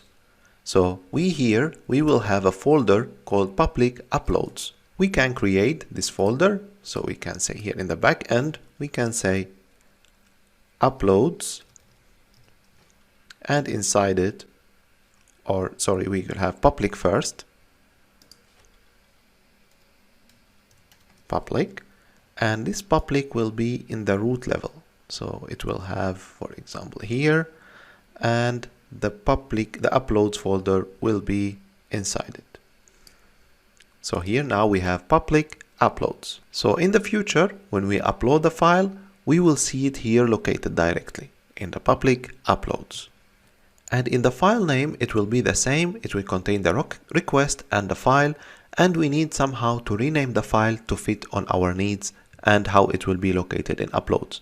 So there is another way, like he is creating here, for example, some random mathematics to have a random naming of the application or of the file, and then he put the original file name with dash and the Unix suffix which he created before. Let's do another way. So I will create a constant. Let's call it file name. And this file name will be the file itself, which we got, dot original name. It's already defined. And then we say somehow to replace the spaces. It's not nice to have spaces in the naming of the files on the server, because when you have the URL, you will have ugly URL where it will replace like with &2 for the spaces. But here we can have exactly or replace the spaces with split. So I'm splitting the file name based on space and replace or join again this space with a dash. You can also use another way, which is, for example, dot replace every space with a dash. Both ways are fine. So we can also add some prefix or suffix to this name. So here we can say the file name, and for example we can say date not now. So here date not now method, if we see it, it will return the number of the day. So we can try it with the console of the Google Chrome. You can say date dot now, and you will see that you got the number of the date and the time now. So this is a great unique number to create our files. So after that, we have created a constant. Let's make it as a constant, not as a var. And this constant is called upload. We can call it, for example, upload options. And this upload options, we need to pass it to our post request where we are creating the product. Exactly the same way how it's described in Multer library. So if we see here that we have also the upload, single, and avatar, and the field name. So the field name, we need to send it from the front end. So here we say upload options dot single and the field name where I want to send from the front end. So I say, for example, image. But here when we are creating the product, we are passing request.body.image. This is wrong. We need to edit this field to have the full path of the image. So Multer already sent us with this request the file. So we can say, for example, constant file name is request.file.filename. And this file name coming from here where we set up the file name of the uploaded file. So we will have the name exactly like how we have it in this way. Like the file original name replaced with dashes and then dash the date.now. Let's do it in this way. We have a file name and then we put the file name here. But when I want to fetch this data in the front end and I want to see or for example display the image in the front end, I will have issue that I will get only the file name. For example, I will get image 3030.jpg. And this is a problem for us because in the front end doesn't know the original path of the file. We need somehow to have the full path with the URL also of the backend. So I will say HTTP localhost 3000 and the upload folder, and then the image with the name and the extension. We forgot also here to add the extension, so we have the file name only like this. We need also to edit the file name options here to have also with the extension. We will see that when we are validating the file in the next lectures. But now let's focus on this part, that we need the full URL, not only the file name. For that, we need to build somehow this string. So we can say constant, we can say base path, like the base path of the application, and we can do it with backticks somehow like request dot. It has some field called protocol, and this protocol will return for me the HTTP. And then we will see that we have colon // and we need to pass the host. So we can also do it in the same way. We can say request.get, getting a specific field called host. This is the way how to get the host from the request. So now we build our base path. Let's add for it also the part where we are saying the folder where it is uploaded. So we need to add also this part. So we can say it like this. And then we add only the file name. So we can say here, after that, we have backticks, base path, and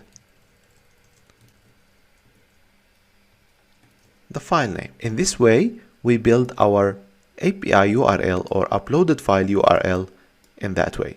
We have the base path, which is this part, and the file name, which is this part.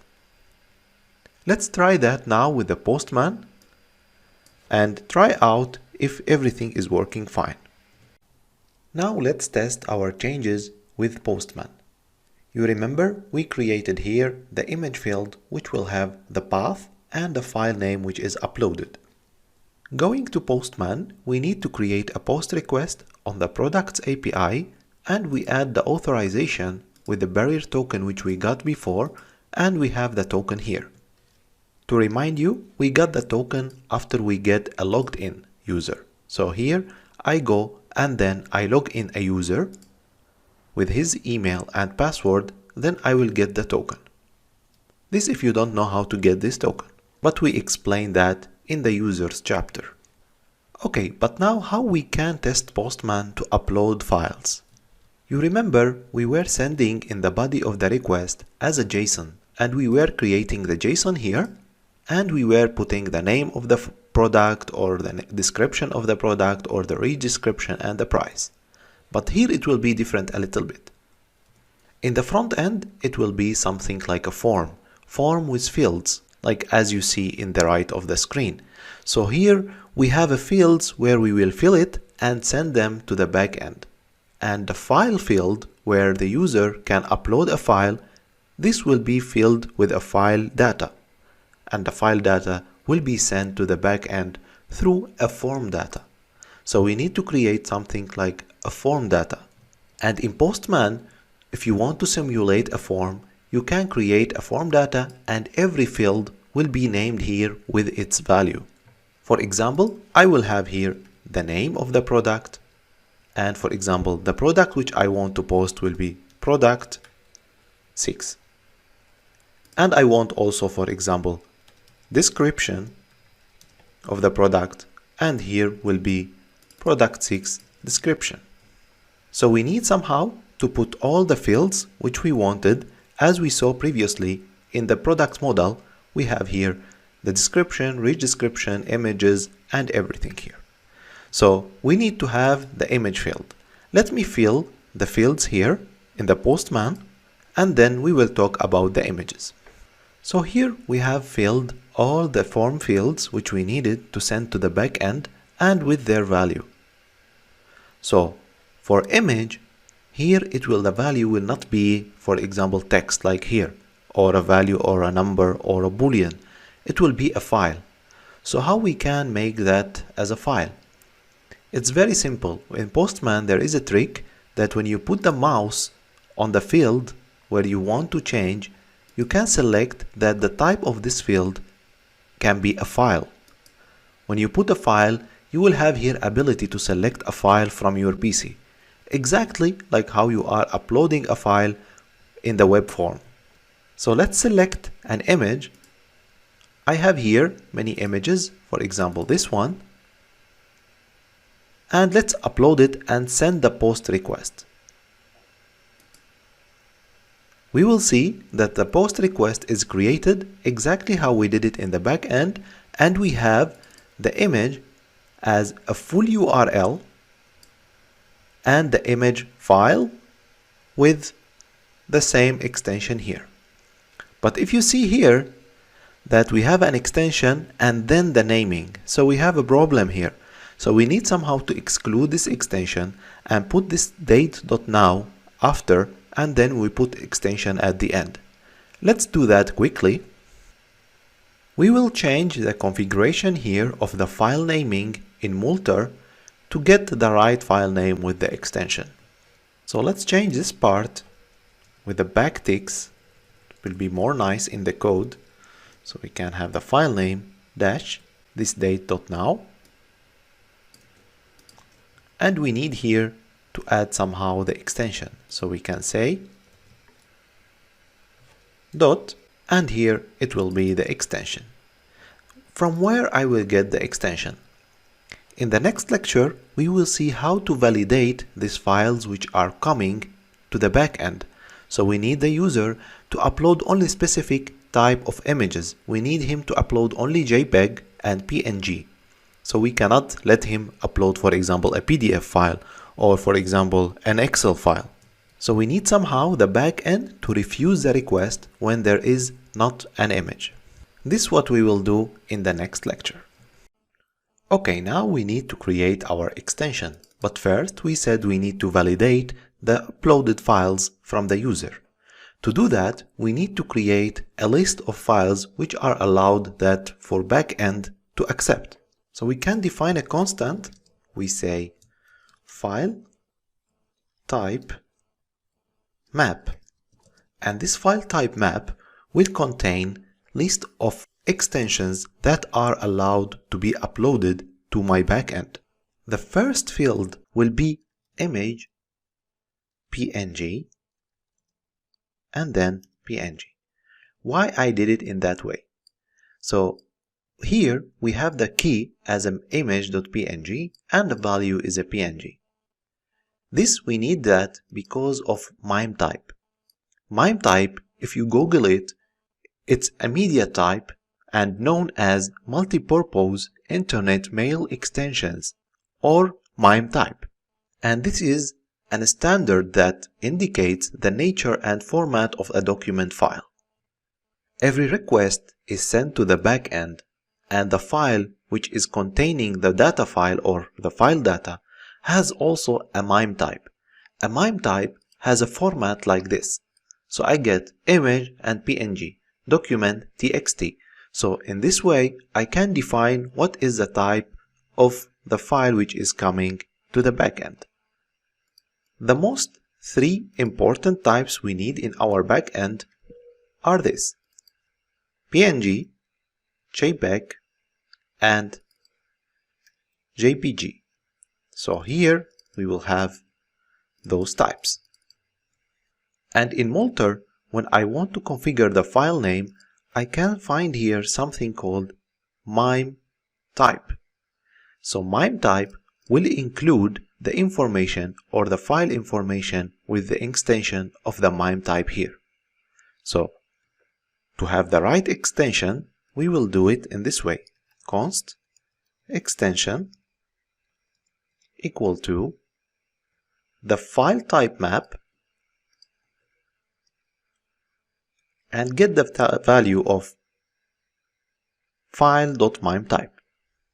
So here It will go to this array and check the MIME type, which comes one of these, and then assign the extension as a value. And here I will get the value or the extension to my file name. Okay, we talked about validation of the file. So we need somehow to validate the file if it's allowed to be uploaded or not. In the callback of destination, you can define error. So when there is an error, the callback will throw it here. So first, we can do a constant is valid file, for example, and we will use the same concept here. So it will get the MIME type and check it if it's found in the map which I assigned in my backend. And in Node.js, we can define an error. So I can say here, let upload error is equal to new error, and we can say the error is invalid image type. And then we can check if there is valid, then make this upload error as a null. And then use this upload error in the callback. So if the file is valid, there is no error and the callback will be executed. So you remember we uploaded with Postman one file and it has this name. So now we will not have this JPEG here, we will have it at the end. Maybe it will stay here, but we will have at least extension at the end. Let's test that with the Postman now. With our form, I have the same data, same image which I have uploaded. Send the request, I got uploaded image, and let's check the extension. We will see that it has the extension at the end and the file name.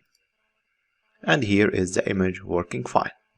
Let's try now to upload a file but not image. We can say, for example, a PDF. So I have here a test PDF.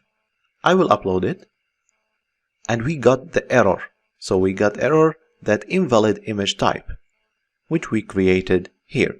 So here in the front end, we saw that when we uploaded PDF, we got the issue.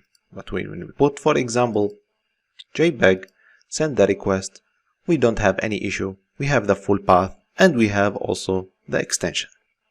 And every time I do an upload request, I get a new data and a new date, and the file, it's the same, but it's uploaded again with a different name.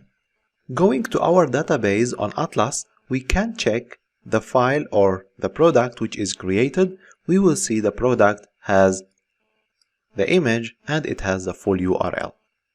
So this will be accessible from anywhere in our application, but we must have something like excluded from the authentication, because if you remember, all API is authenticated, so we cannot do anything without getting authenticated.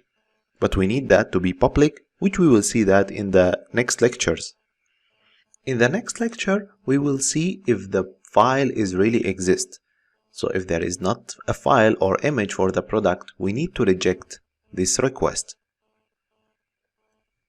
What if the front end sent me the request without a file? Then the required field of image will be refused. To handle that, let's first check if we have a file in our request. So I go here and create a constant, call it file, and give this constant the value of request.file. And exactly with the category, we can do it the same with the file. So I say if there is no file, then return an error to the user that there is no file. In this way, we will be sure that our request will not pass without a file. When we go to Postman and send the request without file, we will get that there is no image in the request. In the next lecture, we will see how to use images to upload multiple images, which will be, for example, a gallery about the product. So in one request, the user will send multiple files, not only one file. And this will happen in the images field. Okay, here we had a single file, so we uploaded only one file to the API. But here we need multiple files for the product gallery. In the same way, we can change this post request to accept also multiple files. But let's make it a little bit more complicated to have a real practical example. Normally, when you are updating a product or adding a product, the second thing you do is uploading the image gallery. And this happens normally in the web shops. After you create a product, everything is fine, then you go and edit the product again to upload the image gallery. So let's create a specific API only for uploading the gallery of the product. This API will be update request, not a post request. So we need the put request. So I copy this put request. Let's go to the end and add it here. And for the route, we can keep the product ID, and also we can add the route where we will update only the gallery images. So here we can add gallery images and then the ID of the product. As we saw before in the post request of the product, we added also the upload option single image. We can also add it to the put request. So we can add here upload options, but not single, we will say array. So we will expect from the front end array of files. Let's call it image. And if you notice here that the array method is giving me also a max count, so you can allow maximum file upload size. So for example, I will say maximum I need 10 files or 20 files in one request. So let's put it as 10. Let's tidy more our code. So let's have this in a new line. So we can say this one is here, and here the async method, and here we have the put, and we have here the content of our put request. So the update request of the product will be update exactly this data, but we will have only the images, not all the data. So we can do the same thing as we did here. Let's copy this part to see if the user is passing the exact or the right ID. We don't need to check the category because we are not updated it.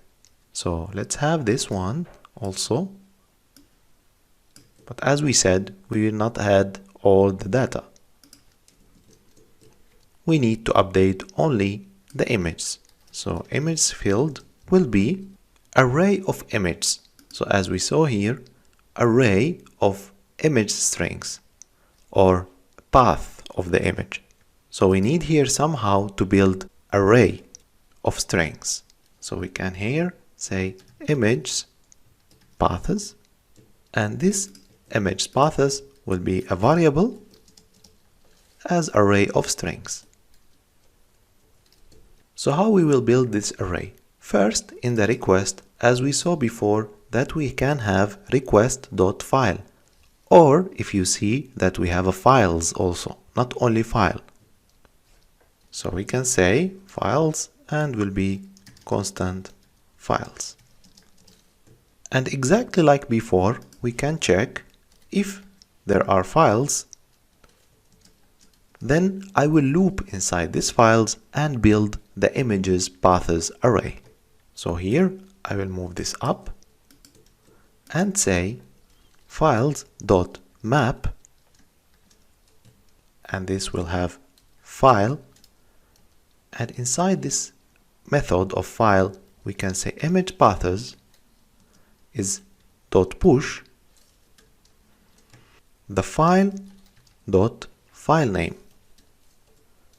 But we don't have to push the file name only, we need to push also the base URL and also with the extension. So if you remember, we created here the base URL which we built for the post requests. So we can copy this part also and go to the put method and say here the base URL or the base path, and we push the base path with the file name. And here we can return back the product. So exactly like the put request, we can check if there is product, then the response will be the data of the product. Otherwise, it will be error. So we copy this part and place it here.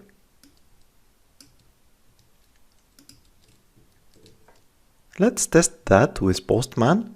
All what we have to do with Postman that we place multiple files here. So let's create a field, call it, for example, image, and this image will be a file, and we select 2 images, for example, and we don't forget that to change the API. So here will be gallery image, and the request is put, and we need also the ID of the product, exactly this one. Let's get our product. Our product is product 6, which we created before, and now we will add the ID here and we will send the request. We have our error. I forgot here to add products, so we will have the right path. Now we try it, and then we will see the product got updated, and we have 2 images in the gallery, and main image, it's still there. Let's check our uploads folder. We will see that we have 2 images, this one and this one. So in the front end, always we will update our gallery, or update one product and add to it the gallery images. That's all about this section. In the next section, we will see how to fetch the image URL so we can see it in the browser and in the front end, because now it's locked and we don't have access to it because it's protected with our API authentication. Now let's try to get this URL and put it in the browser, the URL of the image. So we put it in the browser and we will see that the user is not authorized. This because, if you remember, in our JWT, we were defining the paths which are allowed for public. So we need to add the upload folder path to be allowed so anyone can see these images. Otherwise, we will have an issue, so the eShop will not show the images of the product. So let's copy this one. It will be exactly the same, get and options. We need also to replace this one with the path of the uploads folder. The regular expression for this is this one. I have /public/uploads and everything comes after it. Let's save it and let's go to our browser, refresh.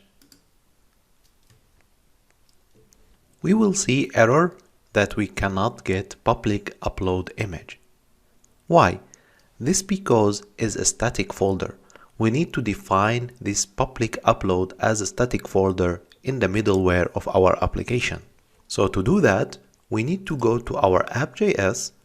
So we go here and we say app use, and then we define the path which we need to make it static. So public/uploads, and then in express there is method to say this is a static folder, and the reserved keyword, which is dir name, return for me the root path or the root path of the application, and plus the path which I wanted to make it as a static. So now this path, any file can be uploaded to it. It will not be as an API, it will be like a static path, which is serving the files. So back to the browser and we do a refresh, we still get the error. This because I need to add a slash behind the public. Back to the browser and refresh, we will see the image we had already in the front end without any authentication, directly by the URL. Now our backend is ready. We have created the routes for categories, orders, products, and users. which we need exactly for our eShop. We will move now to the front-end part, and you will see more new things and how we will connect to this backend and create our webshop interface. What is React Native? React Native is a popular JavaScript-based mobile app framework that allows us to build natively rendered mobile apps for our iOS and Android. The framework lets us create an application for various platforms by using the same code base. So it's a class platform that allows us to build native iOS and Android applications without using the web views. Focus mainly on the front end that allows front-end developers now create mobile apps that before they could only use front-end development for the web. It uses React.js, so it encapsulates a React.js library into the React Native to use vanilla JavaScript or TypeScript. So both ways we can build React Native apps.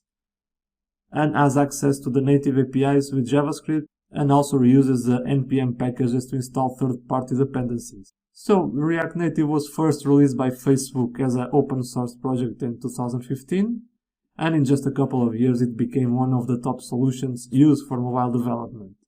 React Native is used to power some of the world's leading mobile apps, including Instagram, Facebook, and Skype. Also presents itself with some great community, and the community builds awesome third-party libraries that we can use in our applications, and with that we can tackle some of the issues and gives us new components that the React Native library doesn't include. So this is a graph that represents how React Native works. So first we build the React Native code, the core code of our application, then in our React Native wrapper that will transpile that code into a bridge, and that bridge will compile those components into the different platforms. In the case of Android, it uses the V8 Chrome engine to generate our native UI elements through our JavaScript code, and then iOS is just JavaScript core to build the native UI elements.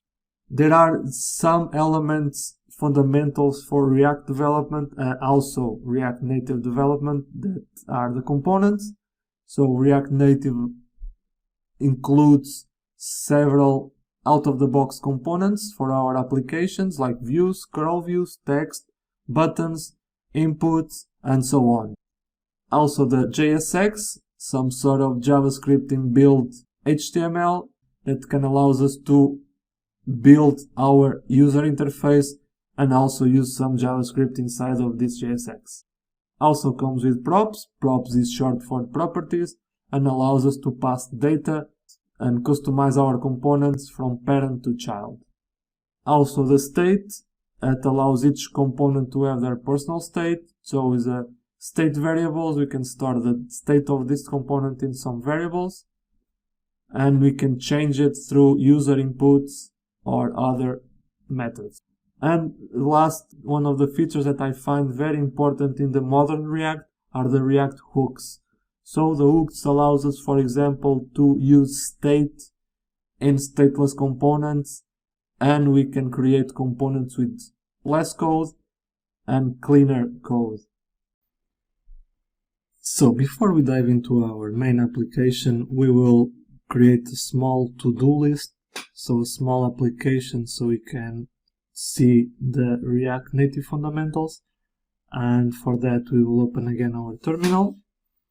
We will navigate to our folder that we created before. So mine is on desktop and I have it in my MERN course. Okay, so dive here, and now like we did before, we'll just say expo init and we'll pass the npm flag because we will use npm, and press enter, and we'll ask some questions like we did before. So I will create a to-do list and we'll start as a blank. So we saw before all of these steps, so blank canvas for me, and I will come back once the process is finished. Okay, now that our application is generated, we will navigate to our application. So in this case it's to-do list, open, and just pass code to open with Visual Studio Code if you have it. If not, we will have to open on your favorite editor. So for me it's just code dot to open the application in Visual Studio Code. Okay, and here we have it. And now we can go through the structure of the React Native app. So first we have the expo shared file, just a JSON file with some expo tags, and then our Visual Studio Code settings, but this is not important. After we have our assets, so our assets, we have the icons mainly. So we have our icon for the application. This icon we will replace later, and this icon is used for the phone icon when you click there to open the application. Also our splash screen. The splash screen is the first image you see when you open an application. We will also change it later. We have our node module, so the npm package installation is here. Let's close this. The git ignore for our Git repository, we don't have one set yet. And we have the entry point of the application, so our app.js. In here is our main component, so everything starts from here. As you can see already now, we have some components from Expo imported. We also have React already here, because we need also React for the React Native, of course. And then we have some already introduced components from React Native. So we can see here is a functional component, and then we can see a view. So view imported from React Native. The view will act as a wrapper. Note that all the components, all the returns in this component functions need a wrapper, so we need the tags before all our rest of the view. It can be a view, it can be a scroll view, it can be a React fragment. We will look at that later. And this will act as a div. This is stylable. Not all components are stylable. This one is, and we can just set how we want. And then we have our text tag, works as a p tag or a h1 tag or whatever. We can just style it as we want, the size as we want. And then the status bar to see our current status, but this is already an embedded component from Expo. And another important thing is our styling. So to style applications in React Native, either you call style sheet, then we can generate an object with our style sheet create and create our styling. Note that our styles is JavaScript objects based on CSS. So instead of we do background color like we do on CSS, we just use the camel case to do it. We can also do some inline styling, so instead of having this, we can just open another curly braces and paste this code here. It will be the same. Okay. But for now, we will use the style sheet create so we can have our code cleaner. Next, we will have the app.json. So this is the settings of our application. We can change the name. We have our version. The orientation is portrait. You can also change this. Here is where we set our icons and splash screen. So the image for splash, the mode we want, and the background color as well, and the rest of these settings that we can change. So tablet mode, adaptive icons for Android, for example, and the favicon like we saw here for web versions. And then we have our Babel. Babel is the transpiler, so we translate the React code into pure JavaScript to compile it. And then our package.json where we'll install our dependencies. Okay, so now we will see how to run it. We already saw in the previous lecture, but we can do it again here. So first we can open the integrated terminal on Visual Studio. You can do it through the terminal, a new terminal here. Okay, so for that we have to see if we are inside of our correct folder, and we just do npm start. It will open our Metro bundler in our browser.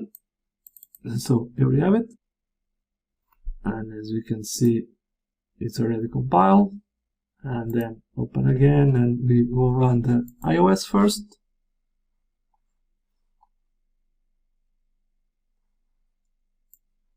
It will take some time. Meanwhile, we can open our Android Studio as well. Okay, our application is already opening. Our iOS. If you don't have a Mac, you need to open it with Android Studio. So I have our Android Studio here. I can go to Configure, AVD Manager, and our AVD Manager already have this system defined. So we just press play. Just press it and it will open automatically. Is not the case for Android Studio. First you need to open your device and then you can run.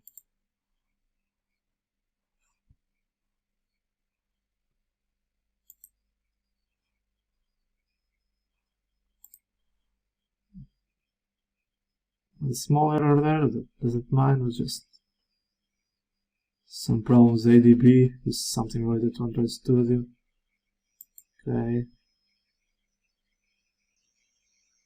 And we already have our application open in both devices. So next we will start to generate some components and create something, some views and some styling.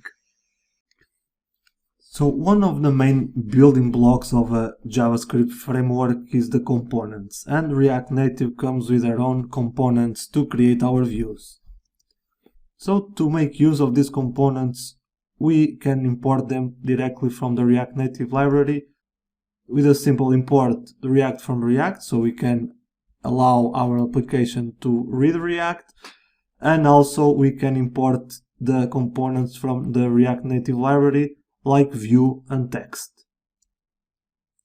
We define or create each component as a function in ES6. As we see now, we can do a simple const and to-do list function to create one component. And then we need to return our UI with a return method as we do in a JavaScript function. So a normal function to return our UI code. And then our components need to be exported so we can reuse it throughout our application. Example, so we export the file to-do list. So let's see now this in action. Now back to our app, we will create a folder where we will include our component. So back here we just press to generate a new folder and we say components. Okay, inside of a component we will create our to-do list. So we'll say to-do list.js. Now inside of our to-do list we will generate a component, and for that, as we saw on the presentation, we need to import React from React, so we can use the React features, and also we will import some built-in components from React Native. So import, and then we can say import view and text from React Native. Now we will create the first component, and the first component will be const, and we'll say to-do list equals arrow function, so the ES6 function, and open curly braces and then close it. After that we can return, and then we can add a view, and inside the view we will have our text that we'll call it to-do list. This will act as our title for the application, and we will see how we'll render the next components after. Now we can save, and we cannot forget to export the const so we can use it on the entire application. So back here we'll say export default to-do list. Now we save it. We don't see nothing yet because we need to import this component to our app.js. That's why we created this export method here. Okay, so back to app.js. We come here first, we need to import our component, and we say import to-do list from, then we go to our components, and then we import the to-do list. And now we need to add our to-do list in our JSX, so in our UI, and for that we can delete this now. We will not be using this, and then we just call the to-do list. Then self-closing tag, and now we can check, we save it, and there we have it. Now that we created our first component and we know how it works with a functional component, so to render our UI using a ES6 function, we will have a look at the state. So as we learned before, state is the personal state container of each application, and it acts as a personal data storage for each component to be managed after. Handles data that changes over time. So this state, the data inside will change over time depending on the user and also on the component, and can be used both on class component or with hooks. In this course we will only build with hooks because it's the modern React way to build applications, and we can call it simply like that. So this is the old way with a class component calling state. So first we say this state color, so we create the object color on the state and we set it to red, and this is how we change the state of the color object after. So anywhere in our application we can just call this set state and change the color to a desired value. Okay, with React hooks we first create the variable we want to store our state, and then the method to change that state. So in this case we call color and then set color to change that state, and for that we use state, and the initial value of this color state will be red. Then after, in the life cycle of our application, we can just call set color to blue, and the color state will change to blue. Now that we know what is the state, let's see it in action. So first go back to to-do list, and here first we call the use state, so our React hook, and then we can build our state variable and change method inside of our component. So we give it a little space and we say const, and we can say title, and we say set title. Then we call the use state, and we can set the initial state as to-do list,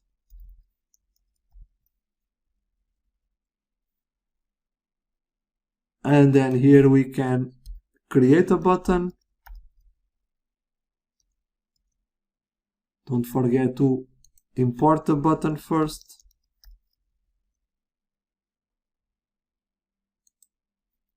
and then here we can say the button has a title of, let's say, change me,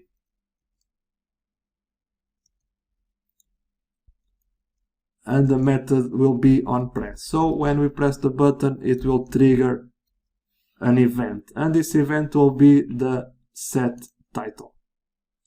So for that we can call the function and say set title to my list. Then to render this variable, we can go to our JSX and just call it with brackets to allow JavaScript in and call our variable. Okay, now save it. We have our initial title here, and if we press the button, it changes to my list. So this is how we handle the state. First, we create a variable for it, then the method to change it whenever we want inside of our application. The next React feature we will look at is props. So, as we learned, props is short for properties and allows us to customize components. So we can pass data from the parent to the child and allows us to customize components. As we see here, we pass the to-do component when we create it, then we can change color like that if we have this prop in our component.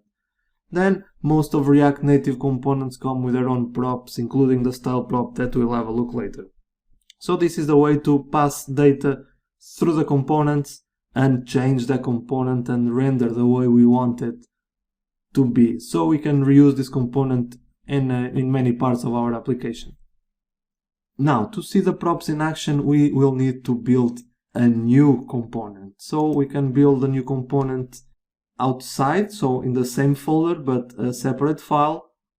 And so we say todo.js. So this will be the single to-do of our application. And in here we can come and again import React from React, and also import some components from React Native. We will need a view, we will need a text, and also the button.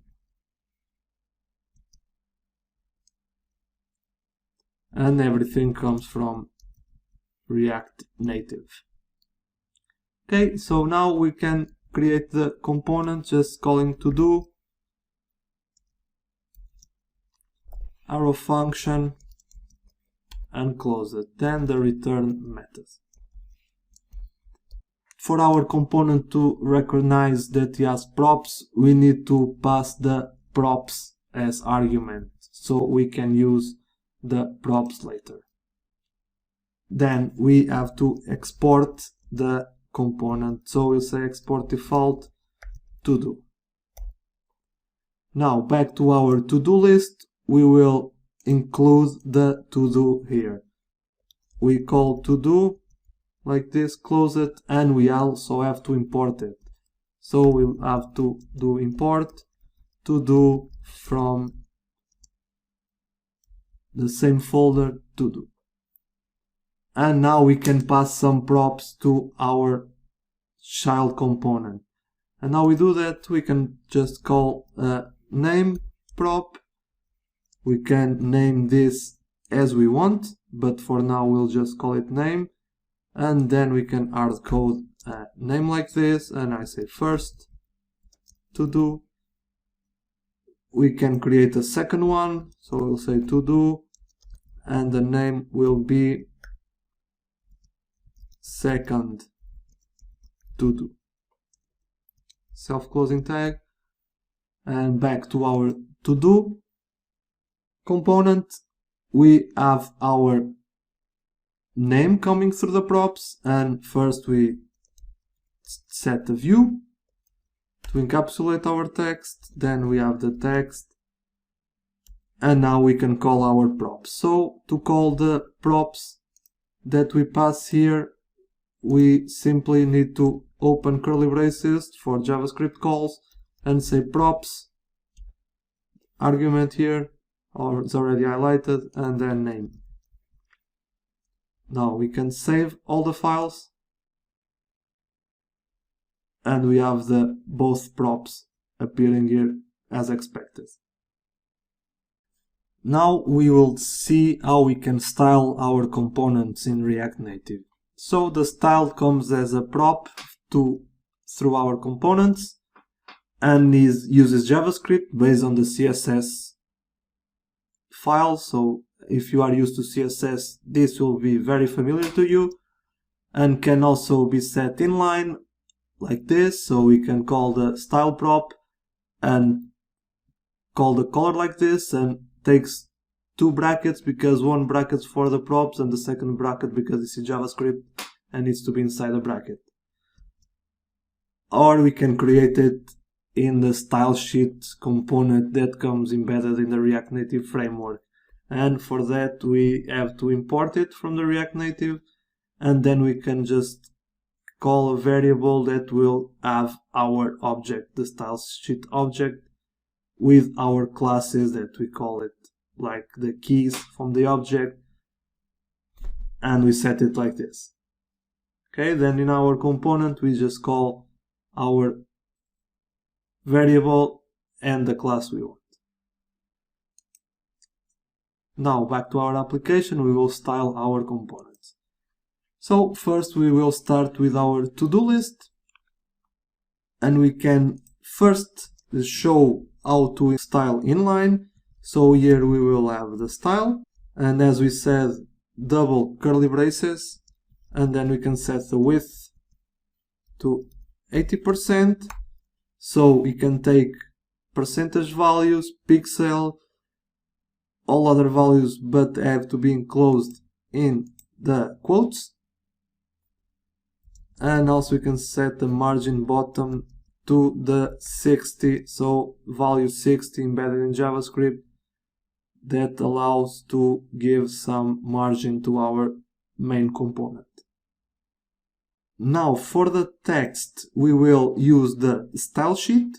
So first we need to import the style sheet from React Native Framework, and down here we can set the const styles, and then we call the style sheet dot create open brackets, curly brackets, and then open the block code.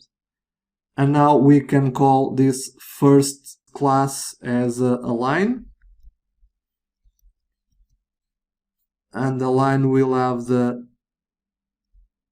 open curly braces again, and we'll have the align self to center. Then we can come to our text tag and call the style, and then our styles object. So styles align. So we are calling the variable and then the object align. So we save it. We see is already aligned to center. Now if we want to add two different classes to our style tag, we will do it just by calling an array. So we can have the styles align, and also we will have the styles font, so we can manage the size of our font like this. So array, and inside we have both classes that we can merge it together, and now we will create that class. That will be the font.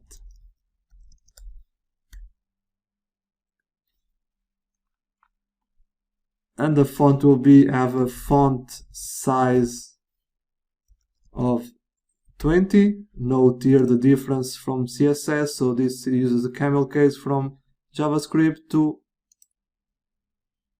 name our properties instead of the traditional font size from CSS. So like this, JavaScript, camel case, and we give it a value of 20. Then we will have a font weight of bold. Okay, now we can save it and we see the changes. Now we can go to our to-do. We'll also import the style sheet here, and then we can start creating our variables. So again, styles, style sheet dot create,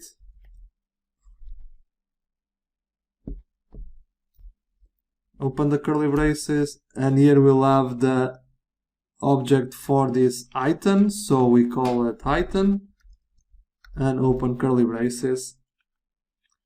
And then the item will have the flex direction of row. We'll justify content to space between, so flexbox works here as well, and we'll align items to center. We'll give it a border color of gray, some border width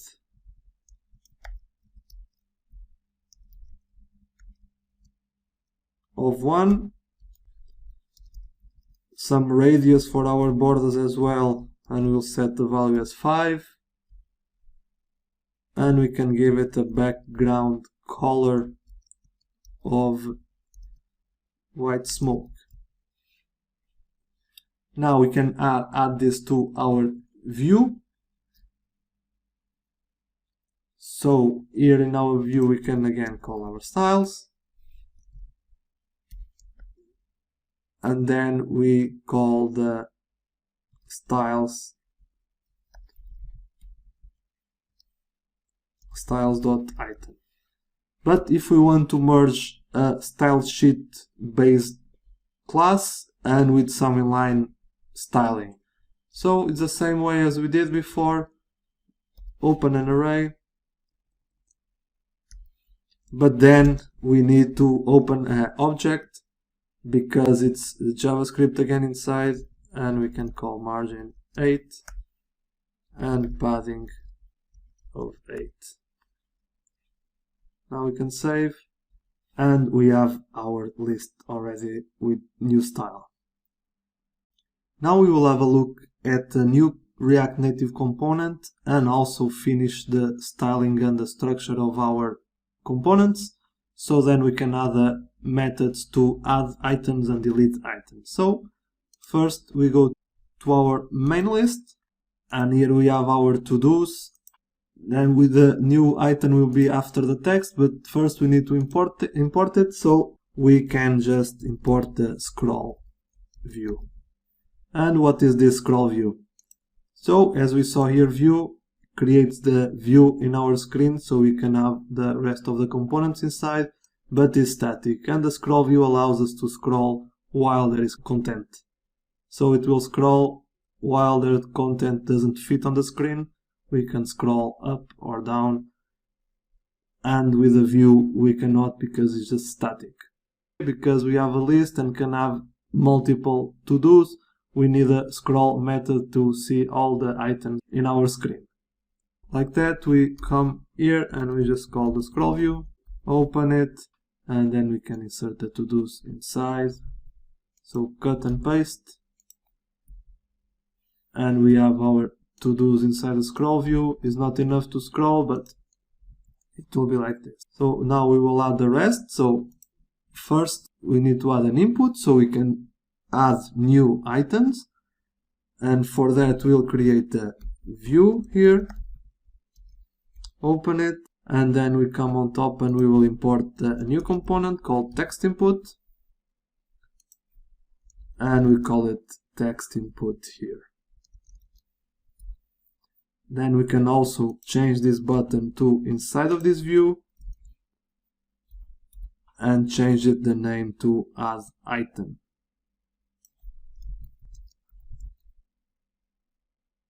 Then our text input will also have some style, so we can just call the style styles.input. And before we forget, we come here and we will create that style. So we'll say input. We'll give a border radius of 5. We'll give a border width of 1. We can have some margin bottom of 8. And also some padding of 8. Okay, so the input style is created. We can save it to see the changes. Okay, so our input is here, is looking as expected. And now next we will create the add item method. In the front end, when the user gets logged in, he needs to know what orders he ordered in the history. So we need to have a list of order history. So in this way, this API will be exactly like getting list of orders, something like that, but it will be specified only for a specific user. So let's take this GET request and copy it to the last one, and we will say here that I want to get, for example, users order or user orders, and we need to specify as an, for example, as a parameter, the user ID. So here we say user ID. So when I am sending a request from the front end or from our API, we need to specify the user ID which I want to get the orders for. And as a condition for the find, we say in an object, user field must be request.params. The same param which I have here, user ID. And maybe we don't need to populate the user itself, we need to populate the products inside this order. So it's exactly as we did here in the order detail, how we were populating the order items and the products and category. We copy the same one and we pass it here. So in this case, we will see that the order items got populated with the products and date ordered from the newest to the oldest. To not have confusing names, let's rename this. For example, we can say user order list, and here user order list, here also user order list. Let's run the server, pm start. Server is running, database connection ready. We try that in Postman, so I have here orders, get user orders, and I pass the ID of the user which I want to have his orders. So I pass this one, and I got order items. They look like that. And another order, it has also order items. So we have 3 orders for this user. We will see here the same username or the same user ID. It's always ending with 44. And here another one. So at the end of this section, you will see that you are able to create any request or any API you need based on what the needs in the front end. So for example, we got here the user's orders, and also we got, for example, how many orders I have in my eShop. That's all about APIs. In the next section, we will learn how to upload files to our server, like images or some attachments in general. In this lecture, there is the attachment of the resource code where we arrived in these orders, and you can download it and try by yourself to do some different things with the APIs based on your needs.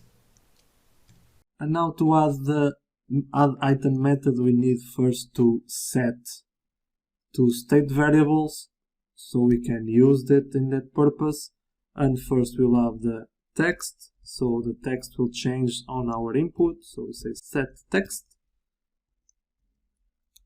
and we say use state, can leave it empty for now. We also need a list state const, so we can push items to this list and render it. So we say list, we'll say set list, and here we can create an array, and we can give it an initial value, so we'll have an initial item as hello world. Okay, so the list, when it renders, always has the hello world item there. Okay, so now we can create a method and we can call it const add item. So a function inside of our component, and then we can create a new variable to store our list, so updated list, and this will have our state variable list that at this point only contains the hello world list there. And then we can say the updated list push the text, so the text that will be changed in our input is pushed to the updated list, and then we can set our main list to the updated list, and then set the text to empty, so our input will be empty after each push. Now, to use of this method, we first can come here to our text input, and we can give it some space here to put more methods inside. And first, our value will be the text, so the text variable will be our value here. And then we call the embedded method onChangeText from React Native, and this will be open a curly brace, and we'll pass the text argument, and then we will set the text to this argument. So now the variable text will have the value that will be inputted here. Now, when we change our input, the value is set. We only need to add the function to our add item, and for that we already have the onPress event here, and we can just say add item. But before we see anything, we need to render our list here, so we can just delete this. And inside our scroll view, we will have a list, so our list, and we map it, and we'll pass the X argument, also the index, and then for each of the items on the list, we will render our to-do. And our to-do, we can pass the key, that will be the index, so each React component needs a key to differentiate himself from others. And then we will pass the item, that is the X, and also we'll pass the index, so we can use the index to the delete method later. So we can give it some space here, so we can see everything. And now we can save it and test it. So now is coming empty. The method is working, but is coming empty because we need also to modify our to-do. Okay, because we are passing the item prop, and the to-do only calls the name prop. So we go to our to-do, and first the props is not name, but we'll prop the item. And now we can save, and then we have the methods we created before, so we can add more. We can say hello galaxy, and we have all these methods already rendering. Now we will need a method to delete each item, and so first we will create another method here, and we can just comment this to know which method this is. So here we call it add item method, and then down here we will have the delete item method. So for that, same procedure as here, we call the const, and we say delete item, and we have the index, and then we again will have the updated list constant, so updated list, and here we can directly filter our list with our to-do. Here we can say our to-do is not the index So if we can filter the to-do that doesn't exist on this index. Okay, for now we'll do it like this, and then we can just set again the list as updated list. Now to use this method inside of our to-do component, we need to pass it as well as props. So we can just say delete, and we pass the delete item method. And we can format the document so we can see everything. And now inside of our to-do, we can use that method that we created. And for that, we need to create a button so we can trigger the method. So we already imported the button component here, and then we just need to say button is a self-closing component, and it will have the title, and the title will be delete. We'll give a color of red, so it's a danger color because we will delete a component, and then the onPress event. So again, braces, and we say props, delete, and we will delete the props.item. So all these items will be deleted when this button is pressed. Okay, so we can save everything. We have the initial hello world. Let's say hello galaxy.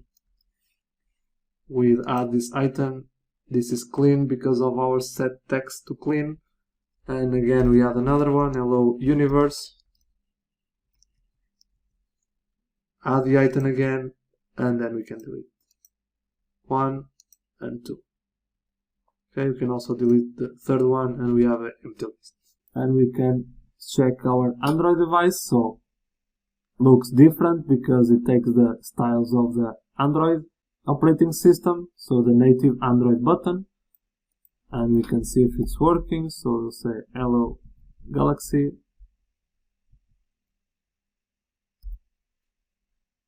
and we can add item, so it's working. Also the delete method working, and it looks as expected.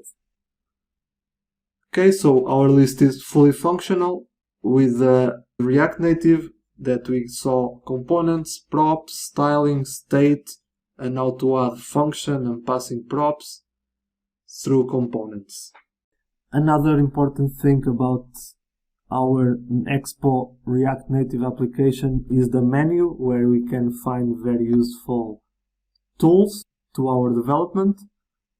In the iOS simulator, if we press Ctrl-Command-Z, we'll open the menu, and on Android it will be Ctrl-M or Command-M if you are on the Mac, and we have the same menu. So here we can reload the entire application if something is failing or it will not be able to use the fast refresh. We can just hard reload it here. We can copy the error links to clipboard, go to Expo Home, because Expo is an application installed on these virtual devices. We can disable the fast refresh and just use the reload as well. We can debug remote.js, so this is important. We will open a tab in our browser, and we can use the console as the same way as we use on a web application, so we can debug our React code there. We also have the performance monitor and the element inspector, so we can inspect our elements here. It's also on Android the same method. Okay, so this can work as the same way as you are used to the developer tools in our browser. We can also do the same with the Expo wrapper around our React Native application. So now we are ready to start our main application, our Easy Shop. And for that, as usual, we go to our terminal, we will navigate to the folder we created earlier for the course. So we have our MERN, let's say MERN course, and inside we have our Easy Shop, and then we can open with code or your favorite text editor. And we have it here, and then we will run it to our simulators to have everything ready. So again, I go top to the terminal, new terminal, and I'll just run the npm start command that will open me the Metro bundler from Expo.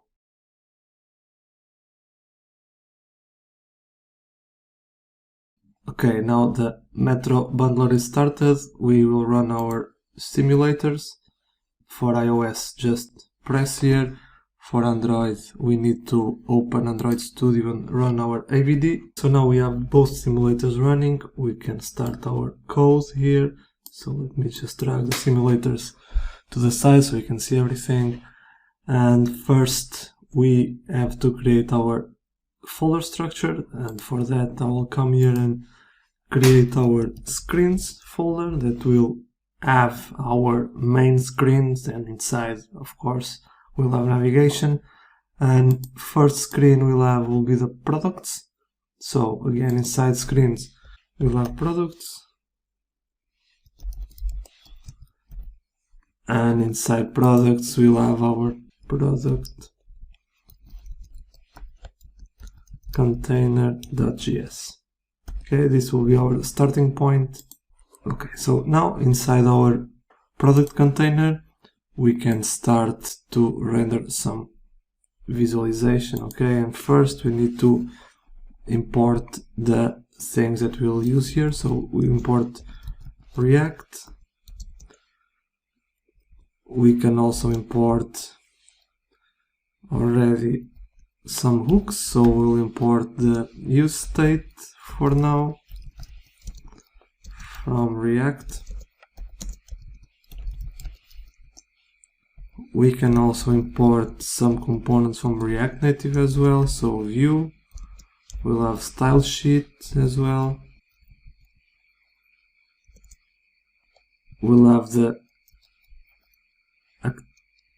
activity indicator, so this will have the spinner for when the data is loading, and we'll import that from React Native. So this is the loading spinner that comes from React Native library. Now we can create our first component, so will be the product container.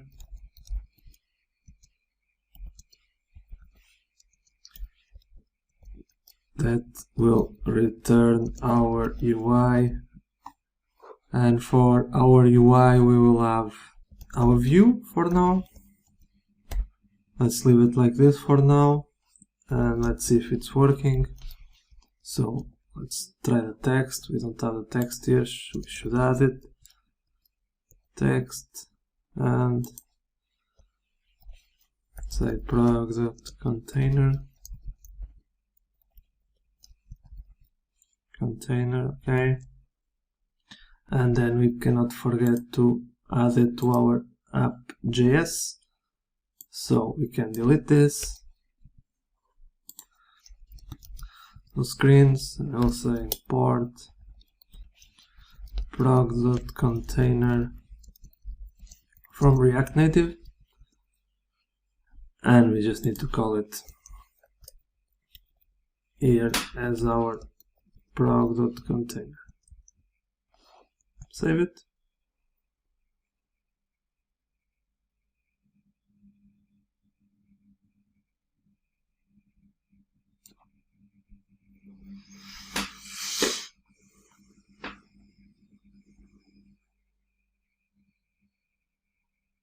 And we have error again because we didn't export here. So export default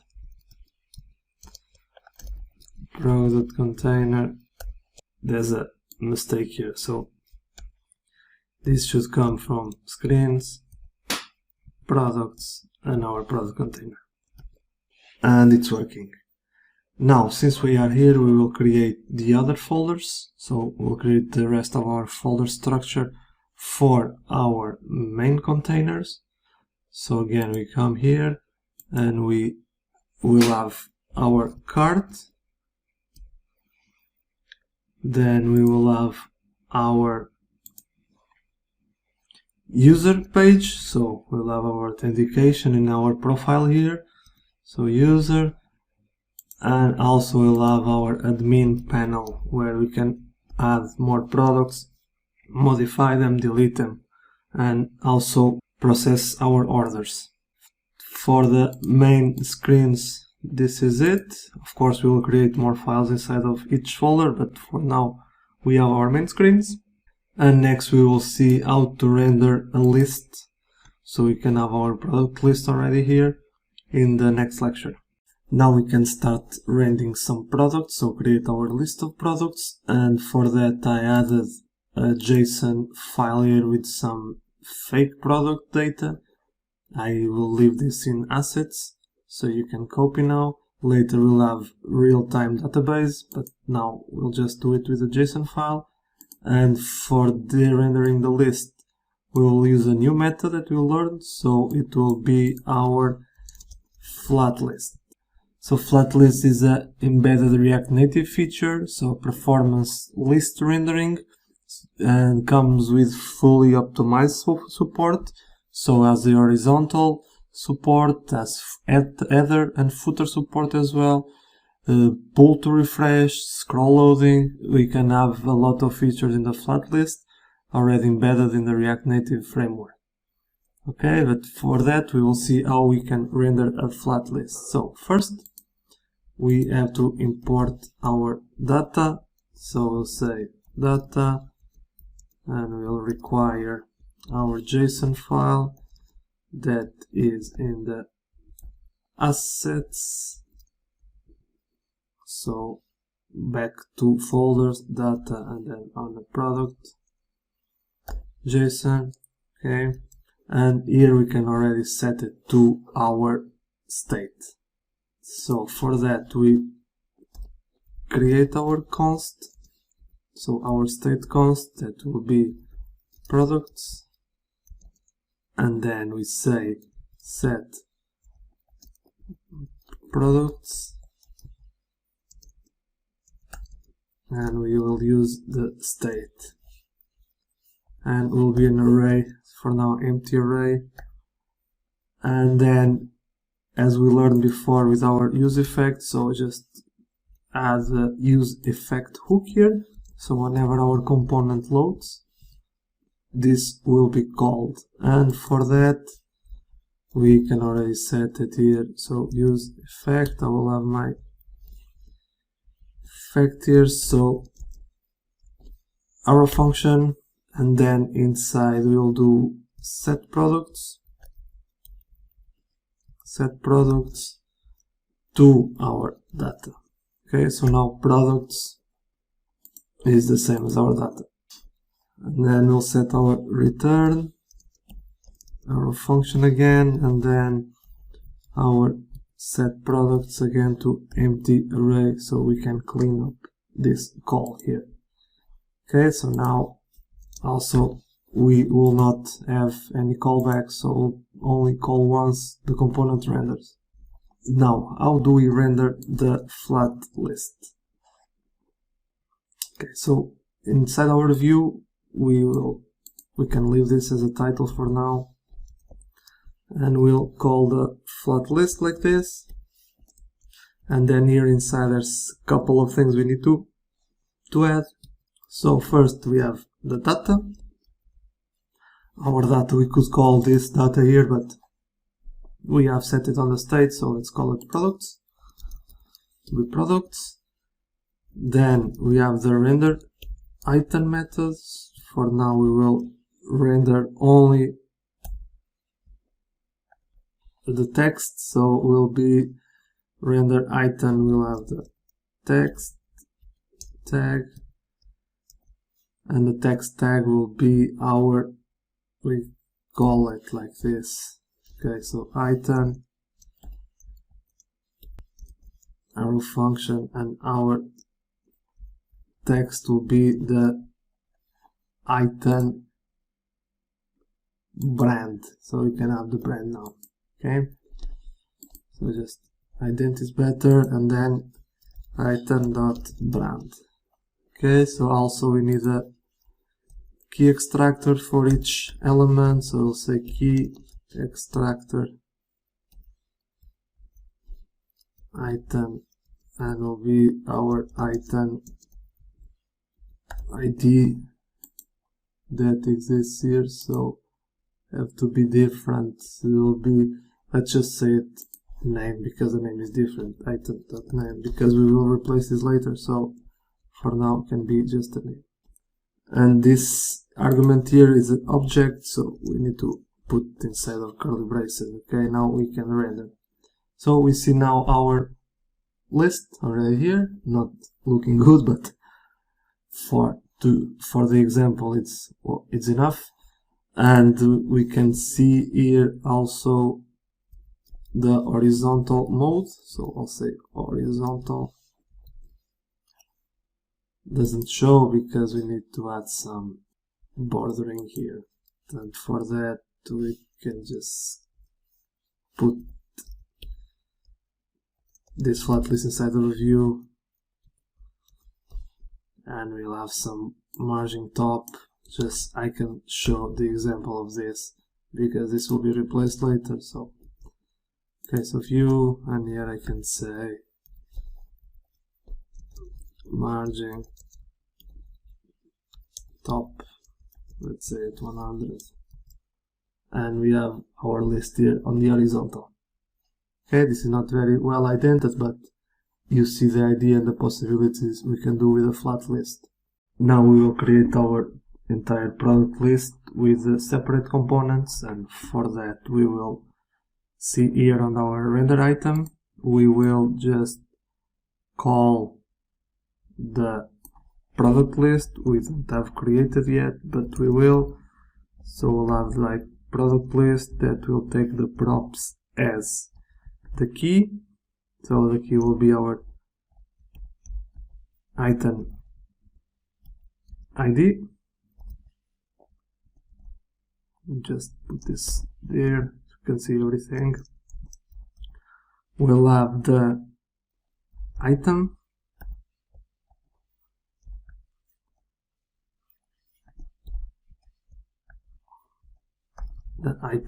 okay.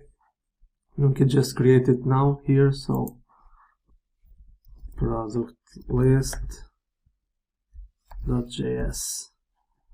and before that we can already import it, so let's just import it here.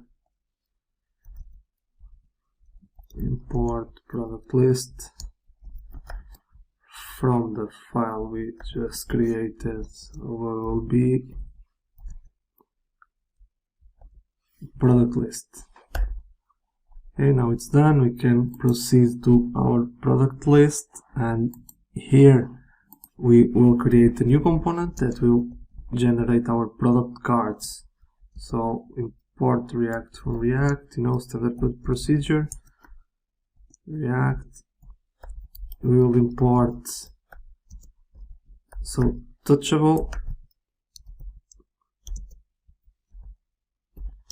opacity. I will explain what this is, and also the dimensions I will also explain later, and everything comes from React Native. Okay, so what is touchable opacity? So inside of our component and inside of our devices, all of these devices are usually touch devices, and with that we need touchable properties. So touchable opacity is one of them. We'll have touchable opacity, touchable highlight as a different effect visually, and we set it as a normal component, so we say return, and then we'll have the touchable opacity like this. Also works as a wrapper, so we can touch anywhere on the element and do the event that we desire. Leave it like this for now, so I can explain what is the dimensions.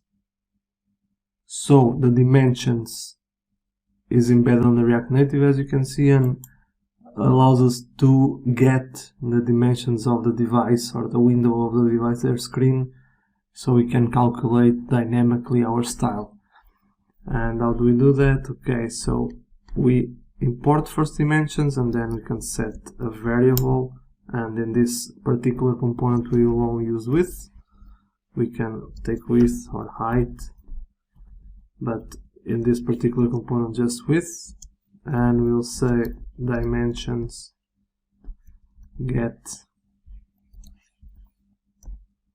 so we'll get the window dimension. We get screen or window, but let's take the window dimensions.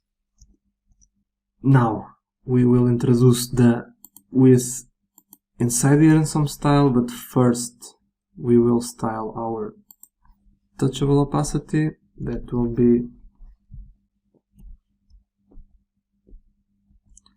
we'll have a width, not the same width as the dimensions, so 50% of width.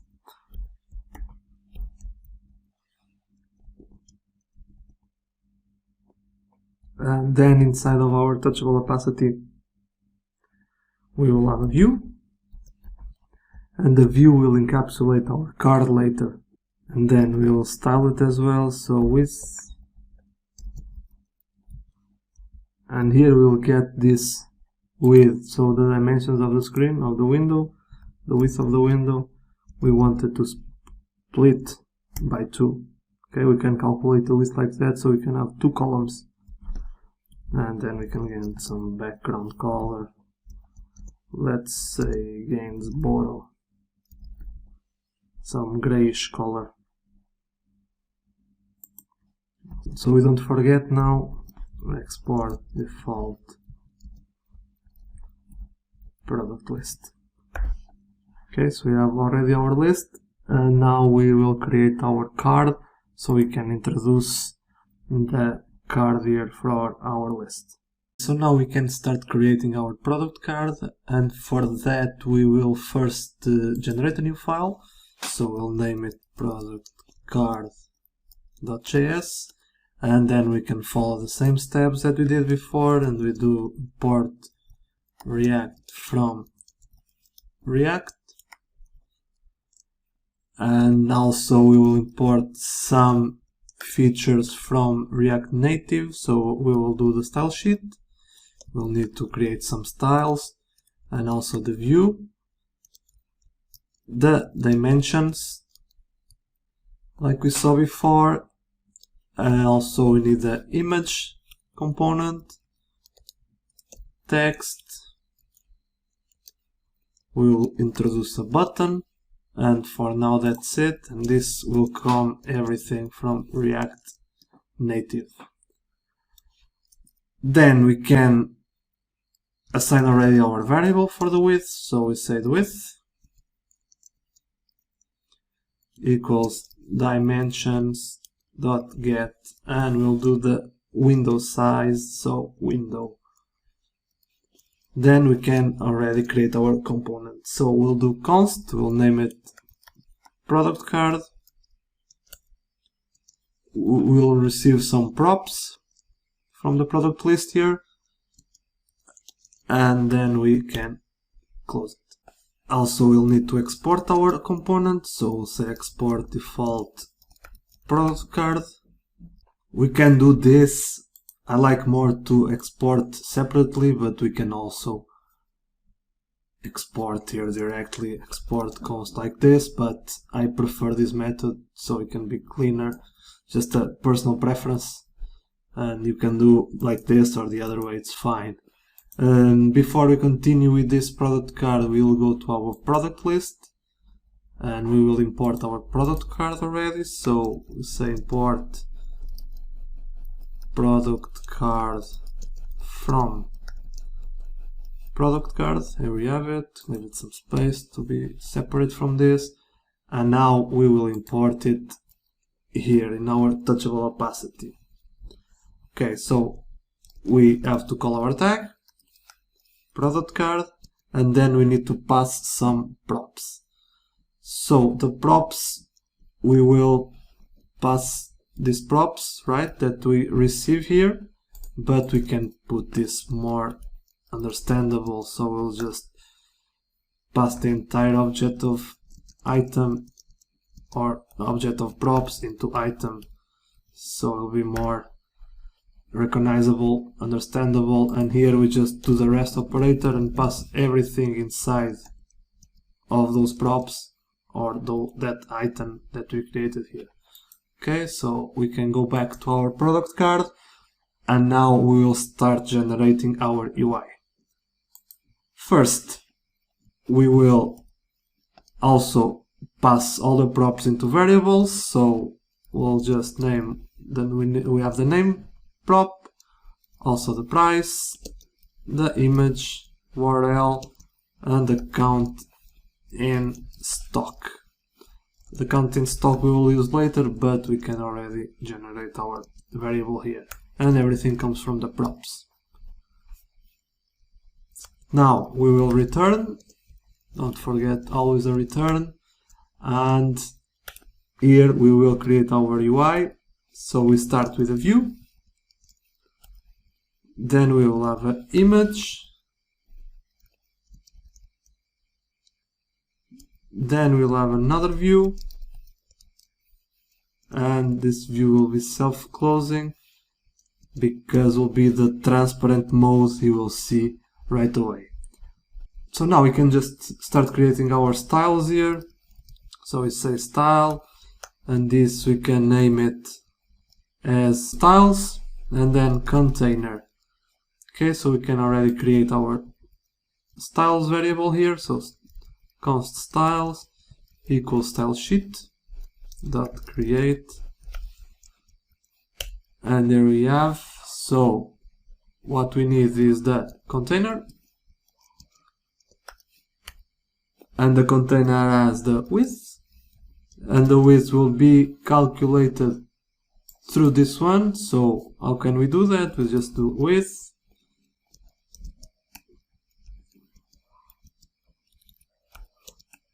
and minus 20.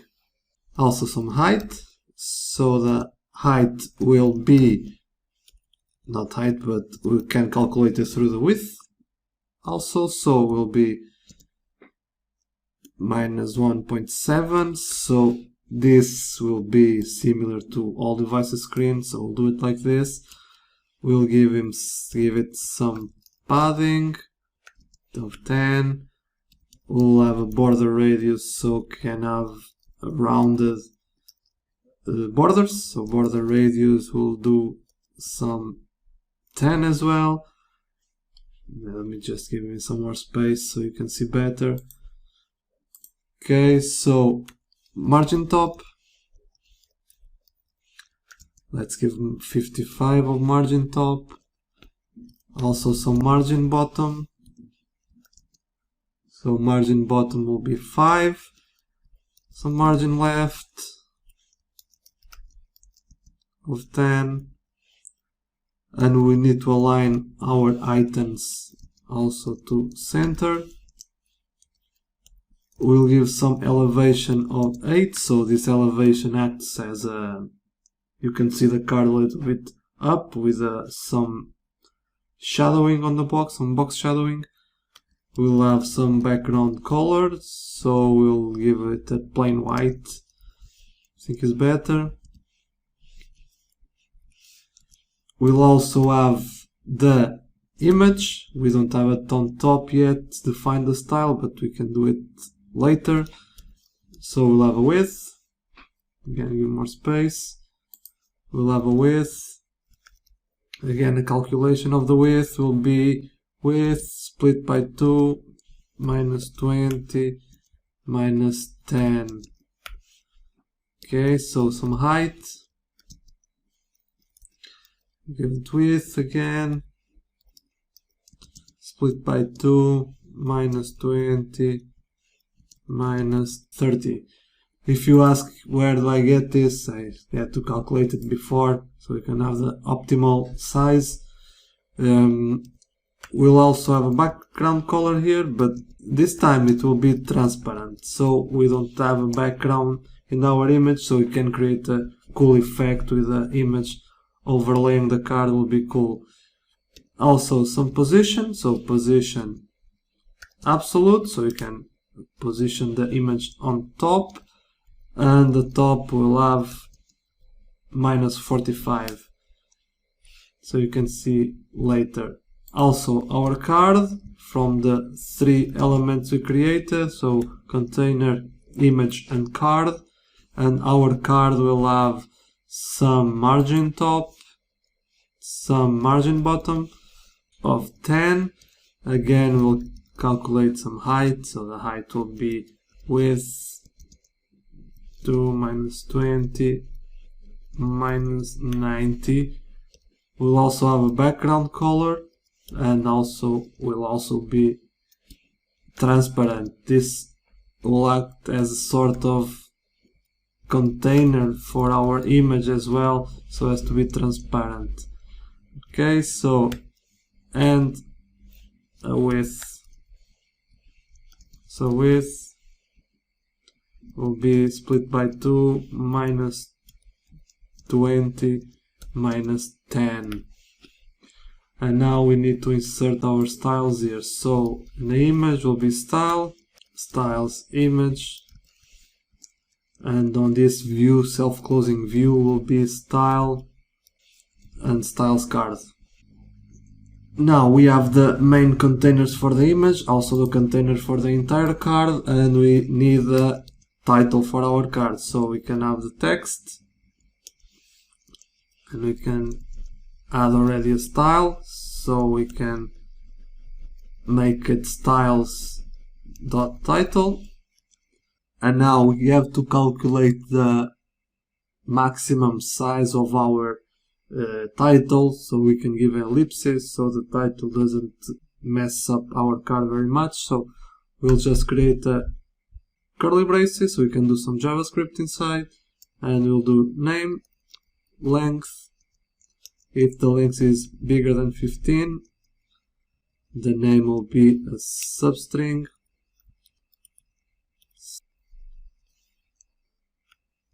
And we'll replace 15, the last one's -3, so the 3 will be replaced by some dots, so we can create our ellipses. So dot dot dot, and if it's not, we just pass the name. And also we need our price, so again another text tag, and we'll have also the styles of styles with say price, and here we can add just a $sign and pass the price that comes from the props. Now we can create our styles for those 2 elements, and we say for title first, just leave a column here, title first we'll have font weight. The font weight will be bold, so give a little bit more bold text there. Also font size we can pass a 14, a value of 14, and we need to align our text to center. Then we can also define the style for the price, so we'll have the font size of 20, it will be bigger so we can detect the price faster, some orange color, and a margin top, is it here, top of 10. Okay, so this is defined. Here we can save it to see if anything happens.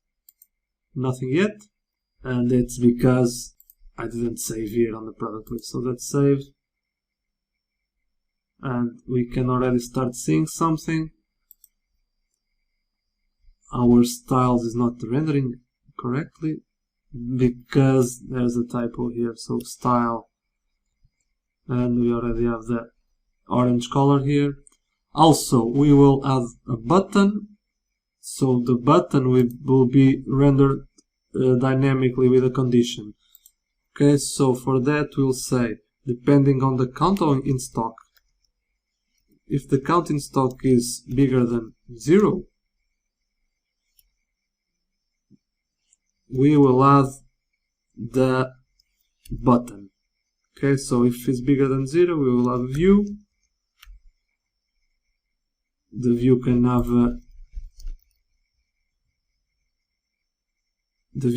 an inline style, so style, and margin bottom of 60 is just when it's just a one style property. I like to put inline style so it doesn't put more objects in our component, so it'll be like this, so it'll be fine. Okay, and then inside of our view we'll have our button, and our button will have the title, will be add, and we'll get the color of green. Then we can just close our tag of the button.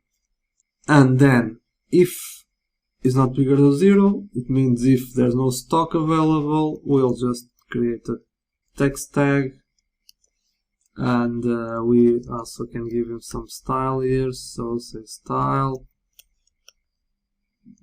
some margin top of 20, and we'll say currently unavailable. Okay, so save it. We already have our buttons here on iOS and on Android, so different buttons. We will change the buttons later, like I told you, with some style component button, so we can optimize it and style it as we want and use it and reuse it in other components. Okay, now for our image, because we still don't have our image, we need also to do a condition here. So we'll do a ternary operator again. So with a condition, we can just give him some space here, and we can resize the image. So we put the resize mode of contain, so we can contain our image to our container, and we'll have a source. So now we call the image from the source. And how do we call it? So in our fake database for now, our JSON file, we have these images URLs that I created. Some of them don't have it, some of them have it, and that's why we're going to create a condition. And these are our product cards. Our URI, that will pass the image. If there's image, we pass image. If there's no image, I pass some URL that I can leave on the assets, so you can copy from the assets, but it's just a normal box that you can download anywhere from Google, but I can paste this on the asset so you can have the same. So save it, and there we have it. Now our box, because there is no image, and then the image that we have here. Now let's see how it looks in Android, and we have the same. And now that we have our main page, so our list rendered with the products, we need to configure better our main page. So we will create a header, so it will be permanent in the entire application. So in all the pages we will see that header, and for that we will create a new folder. So outside of our screens folder, we will create a new one called, we can name it shared, that will contain all the components, or let's say services, that we will use on the entire application. And then inside of our shared folder we generate a new JavaScript file, and we can call it header.js. And inside this header we will import React as usual, and it will be from React, so same procedure that we are used to do. And we'll have a style sheet here, so style sheet. We will need an image so we can display our logo, and we will introduce the safe area view. everything comes from React Native. So what is this safe area view? So different mobile devices have different kind of notches, so we want to avoid this space here and display our application down, and we can have some safe area so the components have a little bit of padding so it doesn't overlay these notches here and also the remaining parts of the phone. Now we can already have our header, so we'll say const header, so functional component with arrow function. This will not take any props and we will return our UI. And now with our UI we will, let's first try with a view, so you can see the difference between view and safe area view. And we'll have an image. So our image will be our logo. So our logo, I will leave it in the resources files on this lecture. And we'll have our source. And with our source we will require the images. So the image that we want, I already introduced it here on the inside of our assets folder. So is our Easy Shop logo, and I will leave this in the resources so you can download it yourself or you can use your own. It's up to you. And here we require is how we call images that we have inside of our application. We saw how we can call external images with URI or even images from database using URI. But this is how we call these images inside of our application. And so like this we'll do one level up, and we have this inside of our assets, and we call the logo.png. Now we also will resize mode with a contain method, contain, and we can give it some style of, let's say, some height of 50 so the image displays as we want. And now we can self-close the image, so that image tag, and we can save it. Before we see anything on our screen, we can just create our styles as well, so we can be everything ready. So styles, we say style sheet, so create, this you are already used to, and then we'll have our header and width. Let's give it 100%, or we can use the dimensions width that we saw before, but for now I just leave it 100%.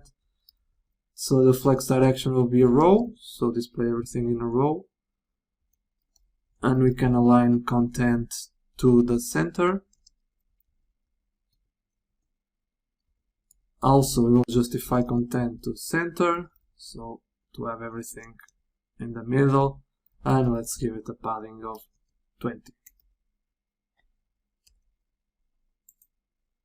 Okay, now we can come here and just call our style. So styles dot header. And before we forget, we also need to export our component. So export default header. Okay, you can save it. We don't see nothing because we need to add the header to our app.js because we want it to be across the entire application. So we'll just come here, header. If you have the auto import, it will import automatically, but now I can just import it manually if you don't have that extension. So header from, and our header is in the shared header. Okay, you can save it. We have the error because I didn't import, I import safe area view but not view, and we don't see nothing because of that problem I say. We see this little white part here is our view, and we cannot see our logo because of this that I wanted to show you. So the view will not take this in account, but the safe area view will. So let's just turn this into safe area view, and again safe area view, and we'll save it. And we can see already appearing here, but we need to give him more margin top for now, because we will create another component there and then will be okay. And so for now we'll just say margin top, let's give it 80, and we have already our logo here, so it's looking fine. Then we will delete this when we will introduce the navigation, because then the navigation will create also some spacing there and everything will be as we want. But for now let's just keep this, and then we can just comment this to do delete. Then we don't forget we need to delete this part. So now we have our header, and this will be across the entire application. We will now use native base to build our search input, so we can search products with our search form, and we will use elements from native base. So native base is a cross-platform UI components for React Native and Vue Native as well, so you can use it in both. And this already comes with several built components for us, so we can search here. For example, we have all these components here. We will use the icon on this part of the course as well. We'll use the input, and we'll use several other components, so we can learn more how to use a UI library inside of our application. So first thing, we can open a new terminal here, and we need to install native base. So we go to the terminal and we'll just say npm install native base. So this will install native base in our application, and I will return when this is finished. Okay, so now native base is installed. We will proceed with the display of the components. So first we can close all of this. We don't need any more. And we will use here, we will build our components inside of product container. What we need to build our components here, we will need some of them from native base. So we will import the container, header, not to be mistaken by our header, so this is a header from native base. We will create icon, we'll have an item, we'll have the input, and also the text tag. And this all comes from native base. Okay, the point of this is to show you how to create a component using a UI library. We can do this, everything we can see we can do is just standard React Native components, but now you can learn how to use another library, so it's always good. And because we have text repeated here, we just need to delete this React Native text so it doesn't have an error.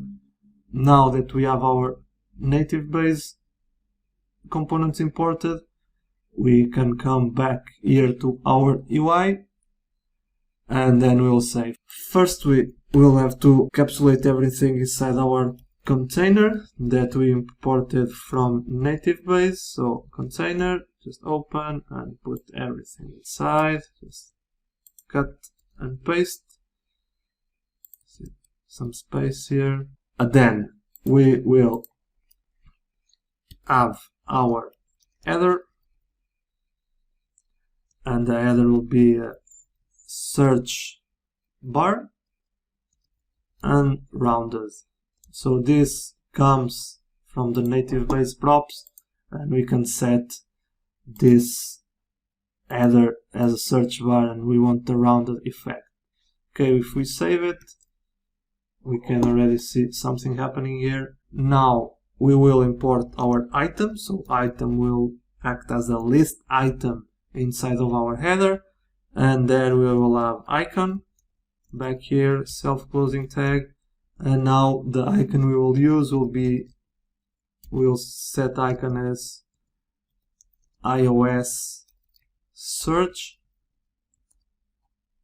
and this is how we call the native base icon. So this icon comes from the native base, and if we go through the documents of native base, you'll see a list of icons we can use, and this is the search icon that we want right now. So we name it as iOS search, and then we have our input that comes also from native base. It will be self-closing, and then inside of our input we'll have a placeholder that will be search, so we can alert the users that they can search on this box. We will have a function later, so we'll have on focus is not created yet, so I'll just comment it out, and we can just give it here so it can be completed after. And also we will have the on change text, and this will have the text input and then just something here. Okay, let's leave it like this for now. And now we can save it and see if something appears. Okay, we already have our input here. It's not working, it's not doing nothing yet, but we will do it shortly. Now, before we add our functionality, we need to create a component so we can render the elements on another page, because when we will search here, the point is when we press, it will open the list of products and we'll be filtering by the characters when we start writing characters here. So for that, we will again inside of products, we can just create our searched products.js. We can create already this component, and before we dive into the component, we need to create yet another state constant. So we can come here and we'll say products filtered, and we can say set products filtered, and then we say use state, and will also be an empty array, so just leave it like this. And then on our use effect we will also set the products filter. That will be the same as the products, because we want both variables to be called in different places, and this will change over time and this will not. So we just set it like this. Then now we can go to our search products component and do the creation of the component. So again, we import React from React, and we will import a view, style sheet, everything from React Native, and we'll also need some components from native base. So we'll have content, we'll have the left, so this will allow us to align the elements to left. So body, list item, we'll also have thumbnail, and text again. And this will come everything from native base. We have the content, this will act as the card content. Left, we can align the elements to left. Body, also from card body. List item, so item from the list. Thumbnail, so that image we will see next, and also the text. You can find all these pre-built elements in the native base library, so it's handy if you want to fast development something. And now we can create our component. So will be searched product. It will take props. That's why we created that variable early, that state variable early on the product container. Arrow function, and then we'll return our content. And like I said, content. So we'll return our content. And now we'll have some conditions to render the elements that we want. And because we have the props, we can come here again and create our constant with the props. So we'll say products filtered, that will equal props, so we don't have to write props every time. Okay, and so here we say products filtered. So if product filtered length it's more than 0, so we have at least one element inside, we will render a map function so we can loop through all the elements in the product filters array. So we'll say map, and we'll pass the item as argument, and then again we will render each element, so each item from the product filter inside of this code block, and for that we'll use the list item. And the list item will have later some navigations, but I will leave it this now here so we don't forget. So we can say just curly braces, say navigation, so we will not forget to navigate later. And then key, so the key, each element on the list should have a unique key, so React can identify them better, and for that we have item.id. Okay, and this will act as the avatar for us. Now close, and inside of the list item we will have the left, so we want to align all the elements to left, and then we'll have the thumbnail inside, and the thumbnail will be self-closing, and here we'll have some elements to add our thumbnail, like we did before in the product card. So we can just come here and copy this, and then we can copy the entirety, so it will be the same. We'll have the image. If we don't have image, it will call the box that we have before. Okay, so back again to our search products, we will say source, and our source will have the URI, and our URI will be item.image. If exists, it will be pasted here, and then give him some space, and this will be item.image. Okay, we have again, this is the same, just delete those two because I copied too much, and this will be our image. So whenever we search, we'll have the image of the product. If the product doesn't have any image, it will render the box. After left, we will have our body. We will introduce here our name, the name of the product, and some description as well. And for that we'll use the text from native base, not to be mistaken by the React native one. So we'll say item.name,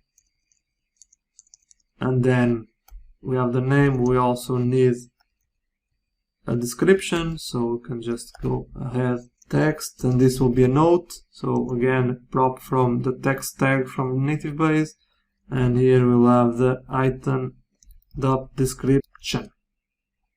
And now because we render the condition, if product length is bigger than 0, we'll render this, but if it's empty, we can give another different kind of component. So if it's empty, we'll just render saying that no products match our search, so it will be just a basic component with a view and some text,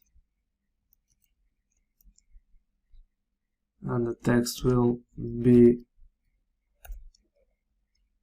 align to center, so align self to center,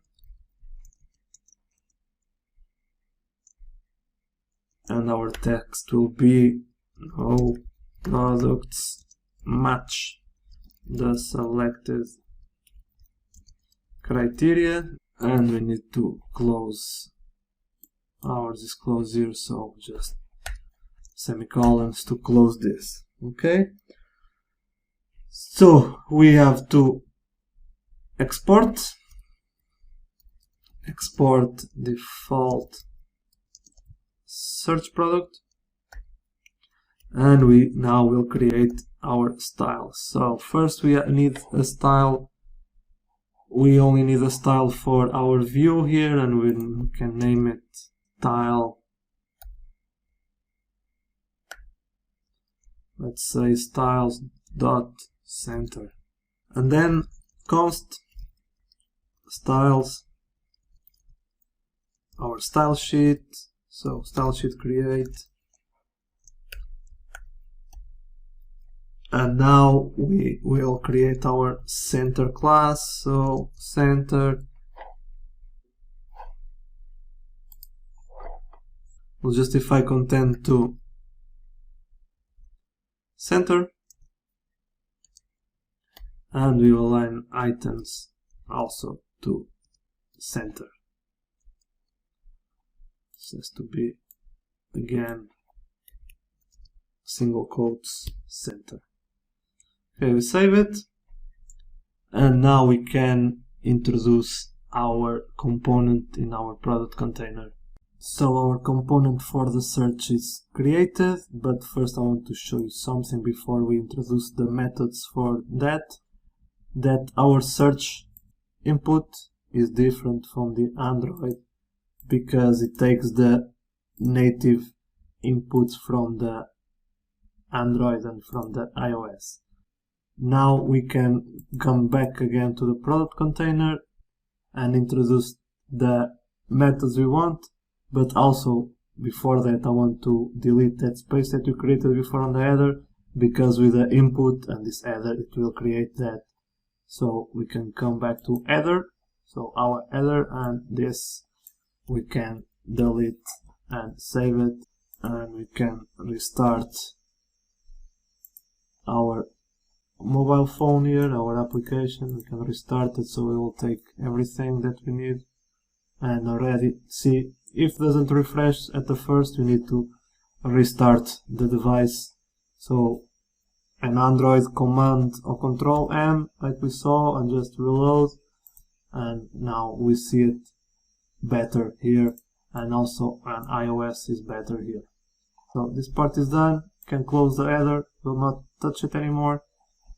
And now the functionality for the search method. So first we need to create another state that will act as a focus state. So you can see when we focus the input, we will emit some event for that, and we can say just focus, set focus, and then we use state, and then inside here we can set the focus to false. So with the initial state of focus will be false, and then we can create our first method. So first method we'll create will be search product, and the search product will take a text argument from our input, and then here we will do our logic, and our logic will be just inside of our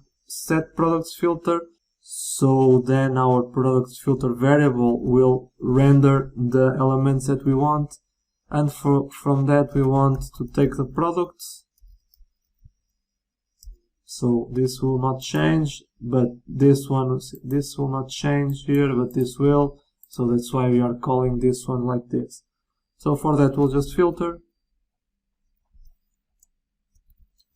take an argument in the I, and then we'll filter by name to lowercase to avoid the capital letters, lowercase, and then has to include our text argument, so text also to lowercase.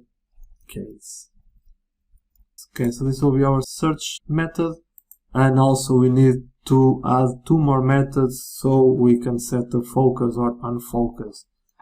And for that, again, here we'll just say a simple method. We can say open list, and we will set the focus to true. So when this method triggers, so we'll set the focus to true, and we'll need another one to set it to false. So we can say when blurs, so two simple methods, set focus to false.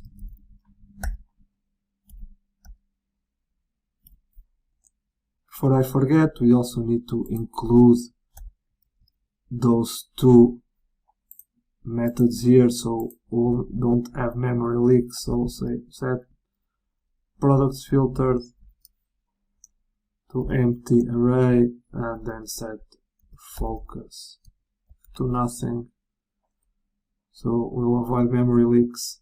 So now we can go to our input, and these two methods that we commented out before on focus and unchanged text, we can uncomment them, and then here we'll set the open list method. So this will set focus to true.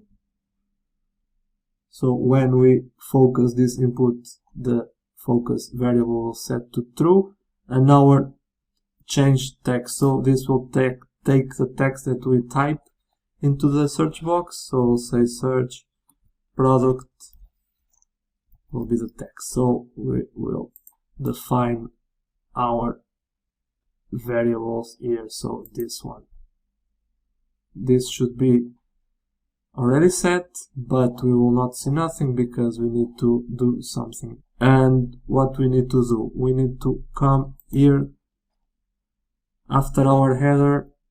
So if focus it's true,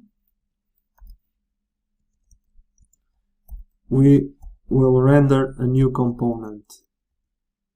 If it's false, we will render this component here. So again, give him some space, and then we can copy this entire flat list that we created before inside here.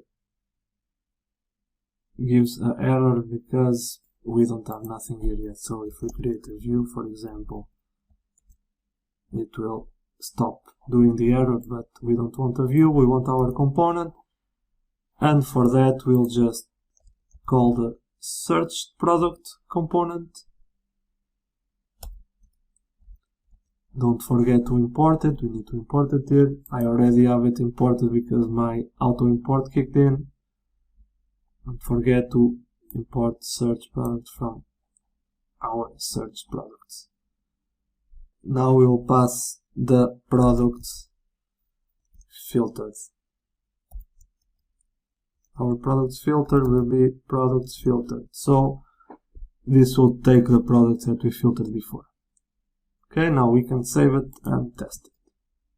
When we press our input, it's already doing something, but the styles seem off.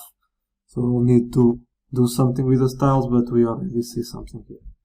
Now it looks like this because we don't have width here on our content in our search product.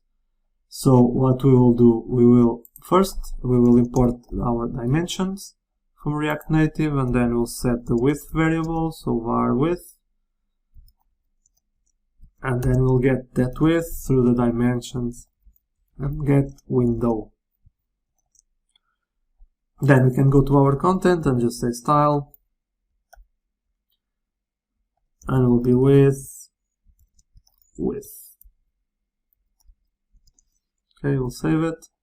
Okay, already see everything, but now we don't have methods to close this component, so to close this list, and we will create that now. So go back to product container. We already create a method to set our focus to false, so we will use that, and for that we'll need a new icon. So after our input, we can just set a new condition that will be if focus is true, we will render that icon. So will be icon, and we'll have that on press event that created, so will be on blur, and we'll have the icon will be our iOS close. Okay, and if it's false, we can just return null. Okay, let's save it, and now let's try. Press N, and we already see the cross appearing here if it's open. So if we press it, it closes, we go back to initial state. So it looks good now. So let's see in our Android device, we press it, we also see the X here, and here is rendering all the images, so it's probably an iOS problem. And we can already search, let's search for FIFA,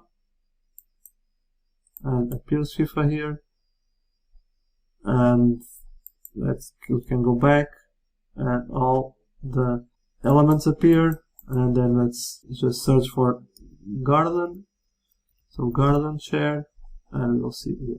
Okay, it's working fine, and now we will get rid of those annoying warnings. We don't need these warnings. We will take care of this, of course, but we will now disable them so we don't be distracted by them.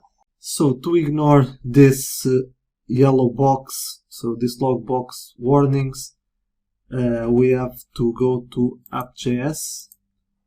I will not recommend doing this in your development, but for the sake of this course and because everything will be fixed, and this is annoying when we are teaching it, and so you can see everything as well, we will ignore them, but I will not recommend you to do this in your development when you will develop your own applications, but for now we will do it in this course. So we have to, so first we are not using this text, so we can just delete it, and we can import log box here, and then down here we can just say log box ignore all logs, and we set this to true. Okay, so now we save it, and if we go back, and we already don't have any log errors, so warnings in this case, errors, we'll still see them, and we should see them, and now we will see it on Android. Okay, so nothing. We'll close this. Okay, so nothing. And if we're searching here, everything is working fine as well. And if we search something that doesn't exist, we have the no product match criteria. So working fine as expected. And now we will proceed with the next lecture. So we already have our product list rendered, our search method as well, and we want to improve our initial page, because this will be our own page with the products, with a banner and later with a category search filter. But first we will create the banner, and now we will introduce a new component, so a new dependency that will be the React Native swiper, so we can have our banner with images that we can swipe through them. Back to our terminal here, we'll just do npm install or npm I, and we'll do React Native swiper. Just enter, let the installation proceed. And now that we have our swiper installed, we can go back to our shared folder, and we will generate a new file that we'll call banner. So now our banner will have again standard React component, so React, we will import it from React. We will also use the state, so you can say use state, and then we will import some components from React Native, so we'll use the image, we'll use the style sheet, so we can style our component, style sheet, and we'll use the dimensions, and we'll have a view as well, and also a scroll view, and everything comes from React Native. Then we will have to import our swiper, so we'll have the swiper, and this will come from React Native swiper.source. And also we can already define our width variable, so we just say width equals dimensions, and then we get the window size. Again, we'll have the const banner and arrow function on this, and now we can set our state, so we'll say banner data,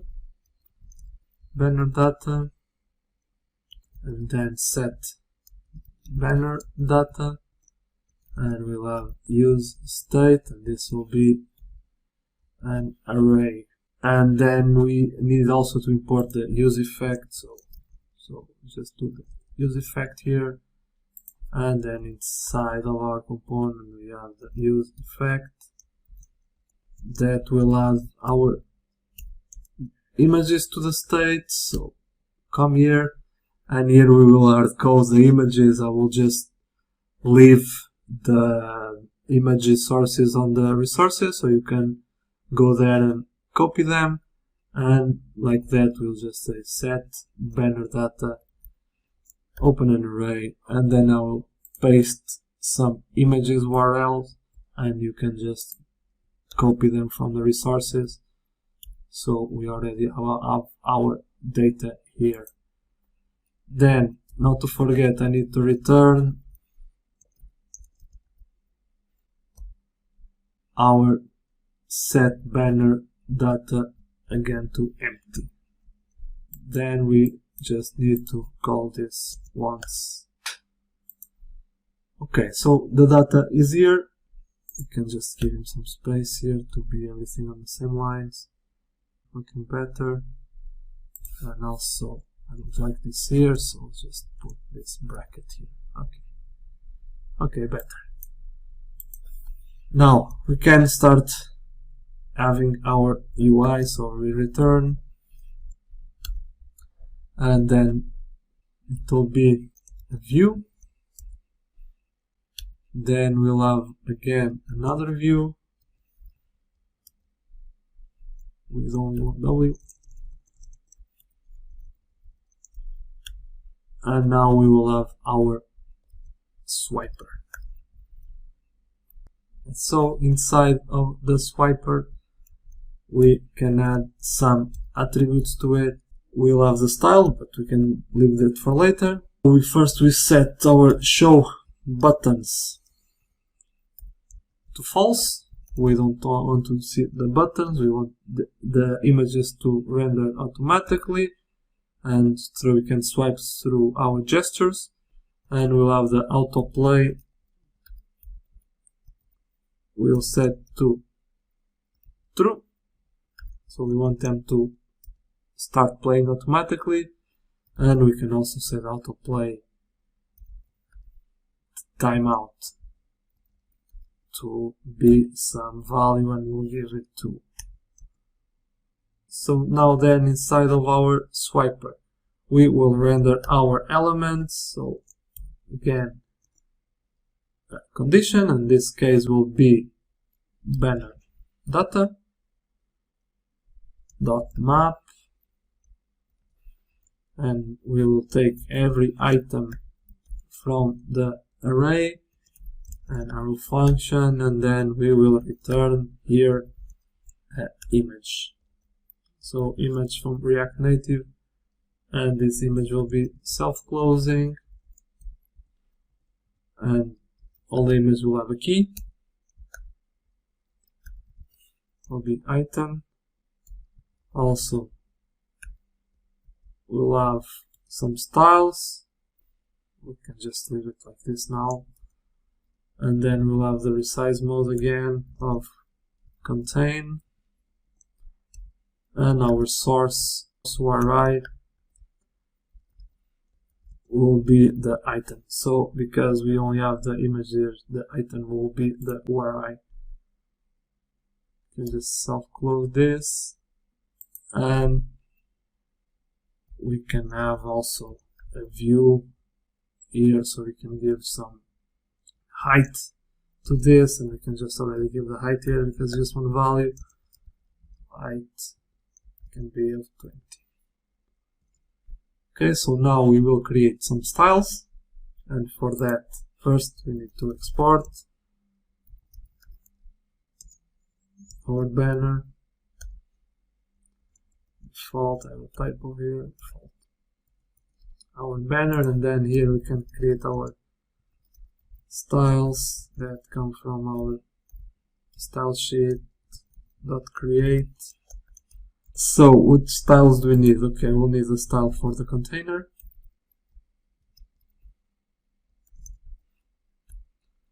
We'll have a flex of 1 and a background color of, let's say, Gainsboro to match the rest. And also we'll need the style from the swiper, so we just say swiper. We'll have the width of width, so we can take width. So we can take the entire width of the screen.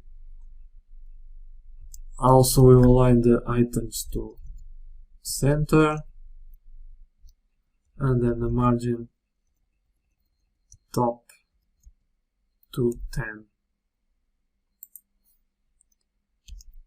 Also some styles for image banner, so image banner, in more space here. Image banner will have the height of, let's calculate it through the width, so width -2, and we'll have a width as well, width, so width -40, and we'll have a border radius of 10, and then a margin horizontal, let's say 20. Okay, now we'll apply the styles here. So on the first view, our first view will have the style of styles.container. Second view will be the styles of swiper, and this we can give some style here as well, so let's just inline style here. Height will be width /2, and then on the image we have our style already here, so we can just give the styles of image banner that we created before. You can save it. Now back to our product container, and in our product container we can go back here, and here where we have this text we can just remove the text and open a new view and call our banner. Then we need to import our banner here, so we can say import banner from 2 levels up from our shared banner. Save it, and don't see nothing because I probably have a mistake here. Yes, I forgot the scroll view. So we just need to add the scroll view here. So we'll say scroll view, open it, and then copy the entirety of this view inside of our scroll view. Yes, you can just format it. We can save it, and here we have our banner already looking good, and you can swipe it. We see the position of the image here. We can go here to Android, just delete this from Android, and also do the same. We have our home page almost entirely set up, but we still need some filters so we can filter our products by category. And because every product has their own category, we can add some category badges, so we can just loop through them and search the categories that we want.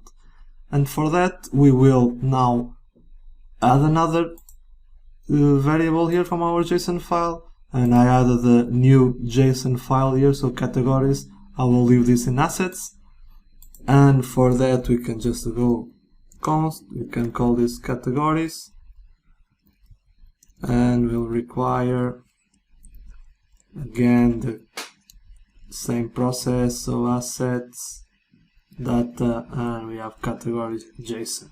Okay, so we have our categories already here, and we will need more variables, so more state variables here. So first we will need the categories variable, and we say set categories, and we'll use the state, and this will be also an empty array, so leave it like this. We will also need the active state, so our active state will act as when a badge will be active. It will show certain categories, so we can display the categories that we want, and then we say use state again, use state, and this will be empty because we will mark it here. And we will also need the initial state, so we can say initial state, so when the component renders for the first time as that initial state set up, so it will render the categories on the initial state. That will be the entire category, so all of the categories will be rendered in the beginning, and this will be an empty array.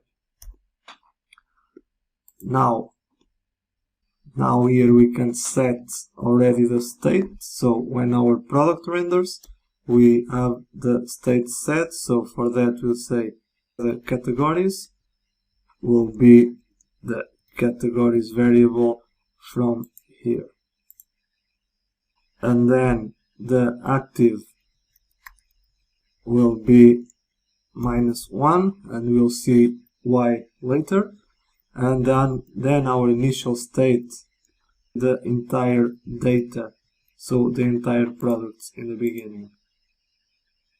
And also we can just add the cleaning part here, so first set categories to again empty array, and we'll set active to empty, and we also set the initial state to empty, so we don't have any memory leaks.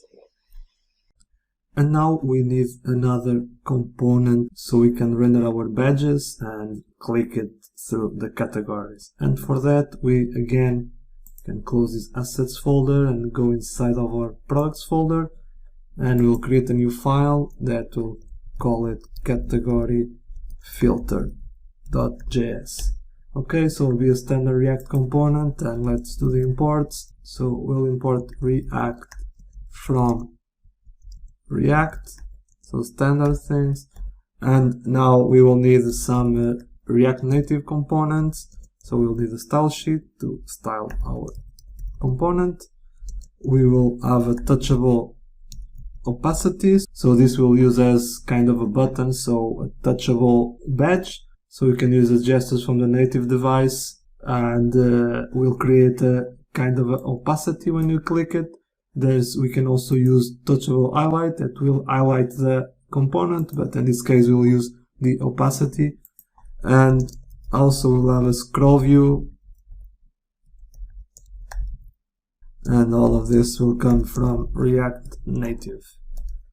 We will also need some style components from our native base, so we'll use the list item, we'll use a badge, and we'll also have the text, and everything will come from native base.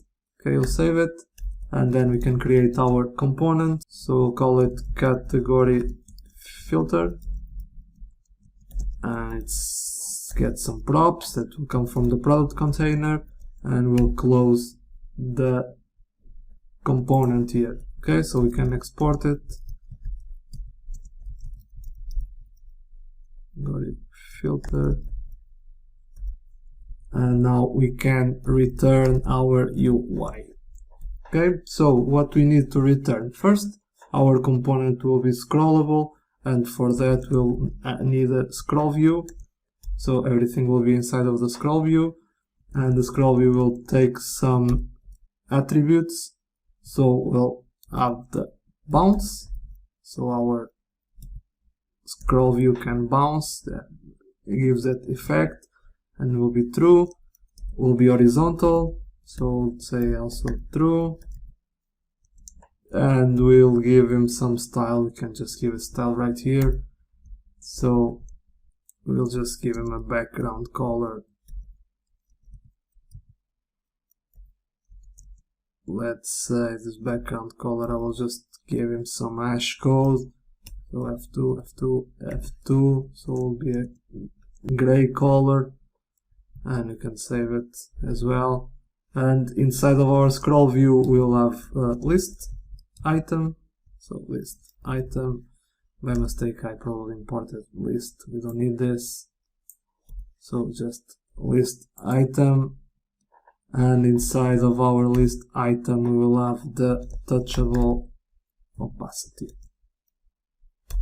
So before we continue, we will style our list item, so we will give it a margin 0, also padding of 0, so eliminate all margins and paddings, and also border radius of 0.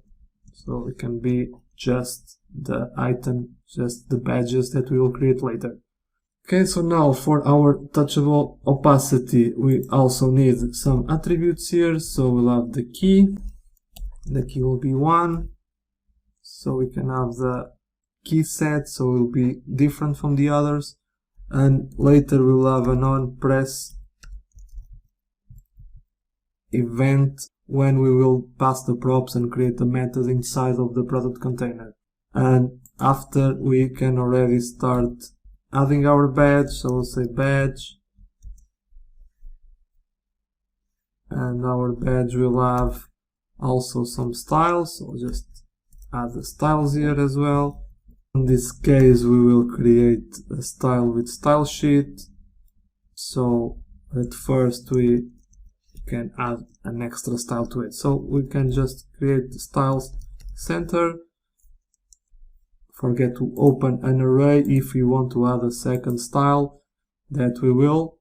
So then we'll just add a margin to 5. So like we learned before, this is how we add multiple different styles. If one comes from the variable styles and another one is just inline.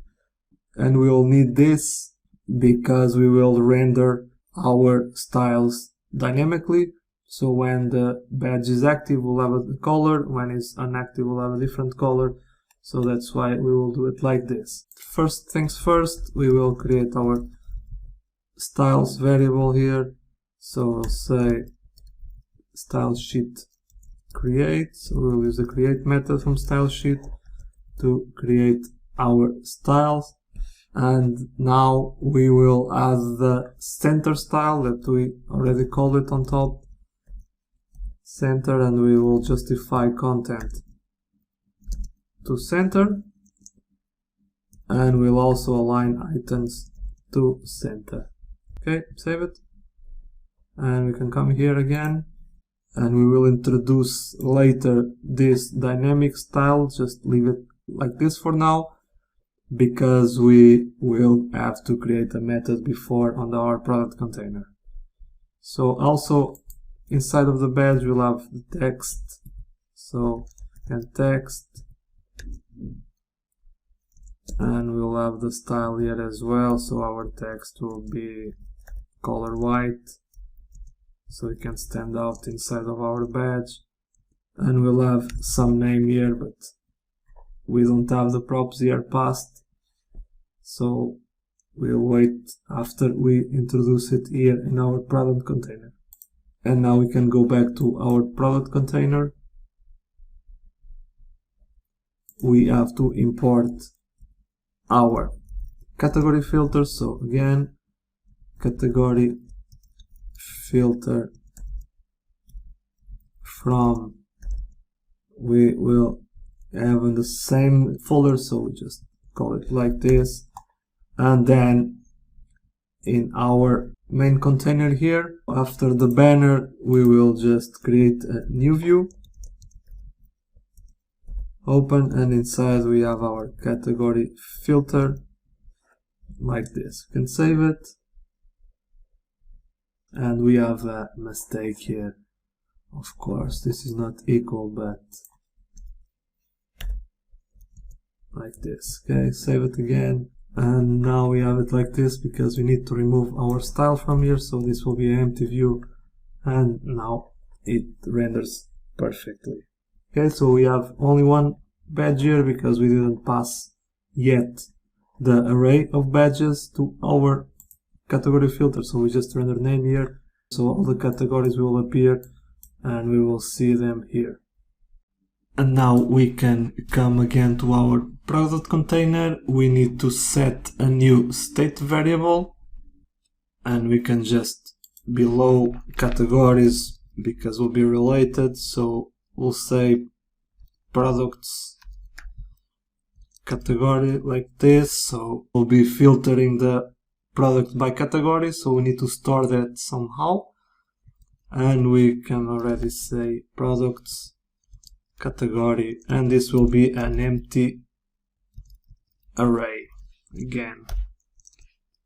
Okay, now coming back to our component here, we need to set a new method, and we can change here to, let's say, category, so we can have this by categories in this case, and we will create our method so we can filter, and we say const change category, and we'll take the category argument, an arrow function, the block of code, and here we will render object that will say category, if category is equal to all, so it will render the entire categories, and we can just do like this way, so an array, and we can say products category will be the initial state that we pass,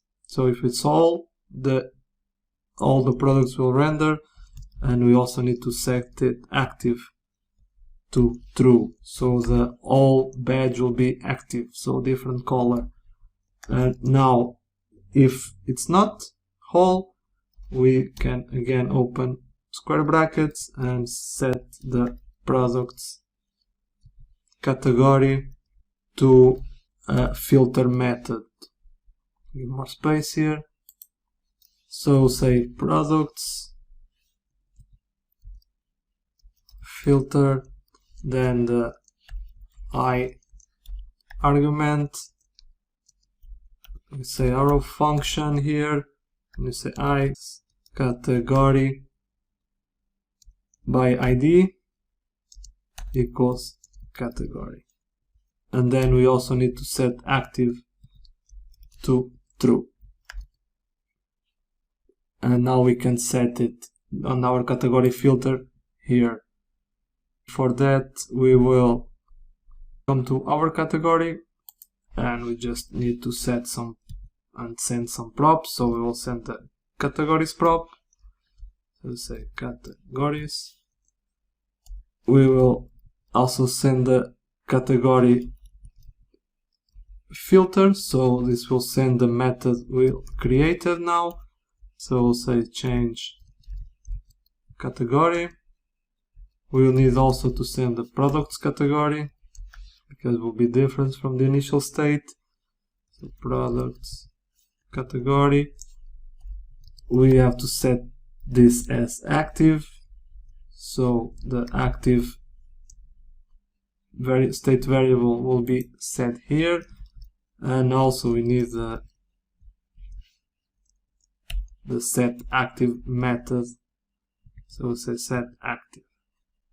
And now that we already have our props passed, we can just save it.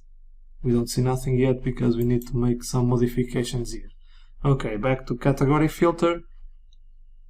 We need to add a few more lines here, and because we have this here commented out, so we need to comment it in now. And here we will have our press event that will have our category filter. Okay, so we'll give it a space, and this props our category filter from the props, and we'll start as whole, and then we props set active to -1, so the initial state that we passed in the beginning, the -1. This is how we do the category search. If the initial state will be whole, we set that badge, this badge here, as active, and because this badge will not be rendered dynamically because there's no all category on our data, in this case on our JSON file, but then later in our database we need to hardcode the name here. Also in the badge we can already pass the dynamic active inactive state, so changing colors, and for that we can just come here, add more space, and we say props active. If prop active is -1, we'll have the styles active. If not, we'll have the styles inactive. Okay, now we don't have these styles, so we can just come here and create them. First, the active style. So we'll have different backgrounds only. So for that, background color. So this will be our value for the active state. And now the value for inactive. We can come here again, and again we set background color to another hash code 0E1EB. Okay, we can save it. See the difference? Already have whole here with a blue badge, and now we will render dynamically the rest of the badges. So for that we need to come here after this touchable opacity. We have to map through our category. So we'll say props category. So this category is props coming from our product container, and then we map, and we say item open braces, and here we can set again another touchable opacity, so it will be the same as here, so we can copy it. So copy this touchable opacity and paste it here, and then we need to make our modifications. Okay, so the key, because it has to be a unique key, we can call it item_id.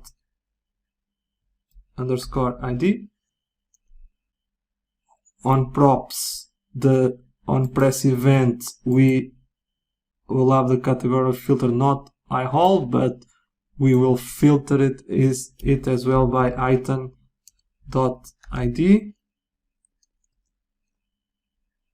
For the props set active, we give it a little bit more space here, and instead of -1, because -1 is the initial state, we have to get the index of each category, because -1 doesn't exist, so it will be all in this case, and for that we just catch the index of our item.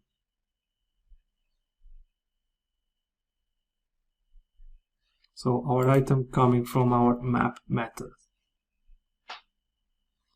Then we need to style our badge. So the same, but instead, let's give it the space here. Instead of prop active -1, we can copy this part here because it's the same index of methods. We'll save it. Now the text, we will have our name, so we can have it dynamically item.name. Now if everything looks correct, it will render all the badges here. Save it.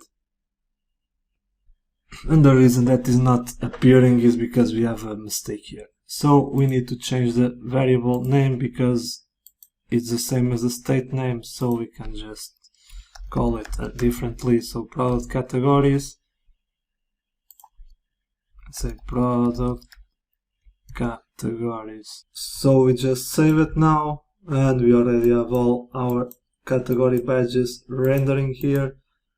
And now the only thing is missing is when we click to give the action to this component here to render depending on the category selected.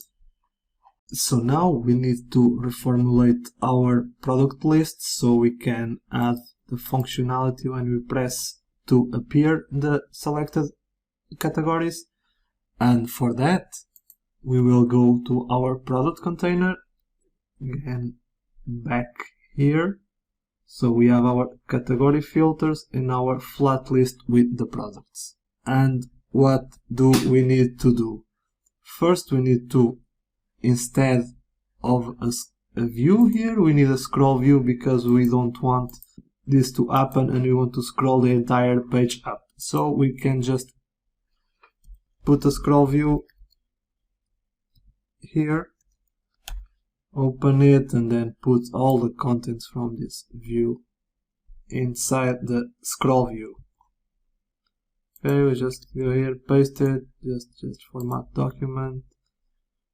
So it's here now, and because of this we have another problem. Because it's not recommended to have a flat list inside the scroll view, so React Native will complain about that. We would receive a warning if the box would not be disabled. We need to render our product list another way. So first, after our category filter, we can just comment this out for now. And after our category filter, we will have a render method. So a condition, if product category, because the product category is now the filtered products that we set before, length is bigger than 0, we will render a view with our list. So we can copy this part here and insert it inside here. You can just come here and just format it, and inside of our list container we will render the new list. Okay, we can delete this, and now we will set another map condition for our products category. I will say map, and then we pass the item, okay, as argument, so will be our objects here. And then we will arrow function, open code block, and here we will return our product list. Okay, so as we did before, we call product list, and we need to pass the props to it, so which we had was the key, item dot id, and the item here. So passing this will pass the same props as we had with a flat list. So instead of having a flat list, we just render this method like this. And now if we don't have any products on that list, on that category search, we can just render some warning saying that it doesn't have any products there. So we can come here, open a view, again some style. We can take also the style center, so we're using this style here, and then we pass some height, let's say 40% of height here, and then just a simple text warning that no products found. Okay, let's save it. Save it, nothing is appearing because we didn't set the categories first. So products category, because it's our products coming here. You can save it. Already are appearing all the products here, and we'll see all. So display the entire products, electronics. Okay, it's working, no products found here. We need to fix this. Let's see if there's more categories here. Okay, so home we have the sofa, and the garden the rest. So our filters are working. So now for our styles, because this doesn't look good, if we do it like this, so it should be centered because we didn't create our style here, we will do it now. So we'll just say center, and we will justify content to center, and also align items to center, and then we can save. Now we can check, looks better. For our styles, we need more the container to be bigger here, so we can just come and import our dimensions, and then we can take the variable height from it, and we say dimensions dot get, and we'll say window, and then we can var, and then we can just come to our styles again, and instead of the width, let's do it height, and then here also height. Let's save it, check it, and looks better now. See how it looks in Android. So we have our products, the filter working, it's fine, except this, we don't see our products not found here. So we just come here and we need to adjust this, so we can take the height and split it by 2, and now we should render here. Okay, it's fine. Let's check it on iOS now as well, and here we have it. And so now we need a solution to navigate through our app, because for now we only have the home page and we cannot navigate nowhere through the page, and we need to have navigation for the product itself. We also need a functionality to add products to our cart, and we need a way to navigate through those items. So next we will have a look at React Native navigation, and we'll see how we'll implement navigation in our app. Now that you have our products page that will act as a landing page, so home page configured, we will need a method to navigate through our application through the several pages that we are about to create. The best solution to create that navigation is with the React navigation library that offers us several methods to create a navigation through our app. So React Navigation is an extensible tool that we can configure and extend the navigations as we want. So works with stacks, so pages over pages, so a stack navigator. That means that it will create the effect of screen over screen, so we can always return back to the previous screen. It's also very easy to use and configure. We will look at how we can configure a navigator in our application, and it has ready-to-use navigators like stack navigation, tab navigation, or drawer navigation. It can also support gestures, so you can drag the navigators to the side and we'll return to the previous page, or open a drawer menu with the gestures in our phone. And also uses iOS and Android features, so the back button from iOS, for example, is a feature embedded on this navigation. So as I mentioned, React Navigation includes routing and navigation in our React Native app, so it's an external library, very useful, very easy to configure. Already comes with embedded solutions like a drawer navigator. So as you can see in this example, it will create a drawer that opens from the side, and we can also add a button to open that drawer, so to create that event, open the drawer. So this, as you can see, is using gestures. There's also the bottom tab navigator, and this one is the one that we'll use in our application. You can just navigate through buttons on the bottom part of the phone with icons, and we will see how to configure this.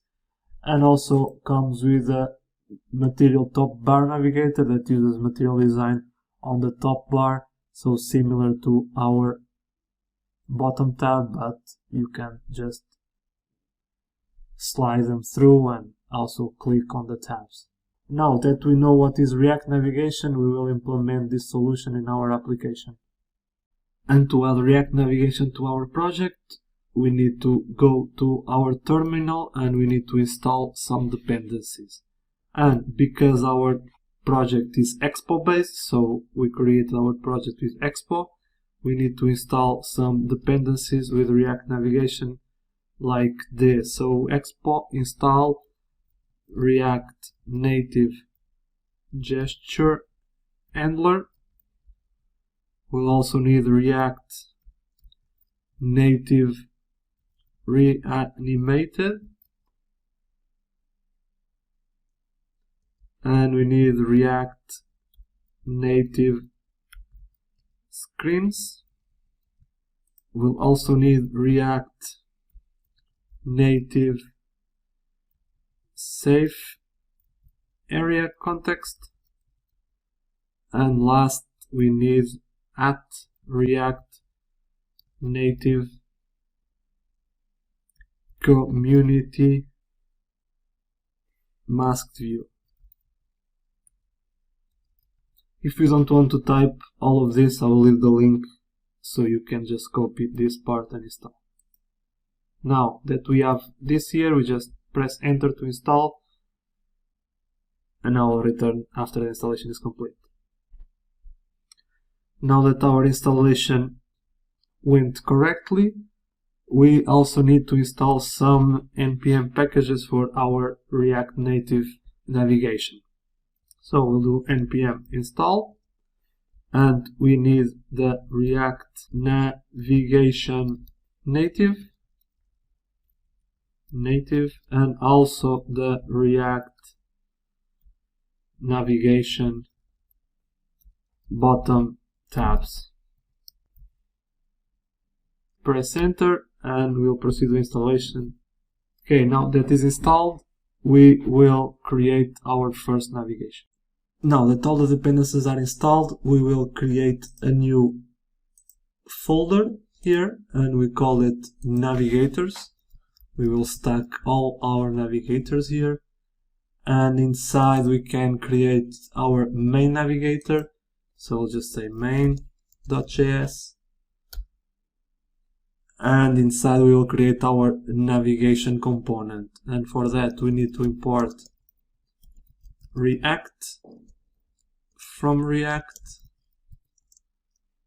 we will import our create bottom tab navigator.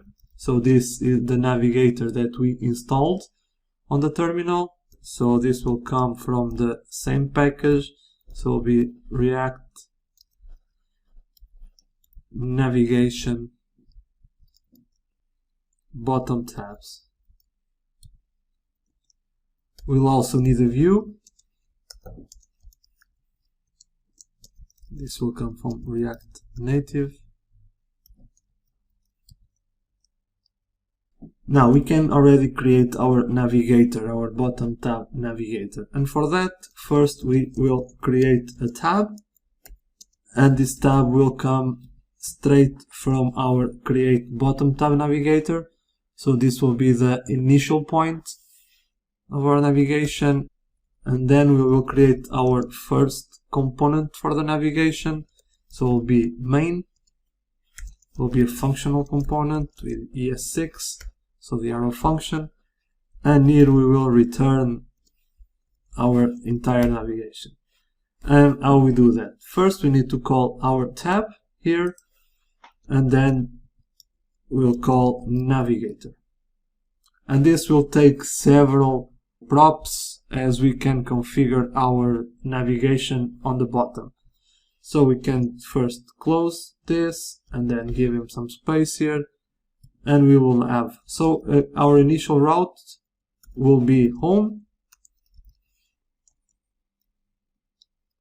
and we'll have some options. So to call options, we'll say tab bar options, already appears here. And here we'll have several kinds of options. So keyboard hides the tab bar. We can set it to true or false if we want our keyboard to hide the navigation below or not when it's called for. And we'll say true because we don't want our menu to come on top. So label, so we don't want to show a label, so we say false. And we need the active tint color, and this will colorize the icons when they are active. And for that we will check and we'll say E91 E63. Okay, this will be our color. And now we can set already screens. So this is our tab navigation, so we can call it the main wrapper of our navigator, and then we can set the screens. We already have the initial one, home. We also need to set it here so it can be configured. And this will not become a self-closing tag, so we'll just delete this and close it here. And then inside we will create our tab screen. So the tab screens will generate the icons or the buttons, if you like, inside of our container for the tab navigator. Okay, so we can start with the first one, and we will follow this procedure that we create. So we have admin, the cart, products, and the user. So we'll have all these 4 buttons here. We don't have nothing here yet, so this will be empty for now, but we can already start to creating it here. So first thing we do, again, we call our tab, and instead of navigator we'll have a screen. And this will be self-closing tag, okay, and then giving more space. And then we say name of the first screen, it's home, as is defined here. So this is initial route, we'll call this first. And then our component, we'll leave it empty for now because we will still create the other navigation for the main component. So each of these components will also have their own navigation that we will route it from here. Then we can pass some options. And these options will be, so first we want the icon here. So we can display icon on the navigation down, and first we need to import that icon.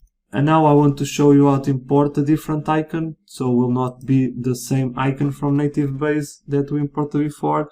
We want to import a community one that allows us to have more options from the icons, so we can have Font Awesome 5, and another libraries with icons. So for that we have to come to the terminal and say npm install React Native Vector Icons. Okay, just click install.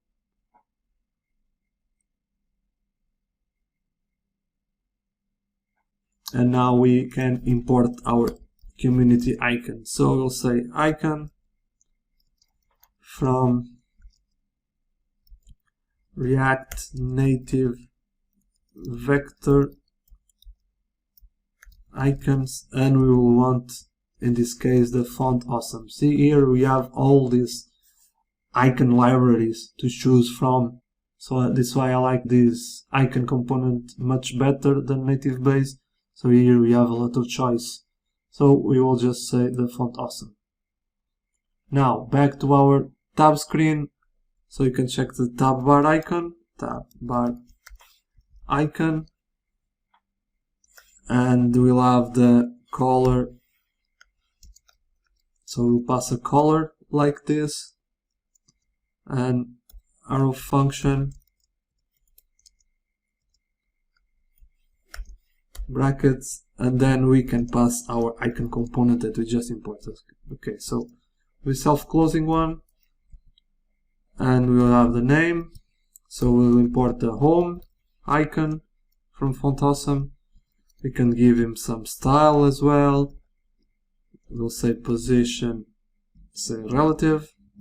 We'll have a color of color, so the color that will pass here, and we'll see that later. And then we'll have the size. We can check the size, let's say 30. Next navigation button that we want is the cart. So again, we'll say tab screen. We will name it as cart. We will have a component as well, so we can point to a component. Let's leave it empty. We'll have options, and here we'll have the tab bar icon.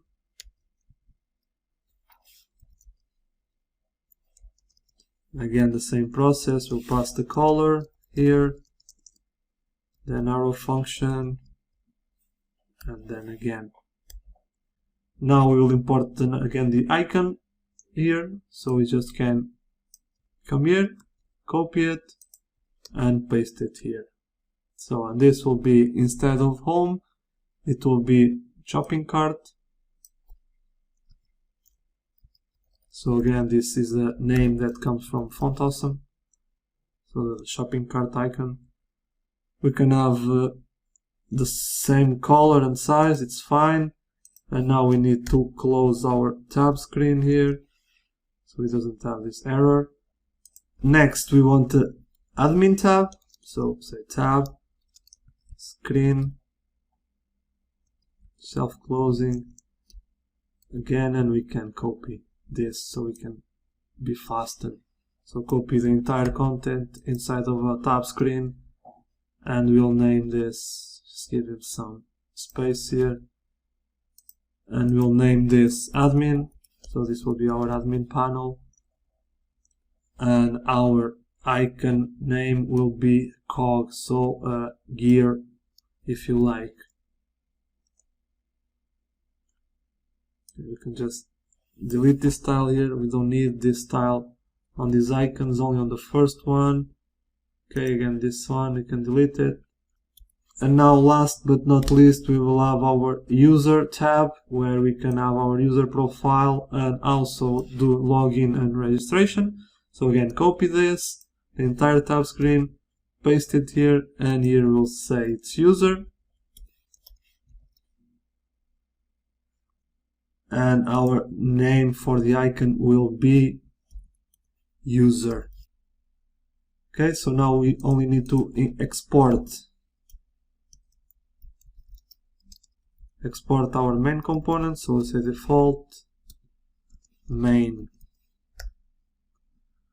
Okay, now we will not see nothing yet because we need to add our navigation to a navigation container, and that navigation container will be on app.js. So back to app.js here. First thing, we need to import our navigation container, and this will come from React Native, React Navigation Native, and we'll also need our main navigation, so we can just create another part here. We'll say navigators, and here we will import our main navigation container, so main, and we'll import this from navigators main. Then in our return function, we need to put our content inside of a navigation container, and like that we will just do navigation container open, and then we copy the content inside. I just format this. Now that the navigation container is inside this, we need to call our main navigator here. So this will be the starting point for our app, and because we set it here, so the initial route, when this is called, we'll go straight to the page that we set as initial. In our case will be this product container here that will appear first. And now we have an error because our component is empty, and we have our navigation container, then in our tab navigator here, but we still need to create our stack screens, so we can have a stack screen for each one of these main components that we want. Okay, and for that we will use the navigation stack, and we have to go back to our terminal, and we'll say npm install, or npm I for short, at React Navigation Stack. Okay, let's let it run.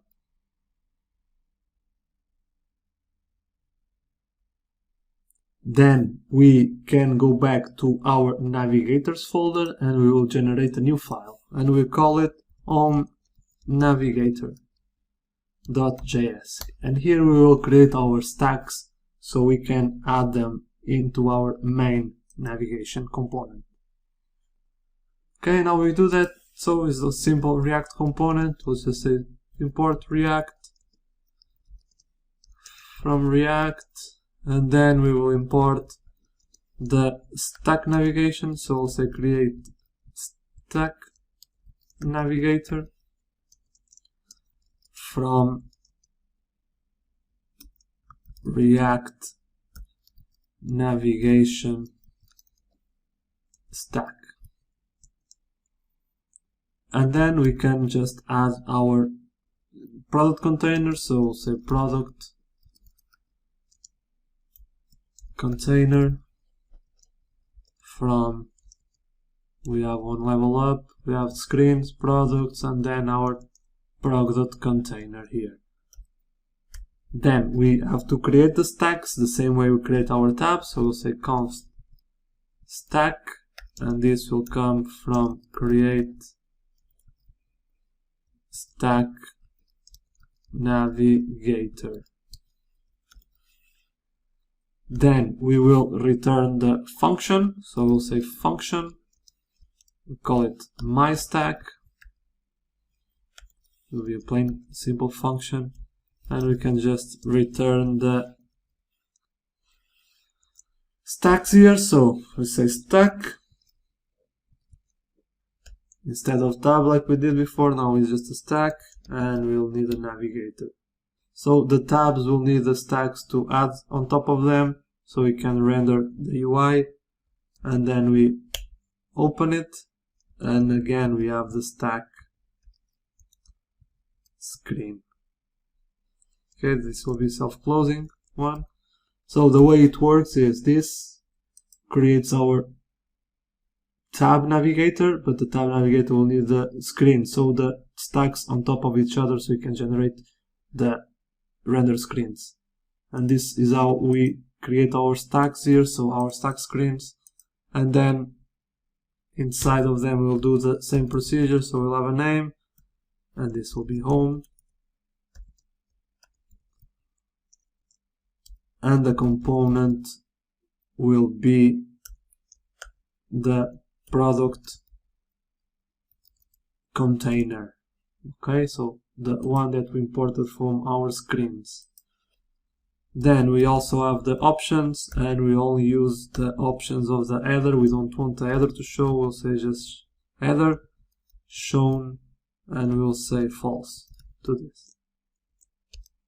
We will leave it like this, just we have one stack for now, and we need to export. So we'll say export default function home navigator. This will be just a plain function, and this will only return my stack, so the stack we created here. Okay, we'll do it like this, clean, and then we can go back to our main, and in our main we will import the stacks. So we'll just name it this stacks here, and then we import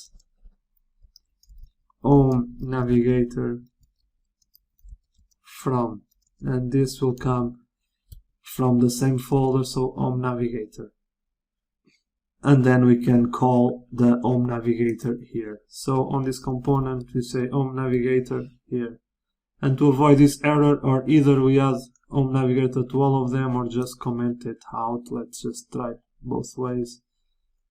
So we will comment all these screens out because we still don't have any components here, and we can save.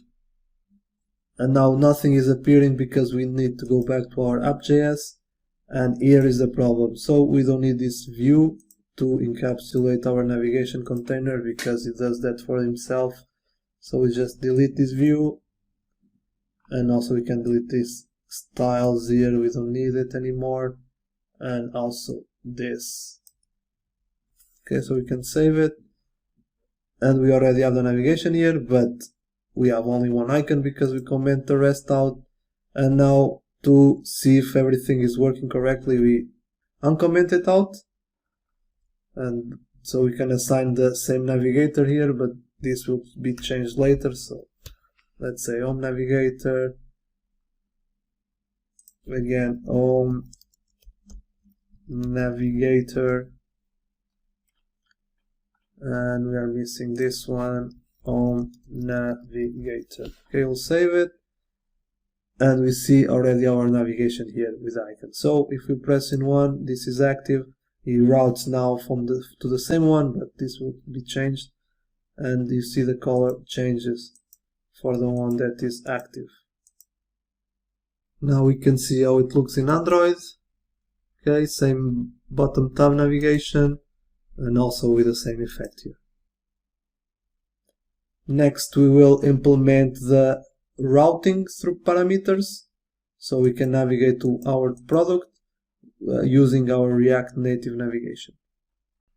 Now that we have all our navigation created, we will need a component so we can navigate to when we press our products here. So the component will be a single product page with all the details of our products, and for that we will first go to our navigation page. So in our home navigation we can already set it here, so then we just need to create it.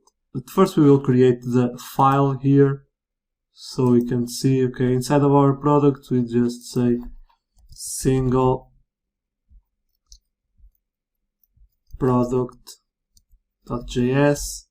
then back to our navigator we will create a new screen, so we can say copy this and add it here, and this name will be the product detail, and the component will be our single product. We don't have it yet completely configured, but we can just already call it. And also we need to import it, single product, and this will come from the same folder. So screens, products, and single product. Okay, leave it like this. Our navigation is already set. So now let's create our product. In our component we will import React. We will need the state variable, so use state, and also the use effect hook, so use effect. And all of this comes from standard React. Then we need to import some components from React Native, so image, view, we need the style sheet to style our component, text, need scroll view, and we will also need a button. And all comes from React Native. Then we also need some components from native base, so we can align our application as we want. So we'll say left. We need also right, container, and h1. Okay, so everything from native base. Okay, now we can already create our component. So const single product, this will take the props that will come from product list later, and then we need to assign some state. So first we'll have item and set item to use state, and this will take the props from the route params, and we'll have the name, the route name will be item.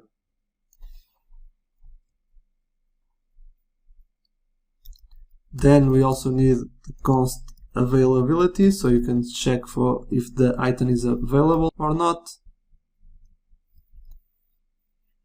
And we say set availability. And you say use state to null. Start with the null availability. Okay, now we can already start creating our UI, and for that we will return our container, and our container will have some style.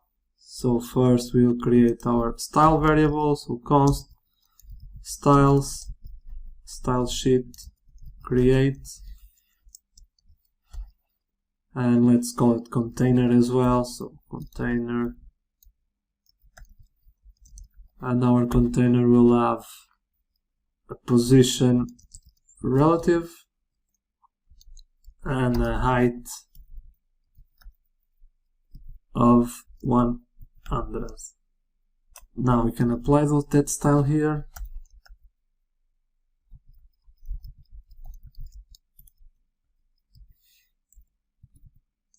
And then we can continue with the scroll view, and the scroll view will have a style of margin bottom 80 and padding 5. Again, another view inside, and then we will render our image. And for that we need first to create a style for this image container. So we say image container, background color of white, and padding and margin of 0.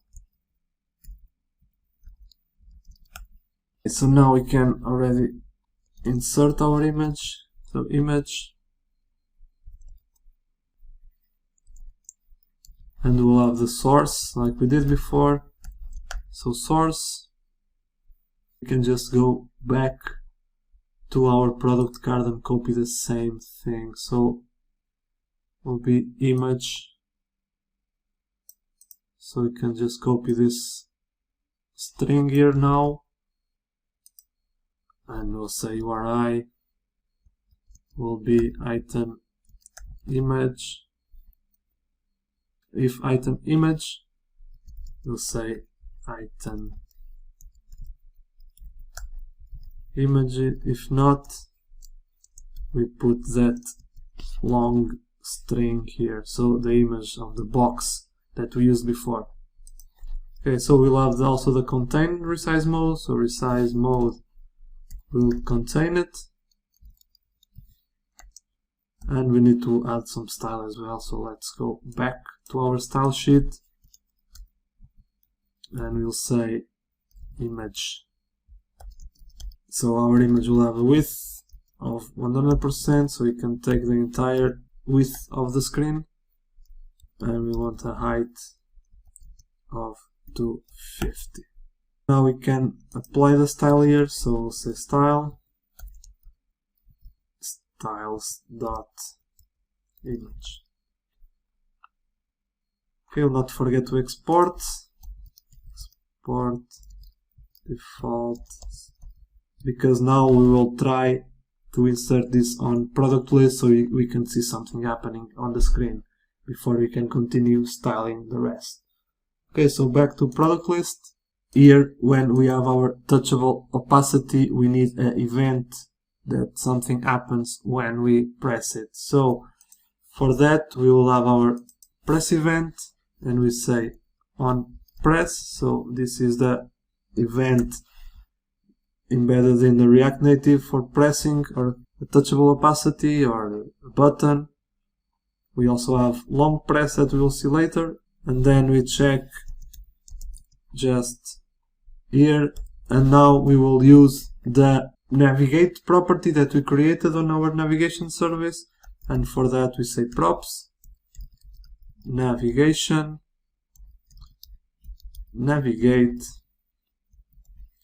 and here we'll pass product details. So we will navigate to the screen that comes from our navigation container, so in our home navigator, and then we will pass the props and the name of the route. So we'll say item is our name because this item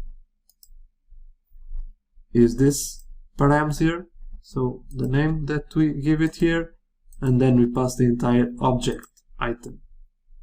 Okay, so we can pass everything through the navigation. Before we save and see anything, we need to go back to our product list, and we need to pass the navigation props, because then the product list component will not recognize it, so we need to pass it through our product container. And for that, we just come here and we say navigation, and we'll do props navigation. And of course we need to pass the props here as well. Okay, we'll save. Now we can press, and we already see the image because it was the only thing we include in our single product. So it's already happening here. We can go back now. Let's test this. Okay, a box. So grass cutting machine. And for now everything is working as expected. Now we can see now an Android device how it looks like. So again, the same products we press, so we have already our navigation working. And we also want to navigate to single product when we search the product here, so this will be clickable, so we can navigate also through the search method. And for that we come back to our search products, so search products here, and here we will implement again the navigation. So we just uncomment this part here, and then delete this as well, and we say arrow function, and then we do props navigation, navigate, we will navigate to product detail and also pass the route parameter. So it will be item. So after passing the item, we have to come back to our product container.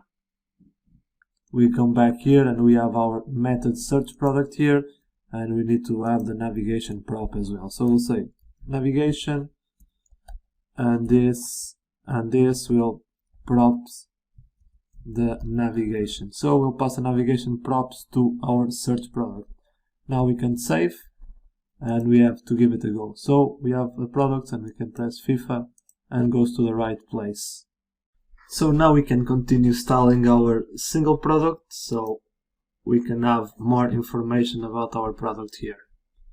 Okay, going back to our component here, we have our image set, and then we need to open a new container for the rest of the content. So we'll say view again, and let's already have a style object here for that.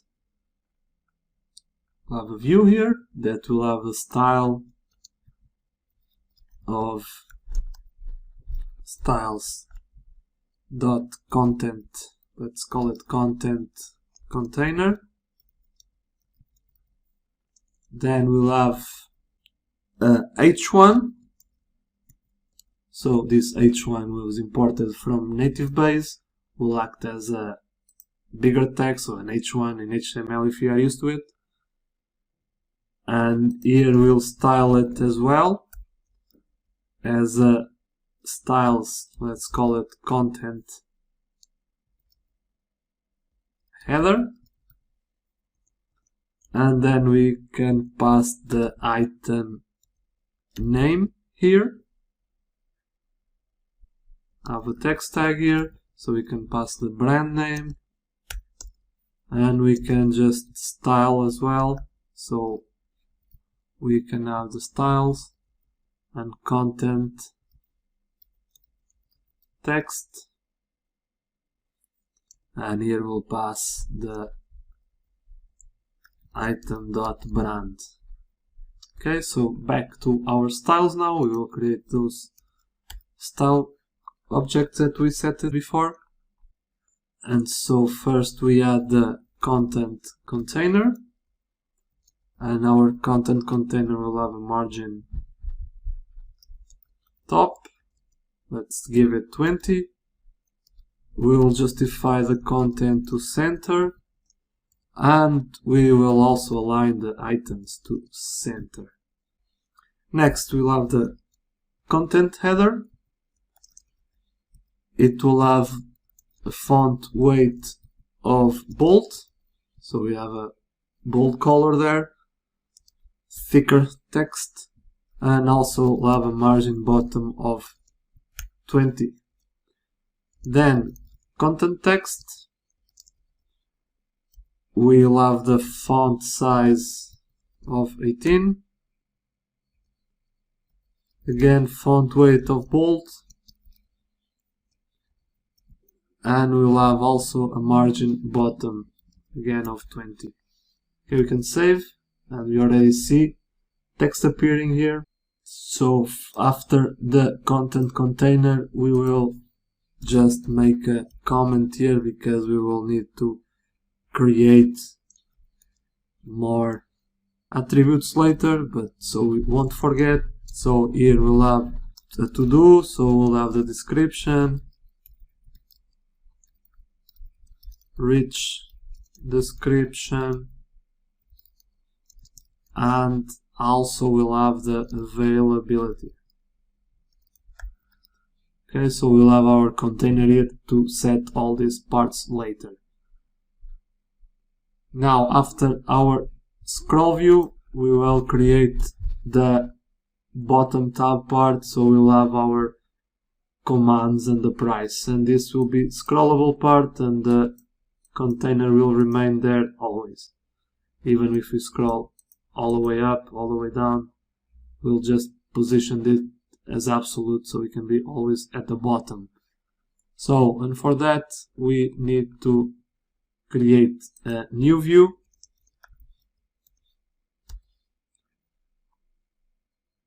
And the view will have also a style, so we can position it as we want, so we can already do that. So styles, and we'll say bottom container. And coming back to our styles, we have our bottom container, and we can set the flex direction to row. We'll position absolute. We'll have a bottom of 0 and a left of 0 and background color, let's say white. Okay, back on top, we'll call the left tag from native base, so left, and on the left we'll have the price. So we'll say text tag. Text will have some style as well, but for now we can just set the item price like this, and give him some space here. And now we can just set the style as well, so it can be completed styles.price. Okay, back here, say price, and we'll say font size of 24.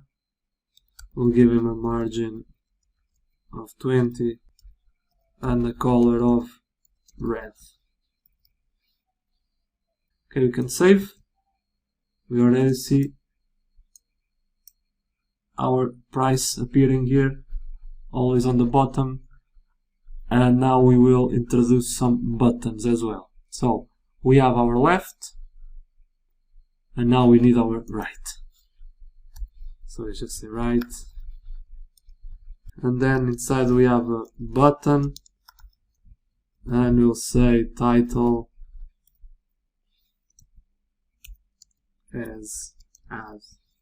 Okay, close the button, save it, and we have the button already here.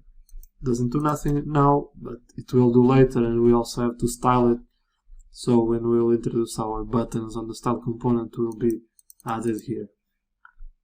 For now, we leave the single page product like this. We just need to test it so the price is appearing correct.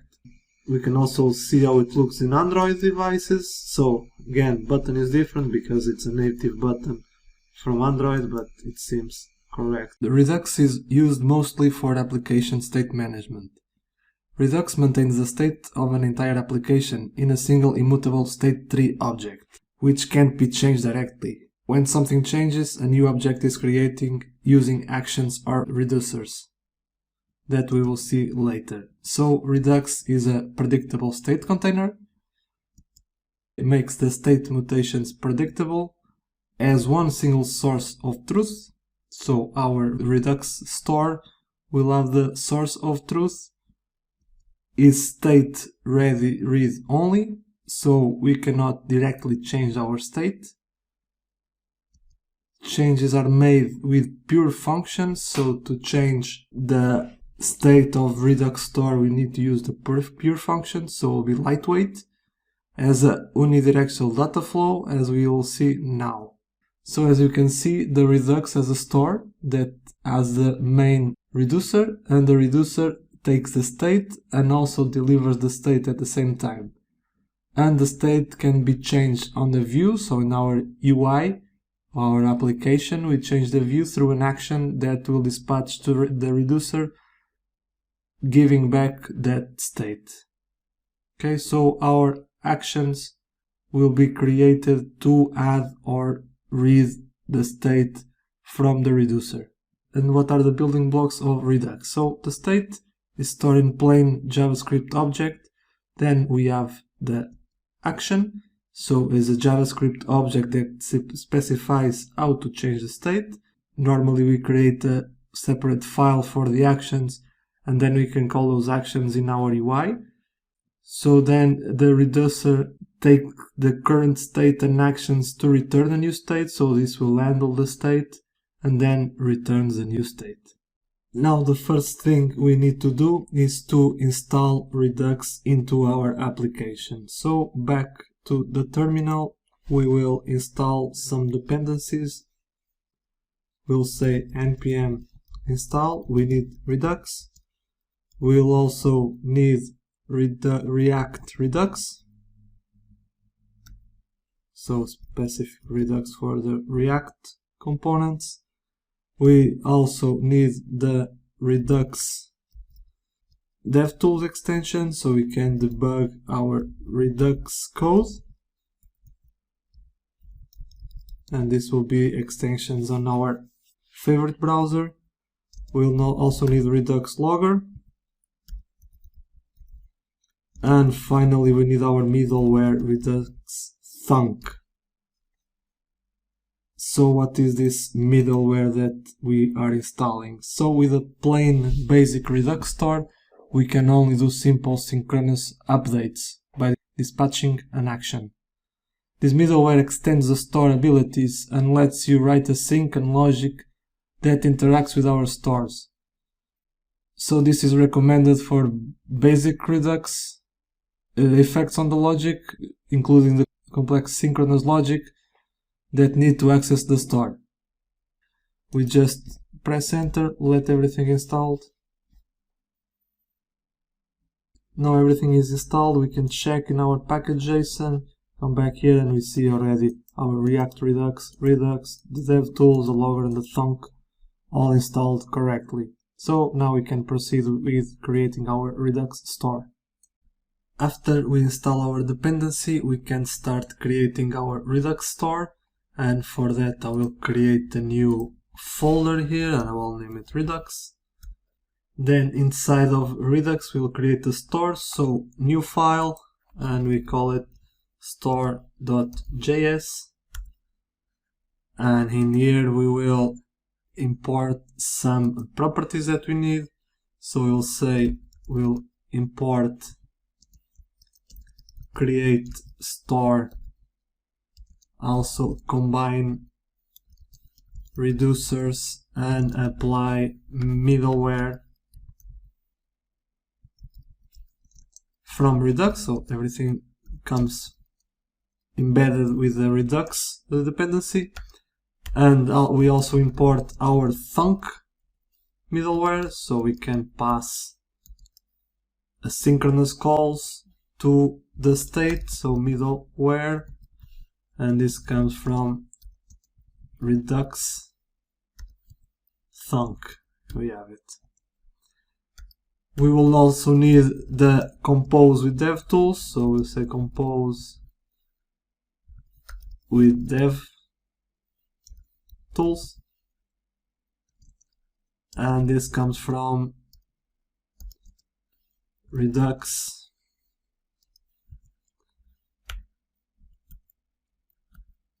DevTools extension, and we'll say development only. We only need this for development, so we can pass it like this because we only use the DevTools in development mode, so that's why we call development only. Then we can already create our const reducers, and we combine the reducers. We only have one, but we can pass it like this, and here we'll pass our cart reducer inside. It's still not created, so I'll just leave it a comment here, reducer. Okay, and finally we can create our store. So we'll say const store, and then we pass the create store that we called on top from Redux, and inside we will pass our reducers. So that we're gonna create here, and then we also compose with DevTools, and we will apply the middleware that will be the Thunk middleware. Finally, we just need to export our default store, And then we need to go back to our app.js. And in our app.js we can create a new section here for our Redux call. So say Redux, and here we will import a provider. So this will embed our entire application with the Redux state, and we'll call it like this. So this comes from Redux, from React to Redux. And we need to import our store as well. So we'll say store, and this comes from our Redux folder and our store. And now we need to encapsulate our entire application inside the provider, so the state will be managed on the entire application. So now that we have our store, we will start to create our reducer. So inside of our Redux folder, we will create a new folder and we call it reducers. And inside of our reducers, we will create our cart item reducer, and now we can start applying and generating our reducer. So this reducer will be for our cart, so save the state of our cart with the items inside. First thing we need is to create the constants to import in our cart items. So again, here we will generate another file and we'll create our constants. So constants.js. So what this constant means? So constants is, as you can see, a constant or a variable that will act as a storage for our states and for the actions we want to implement in each one. So as you can see here, so we'll export the first one and we'll add to cart. So our first one will be to add to cart, and by convention it should be all capitals with a underscore, and then we will assign this to the string. So the string will be the same as a variable name. Okay, this is our first constant to add to cart. We will also need the remove from cart, so remove from cart, and this again string remove from cart. And final constant that we need will be the clear cart. So to clear our cart with all the state, this one will clean all our state in the cart. So again, clear cart, and assign again to the string clear cart.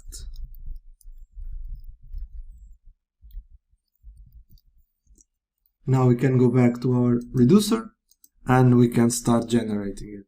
So first things first, we will import our constant. So we will import the add to cart. We'll also need the remove from cart and also the clear cart.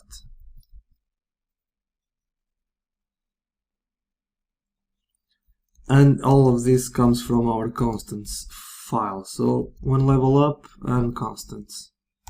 Now we can create our main constant reducer.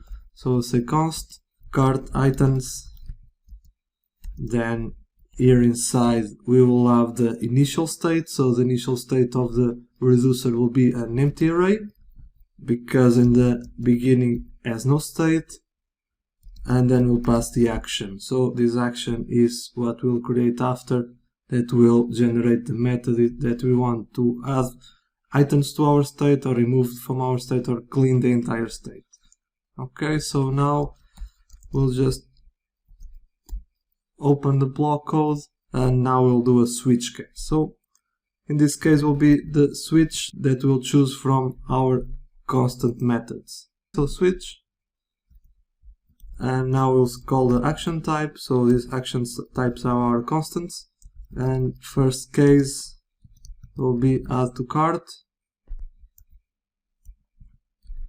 And then we'll return an empty array with interpolation of the entire state.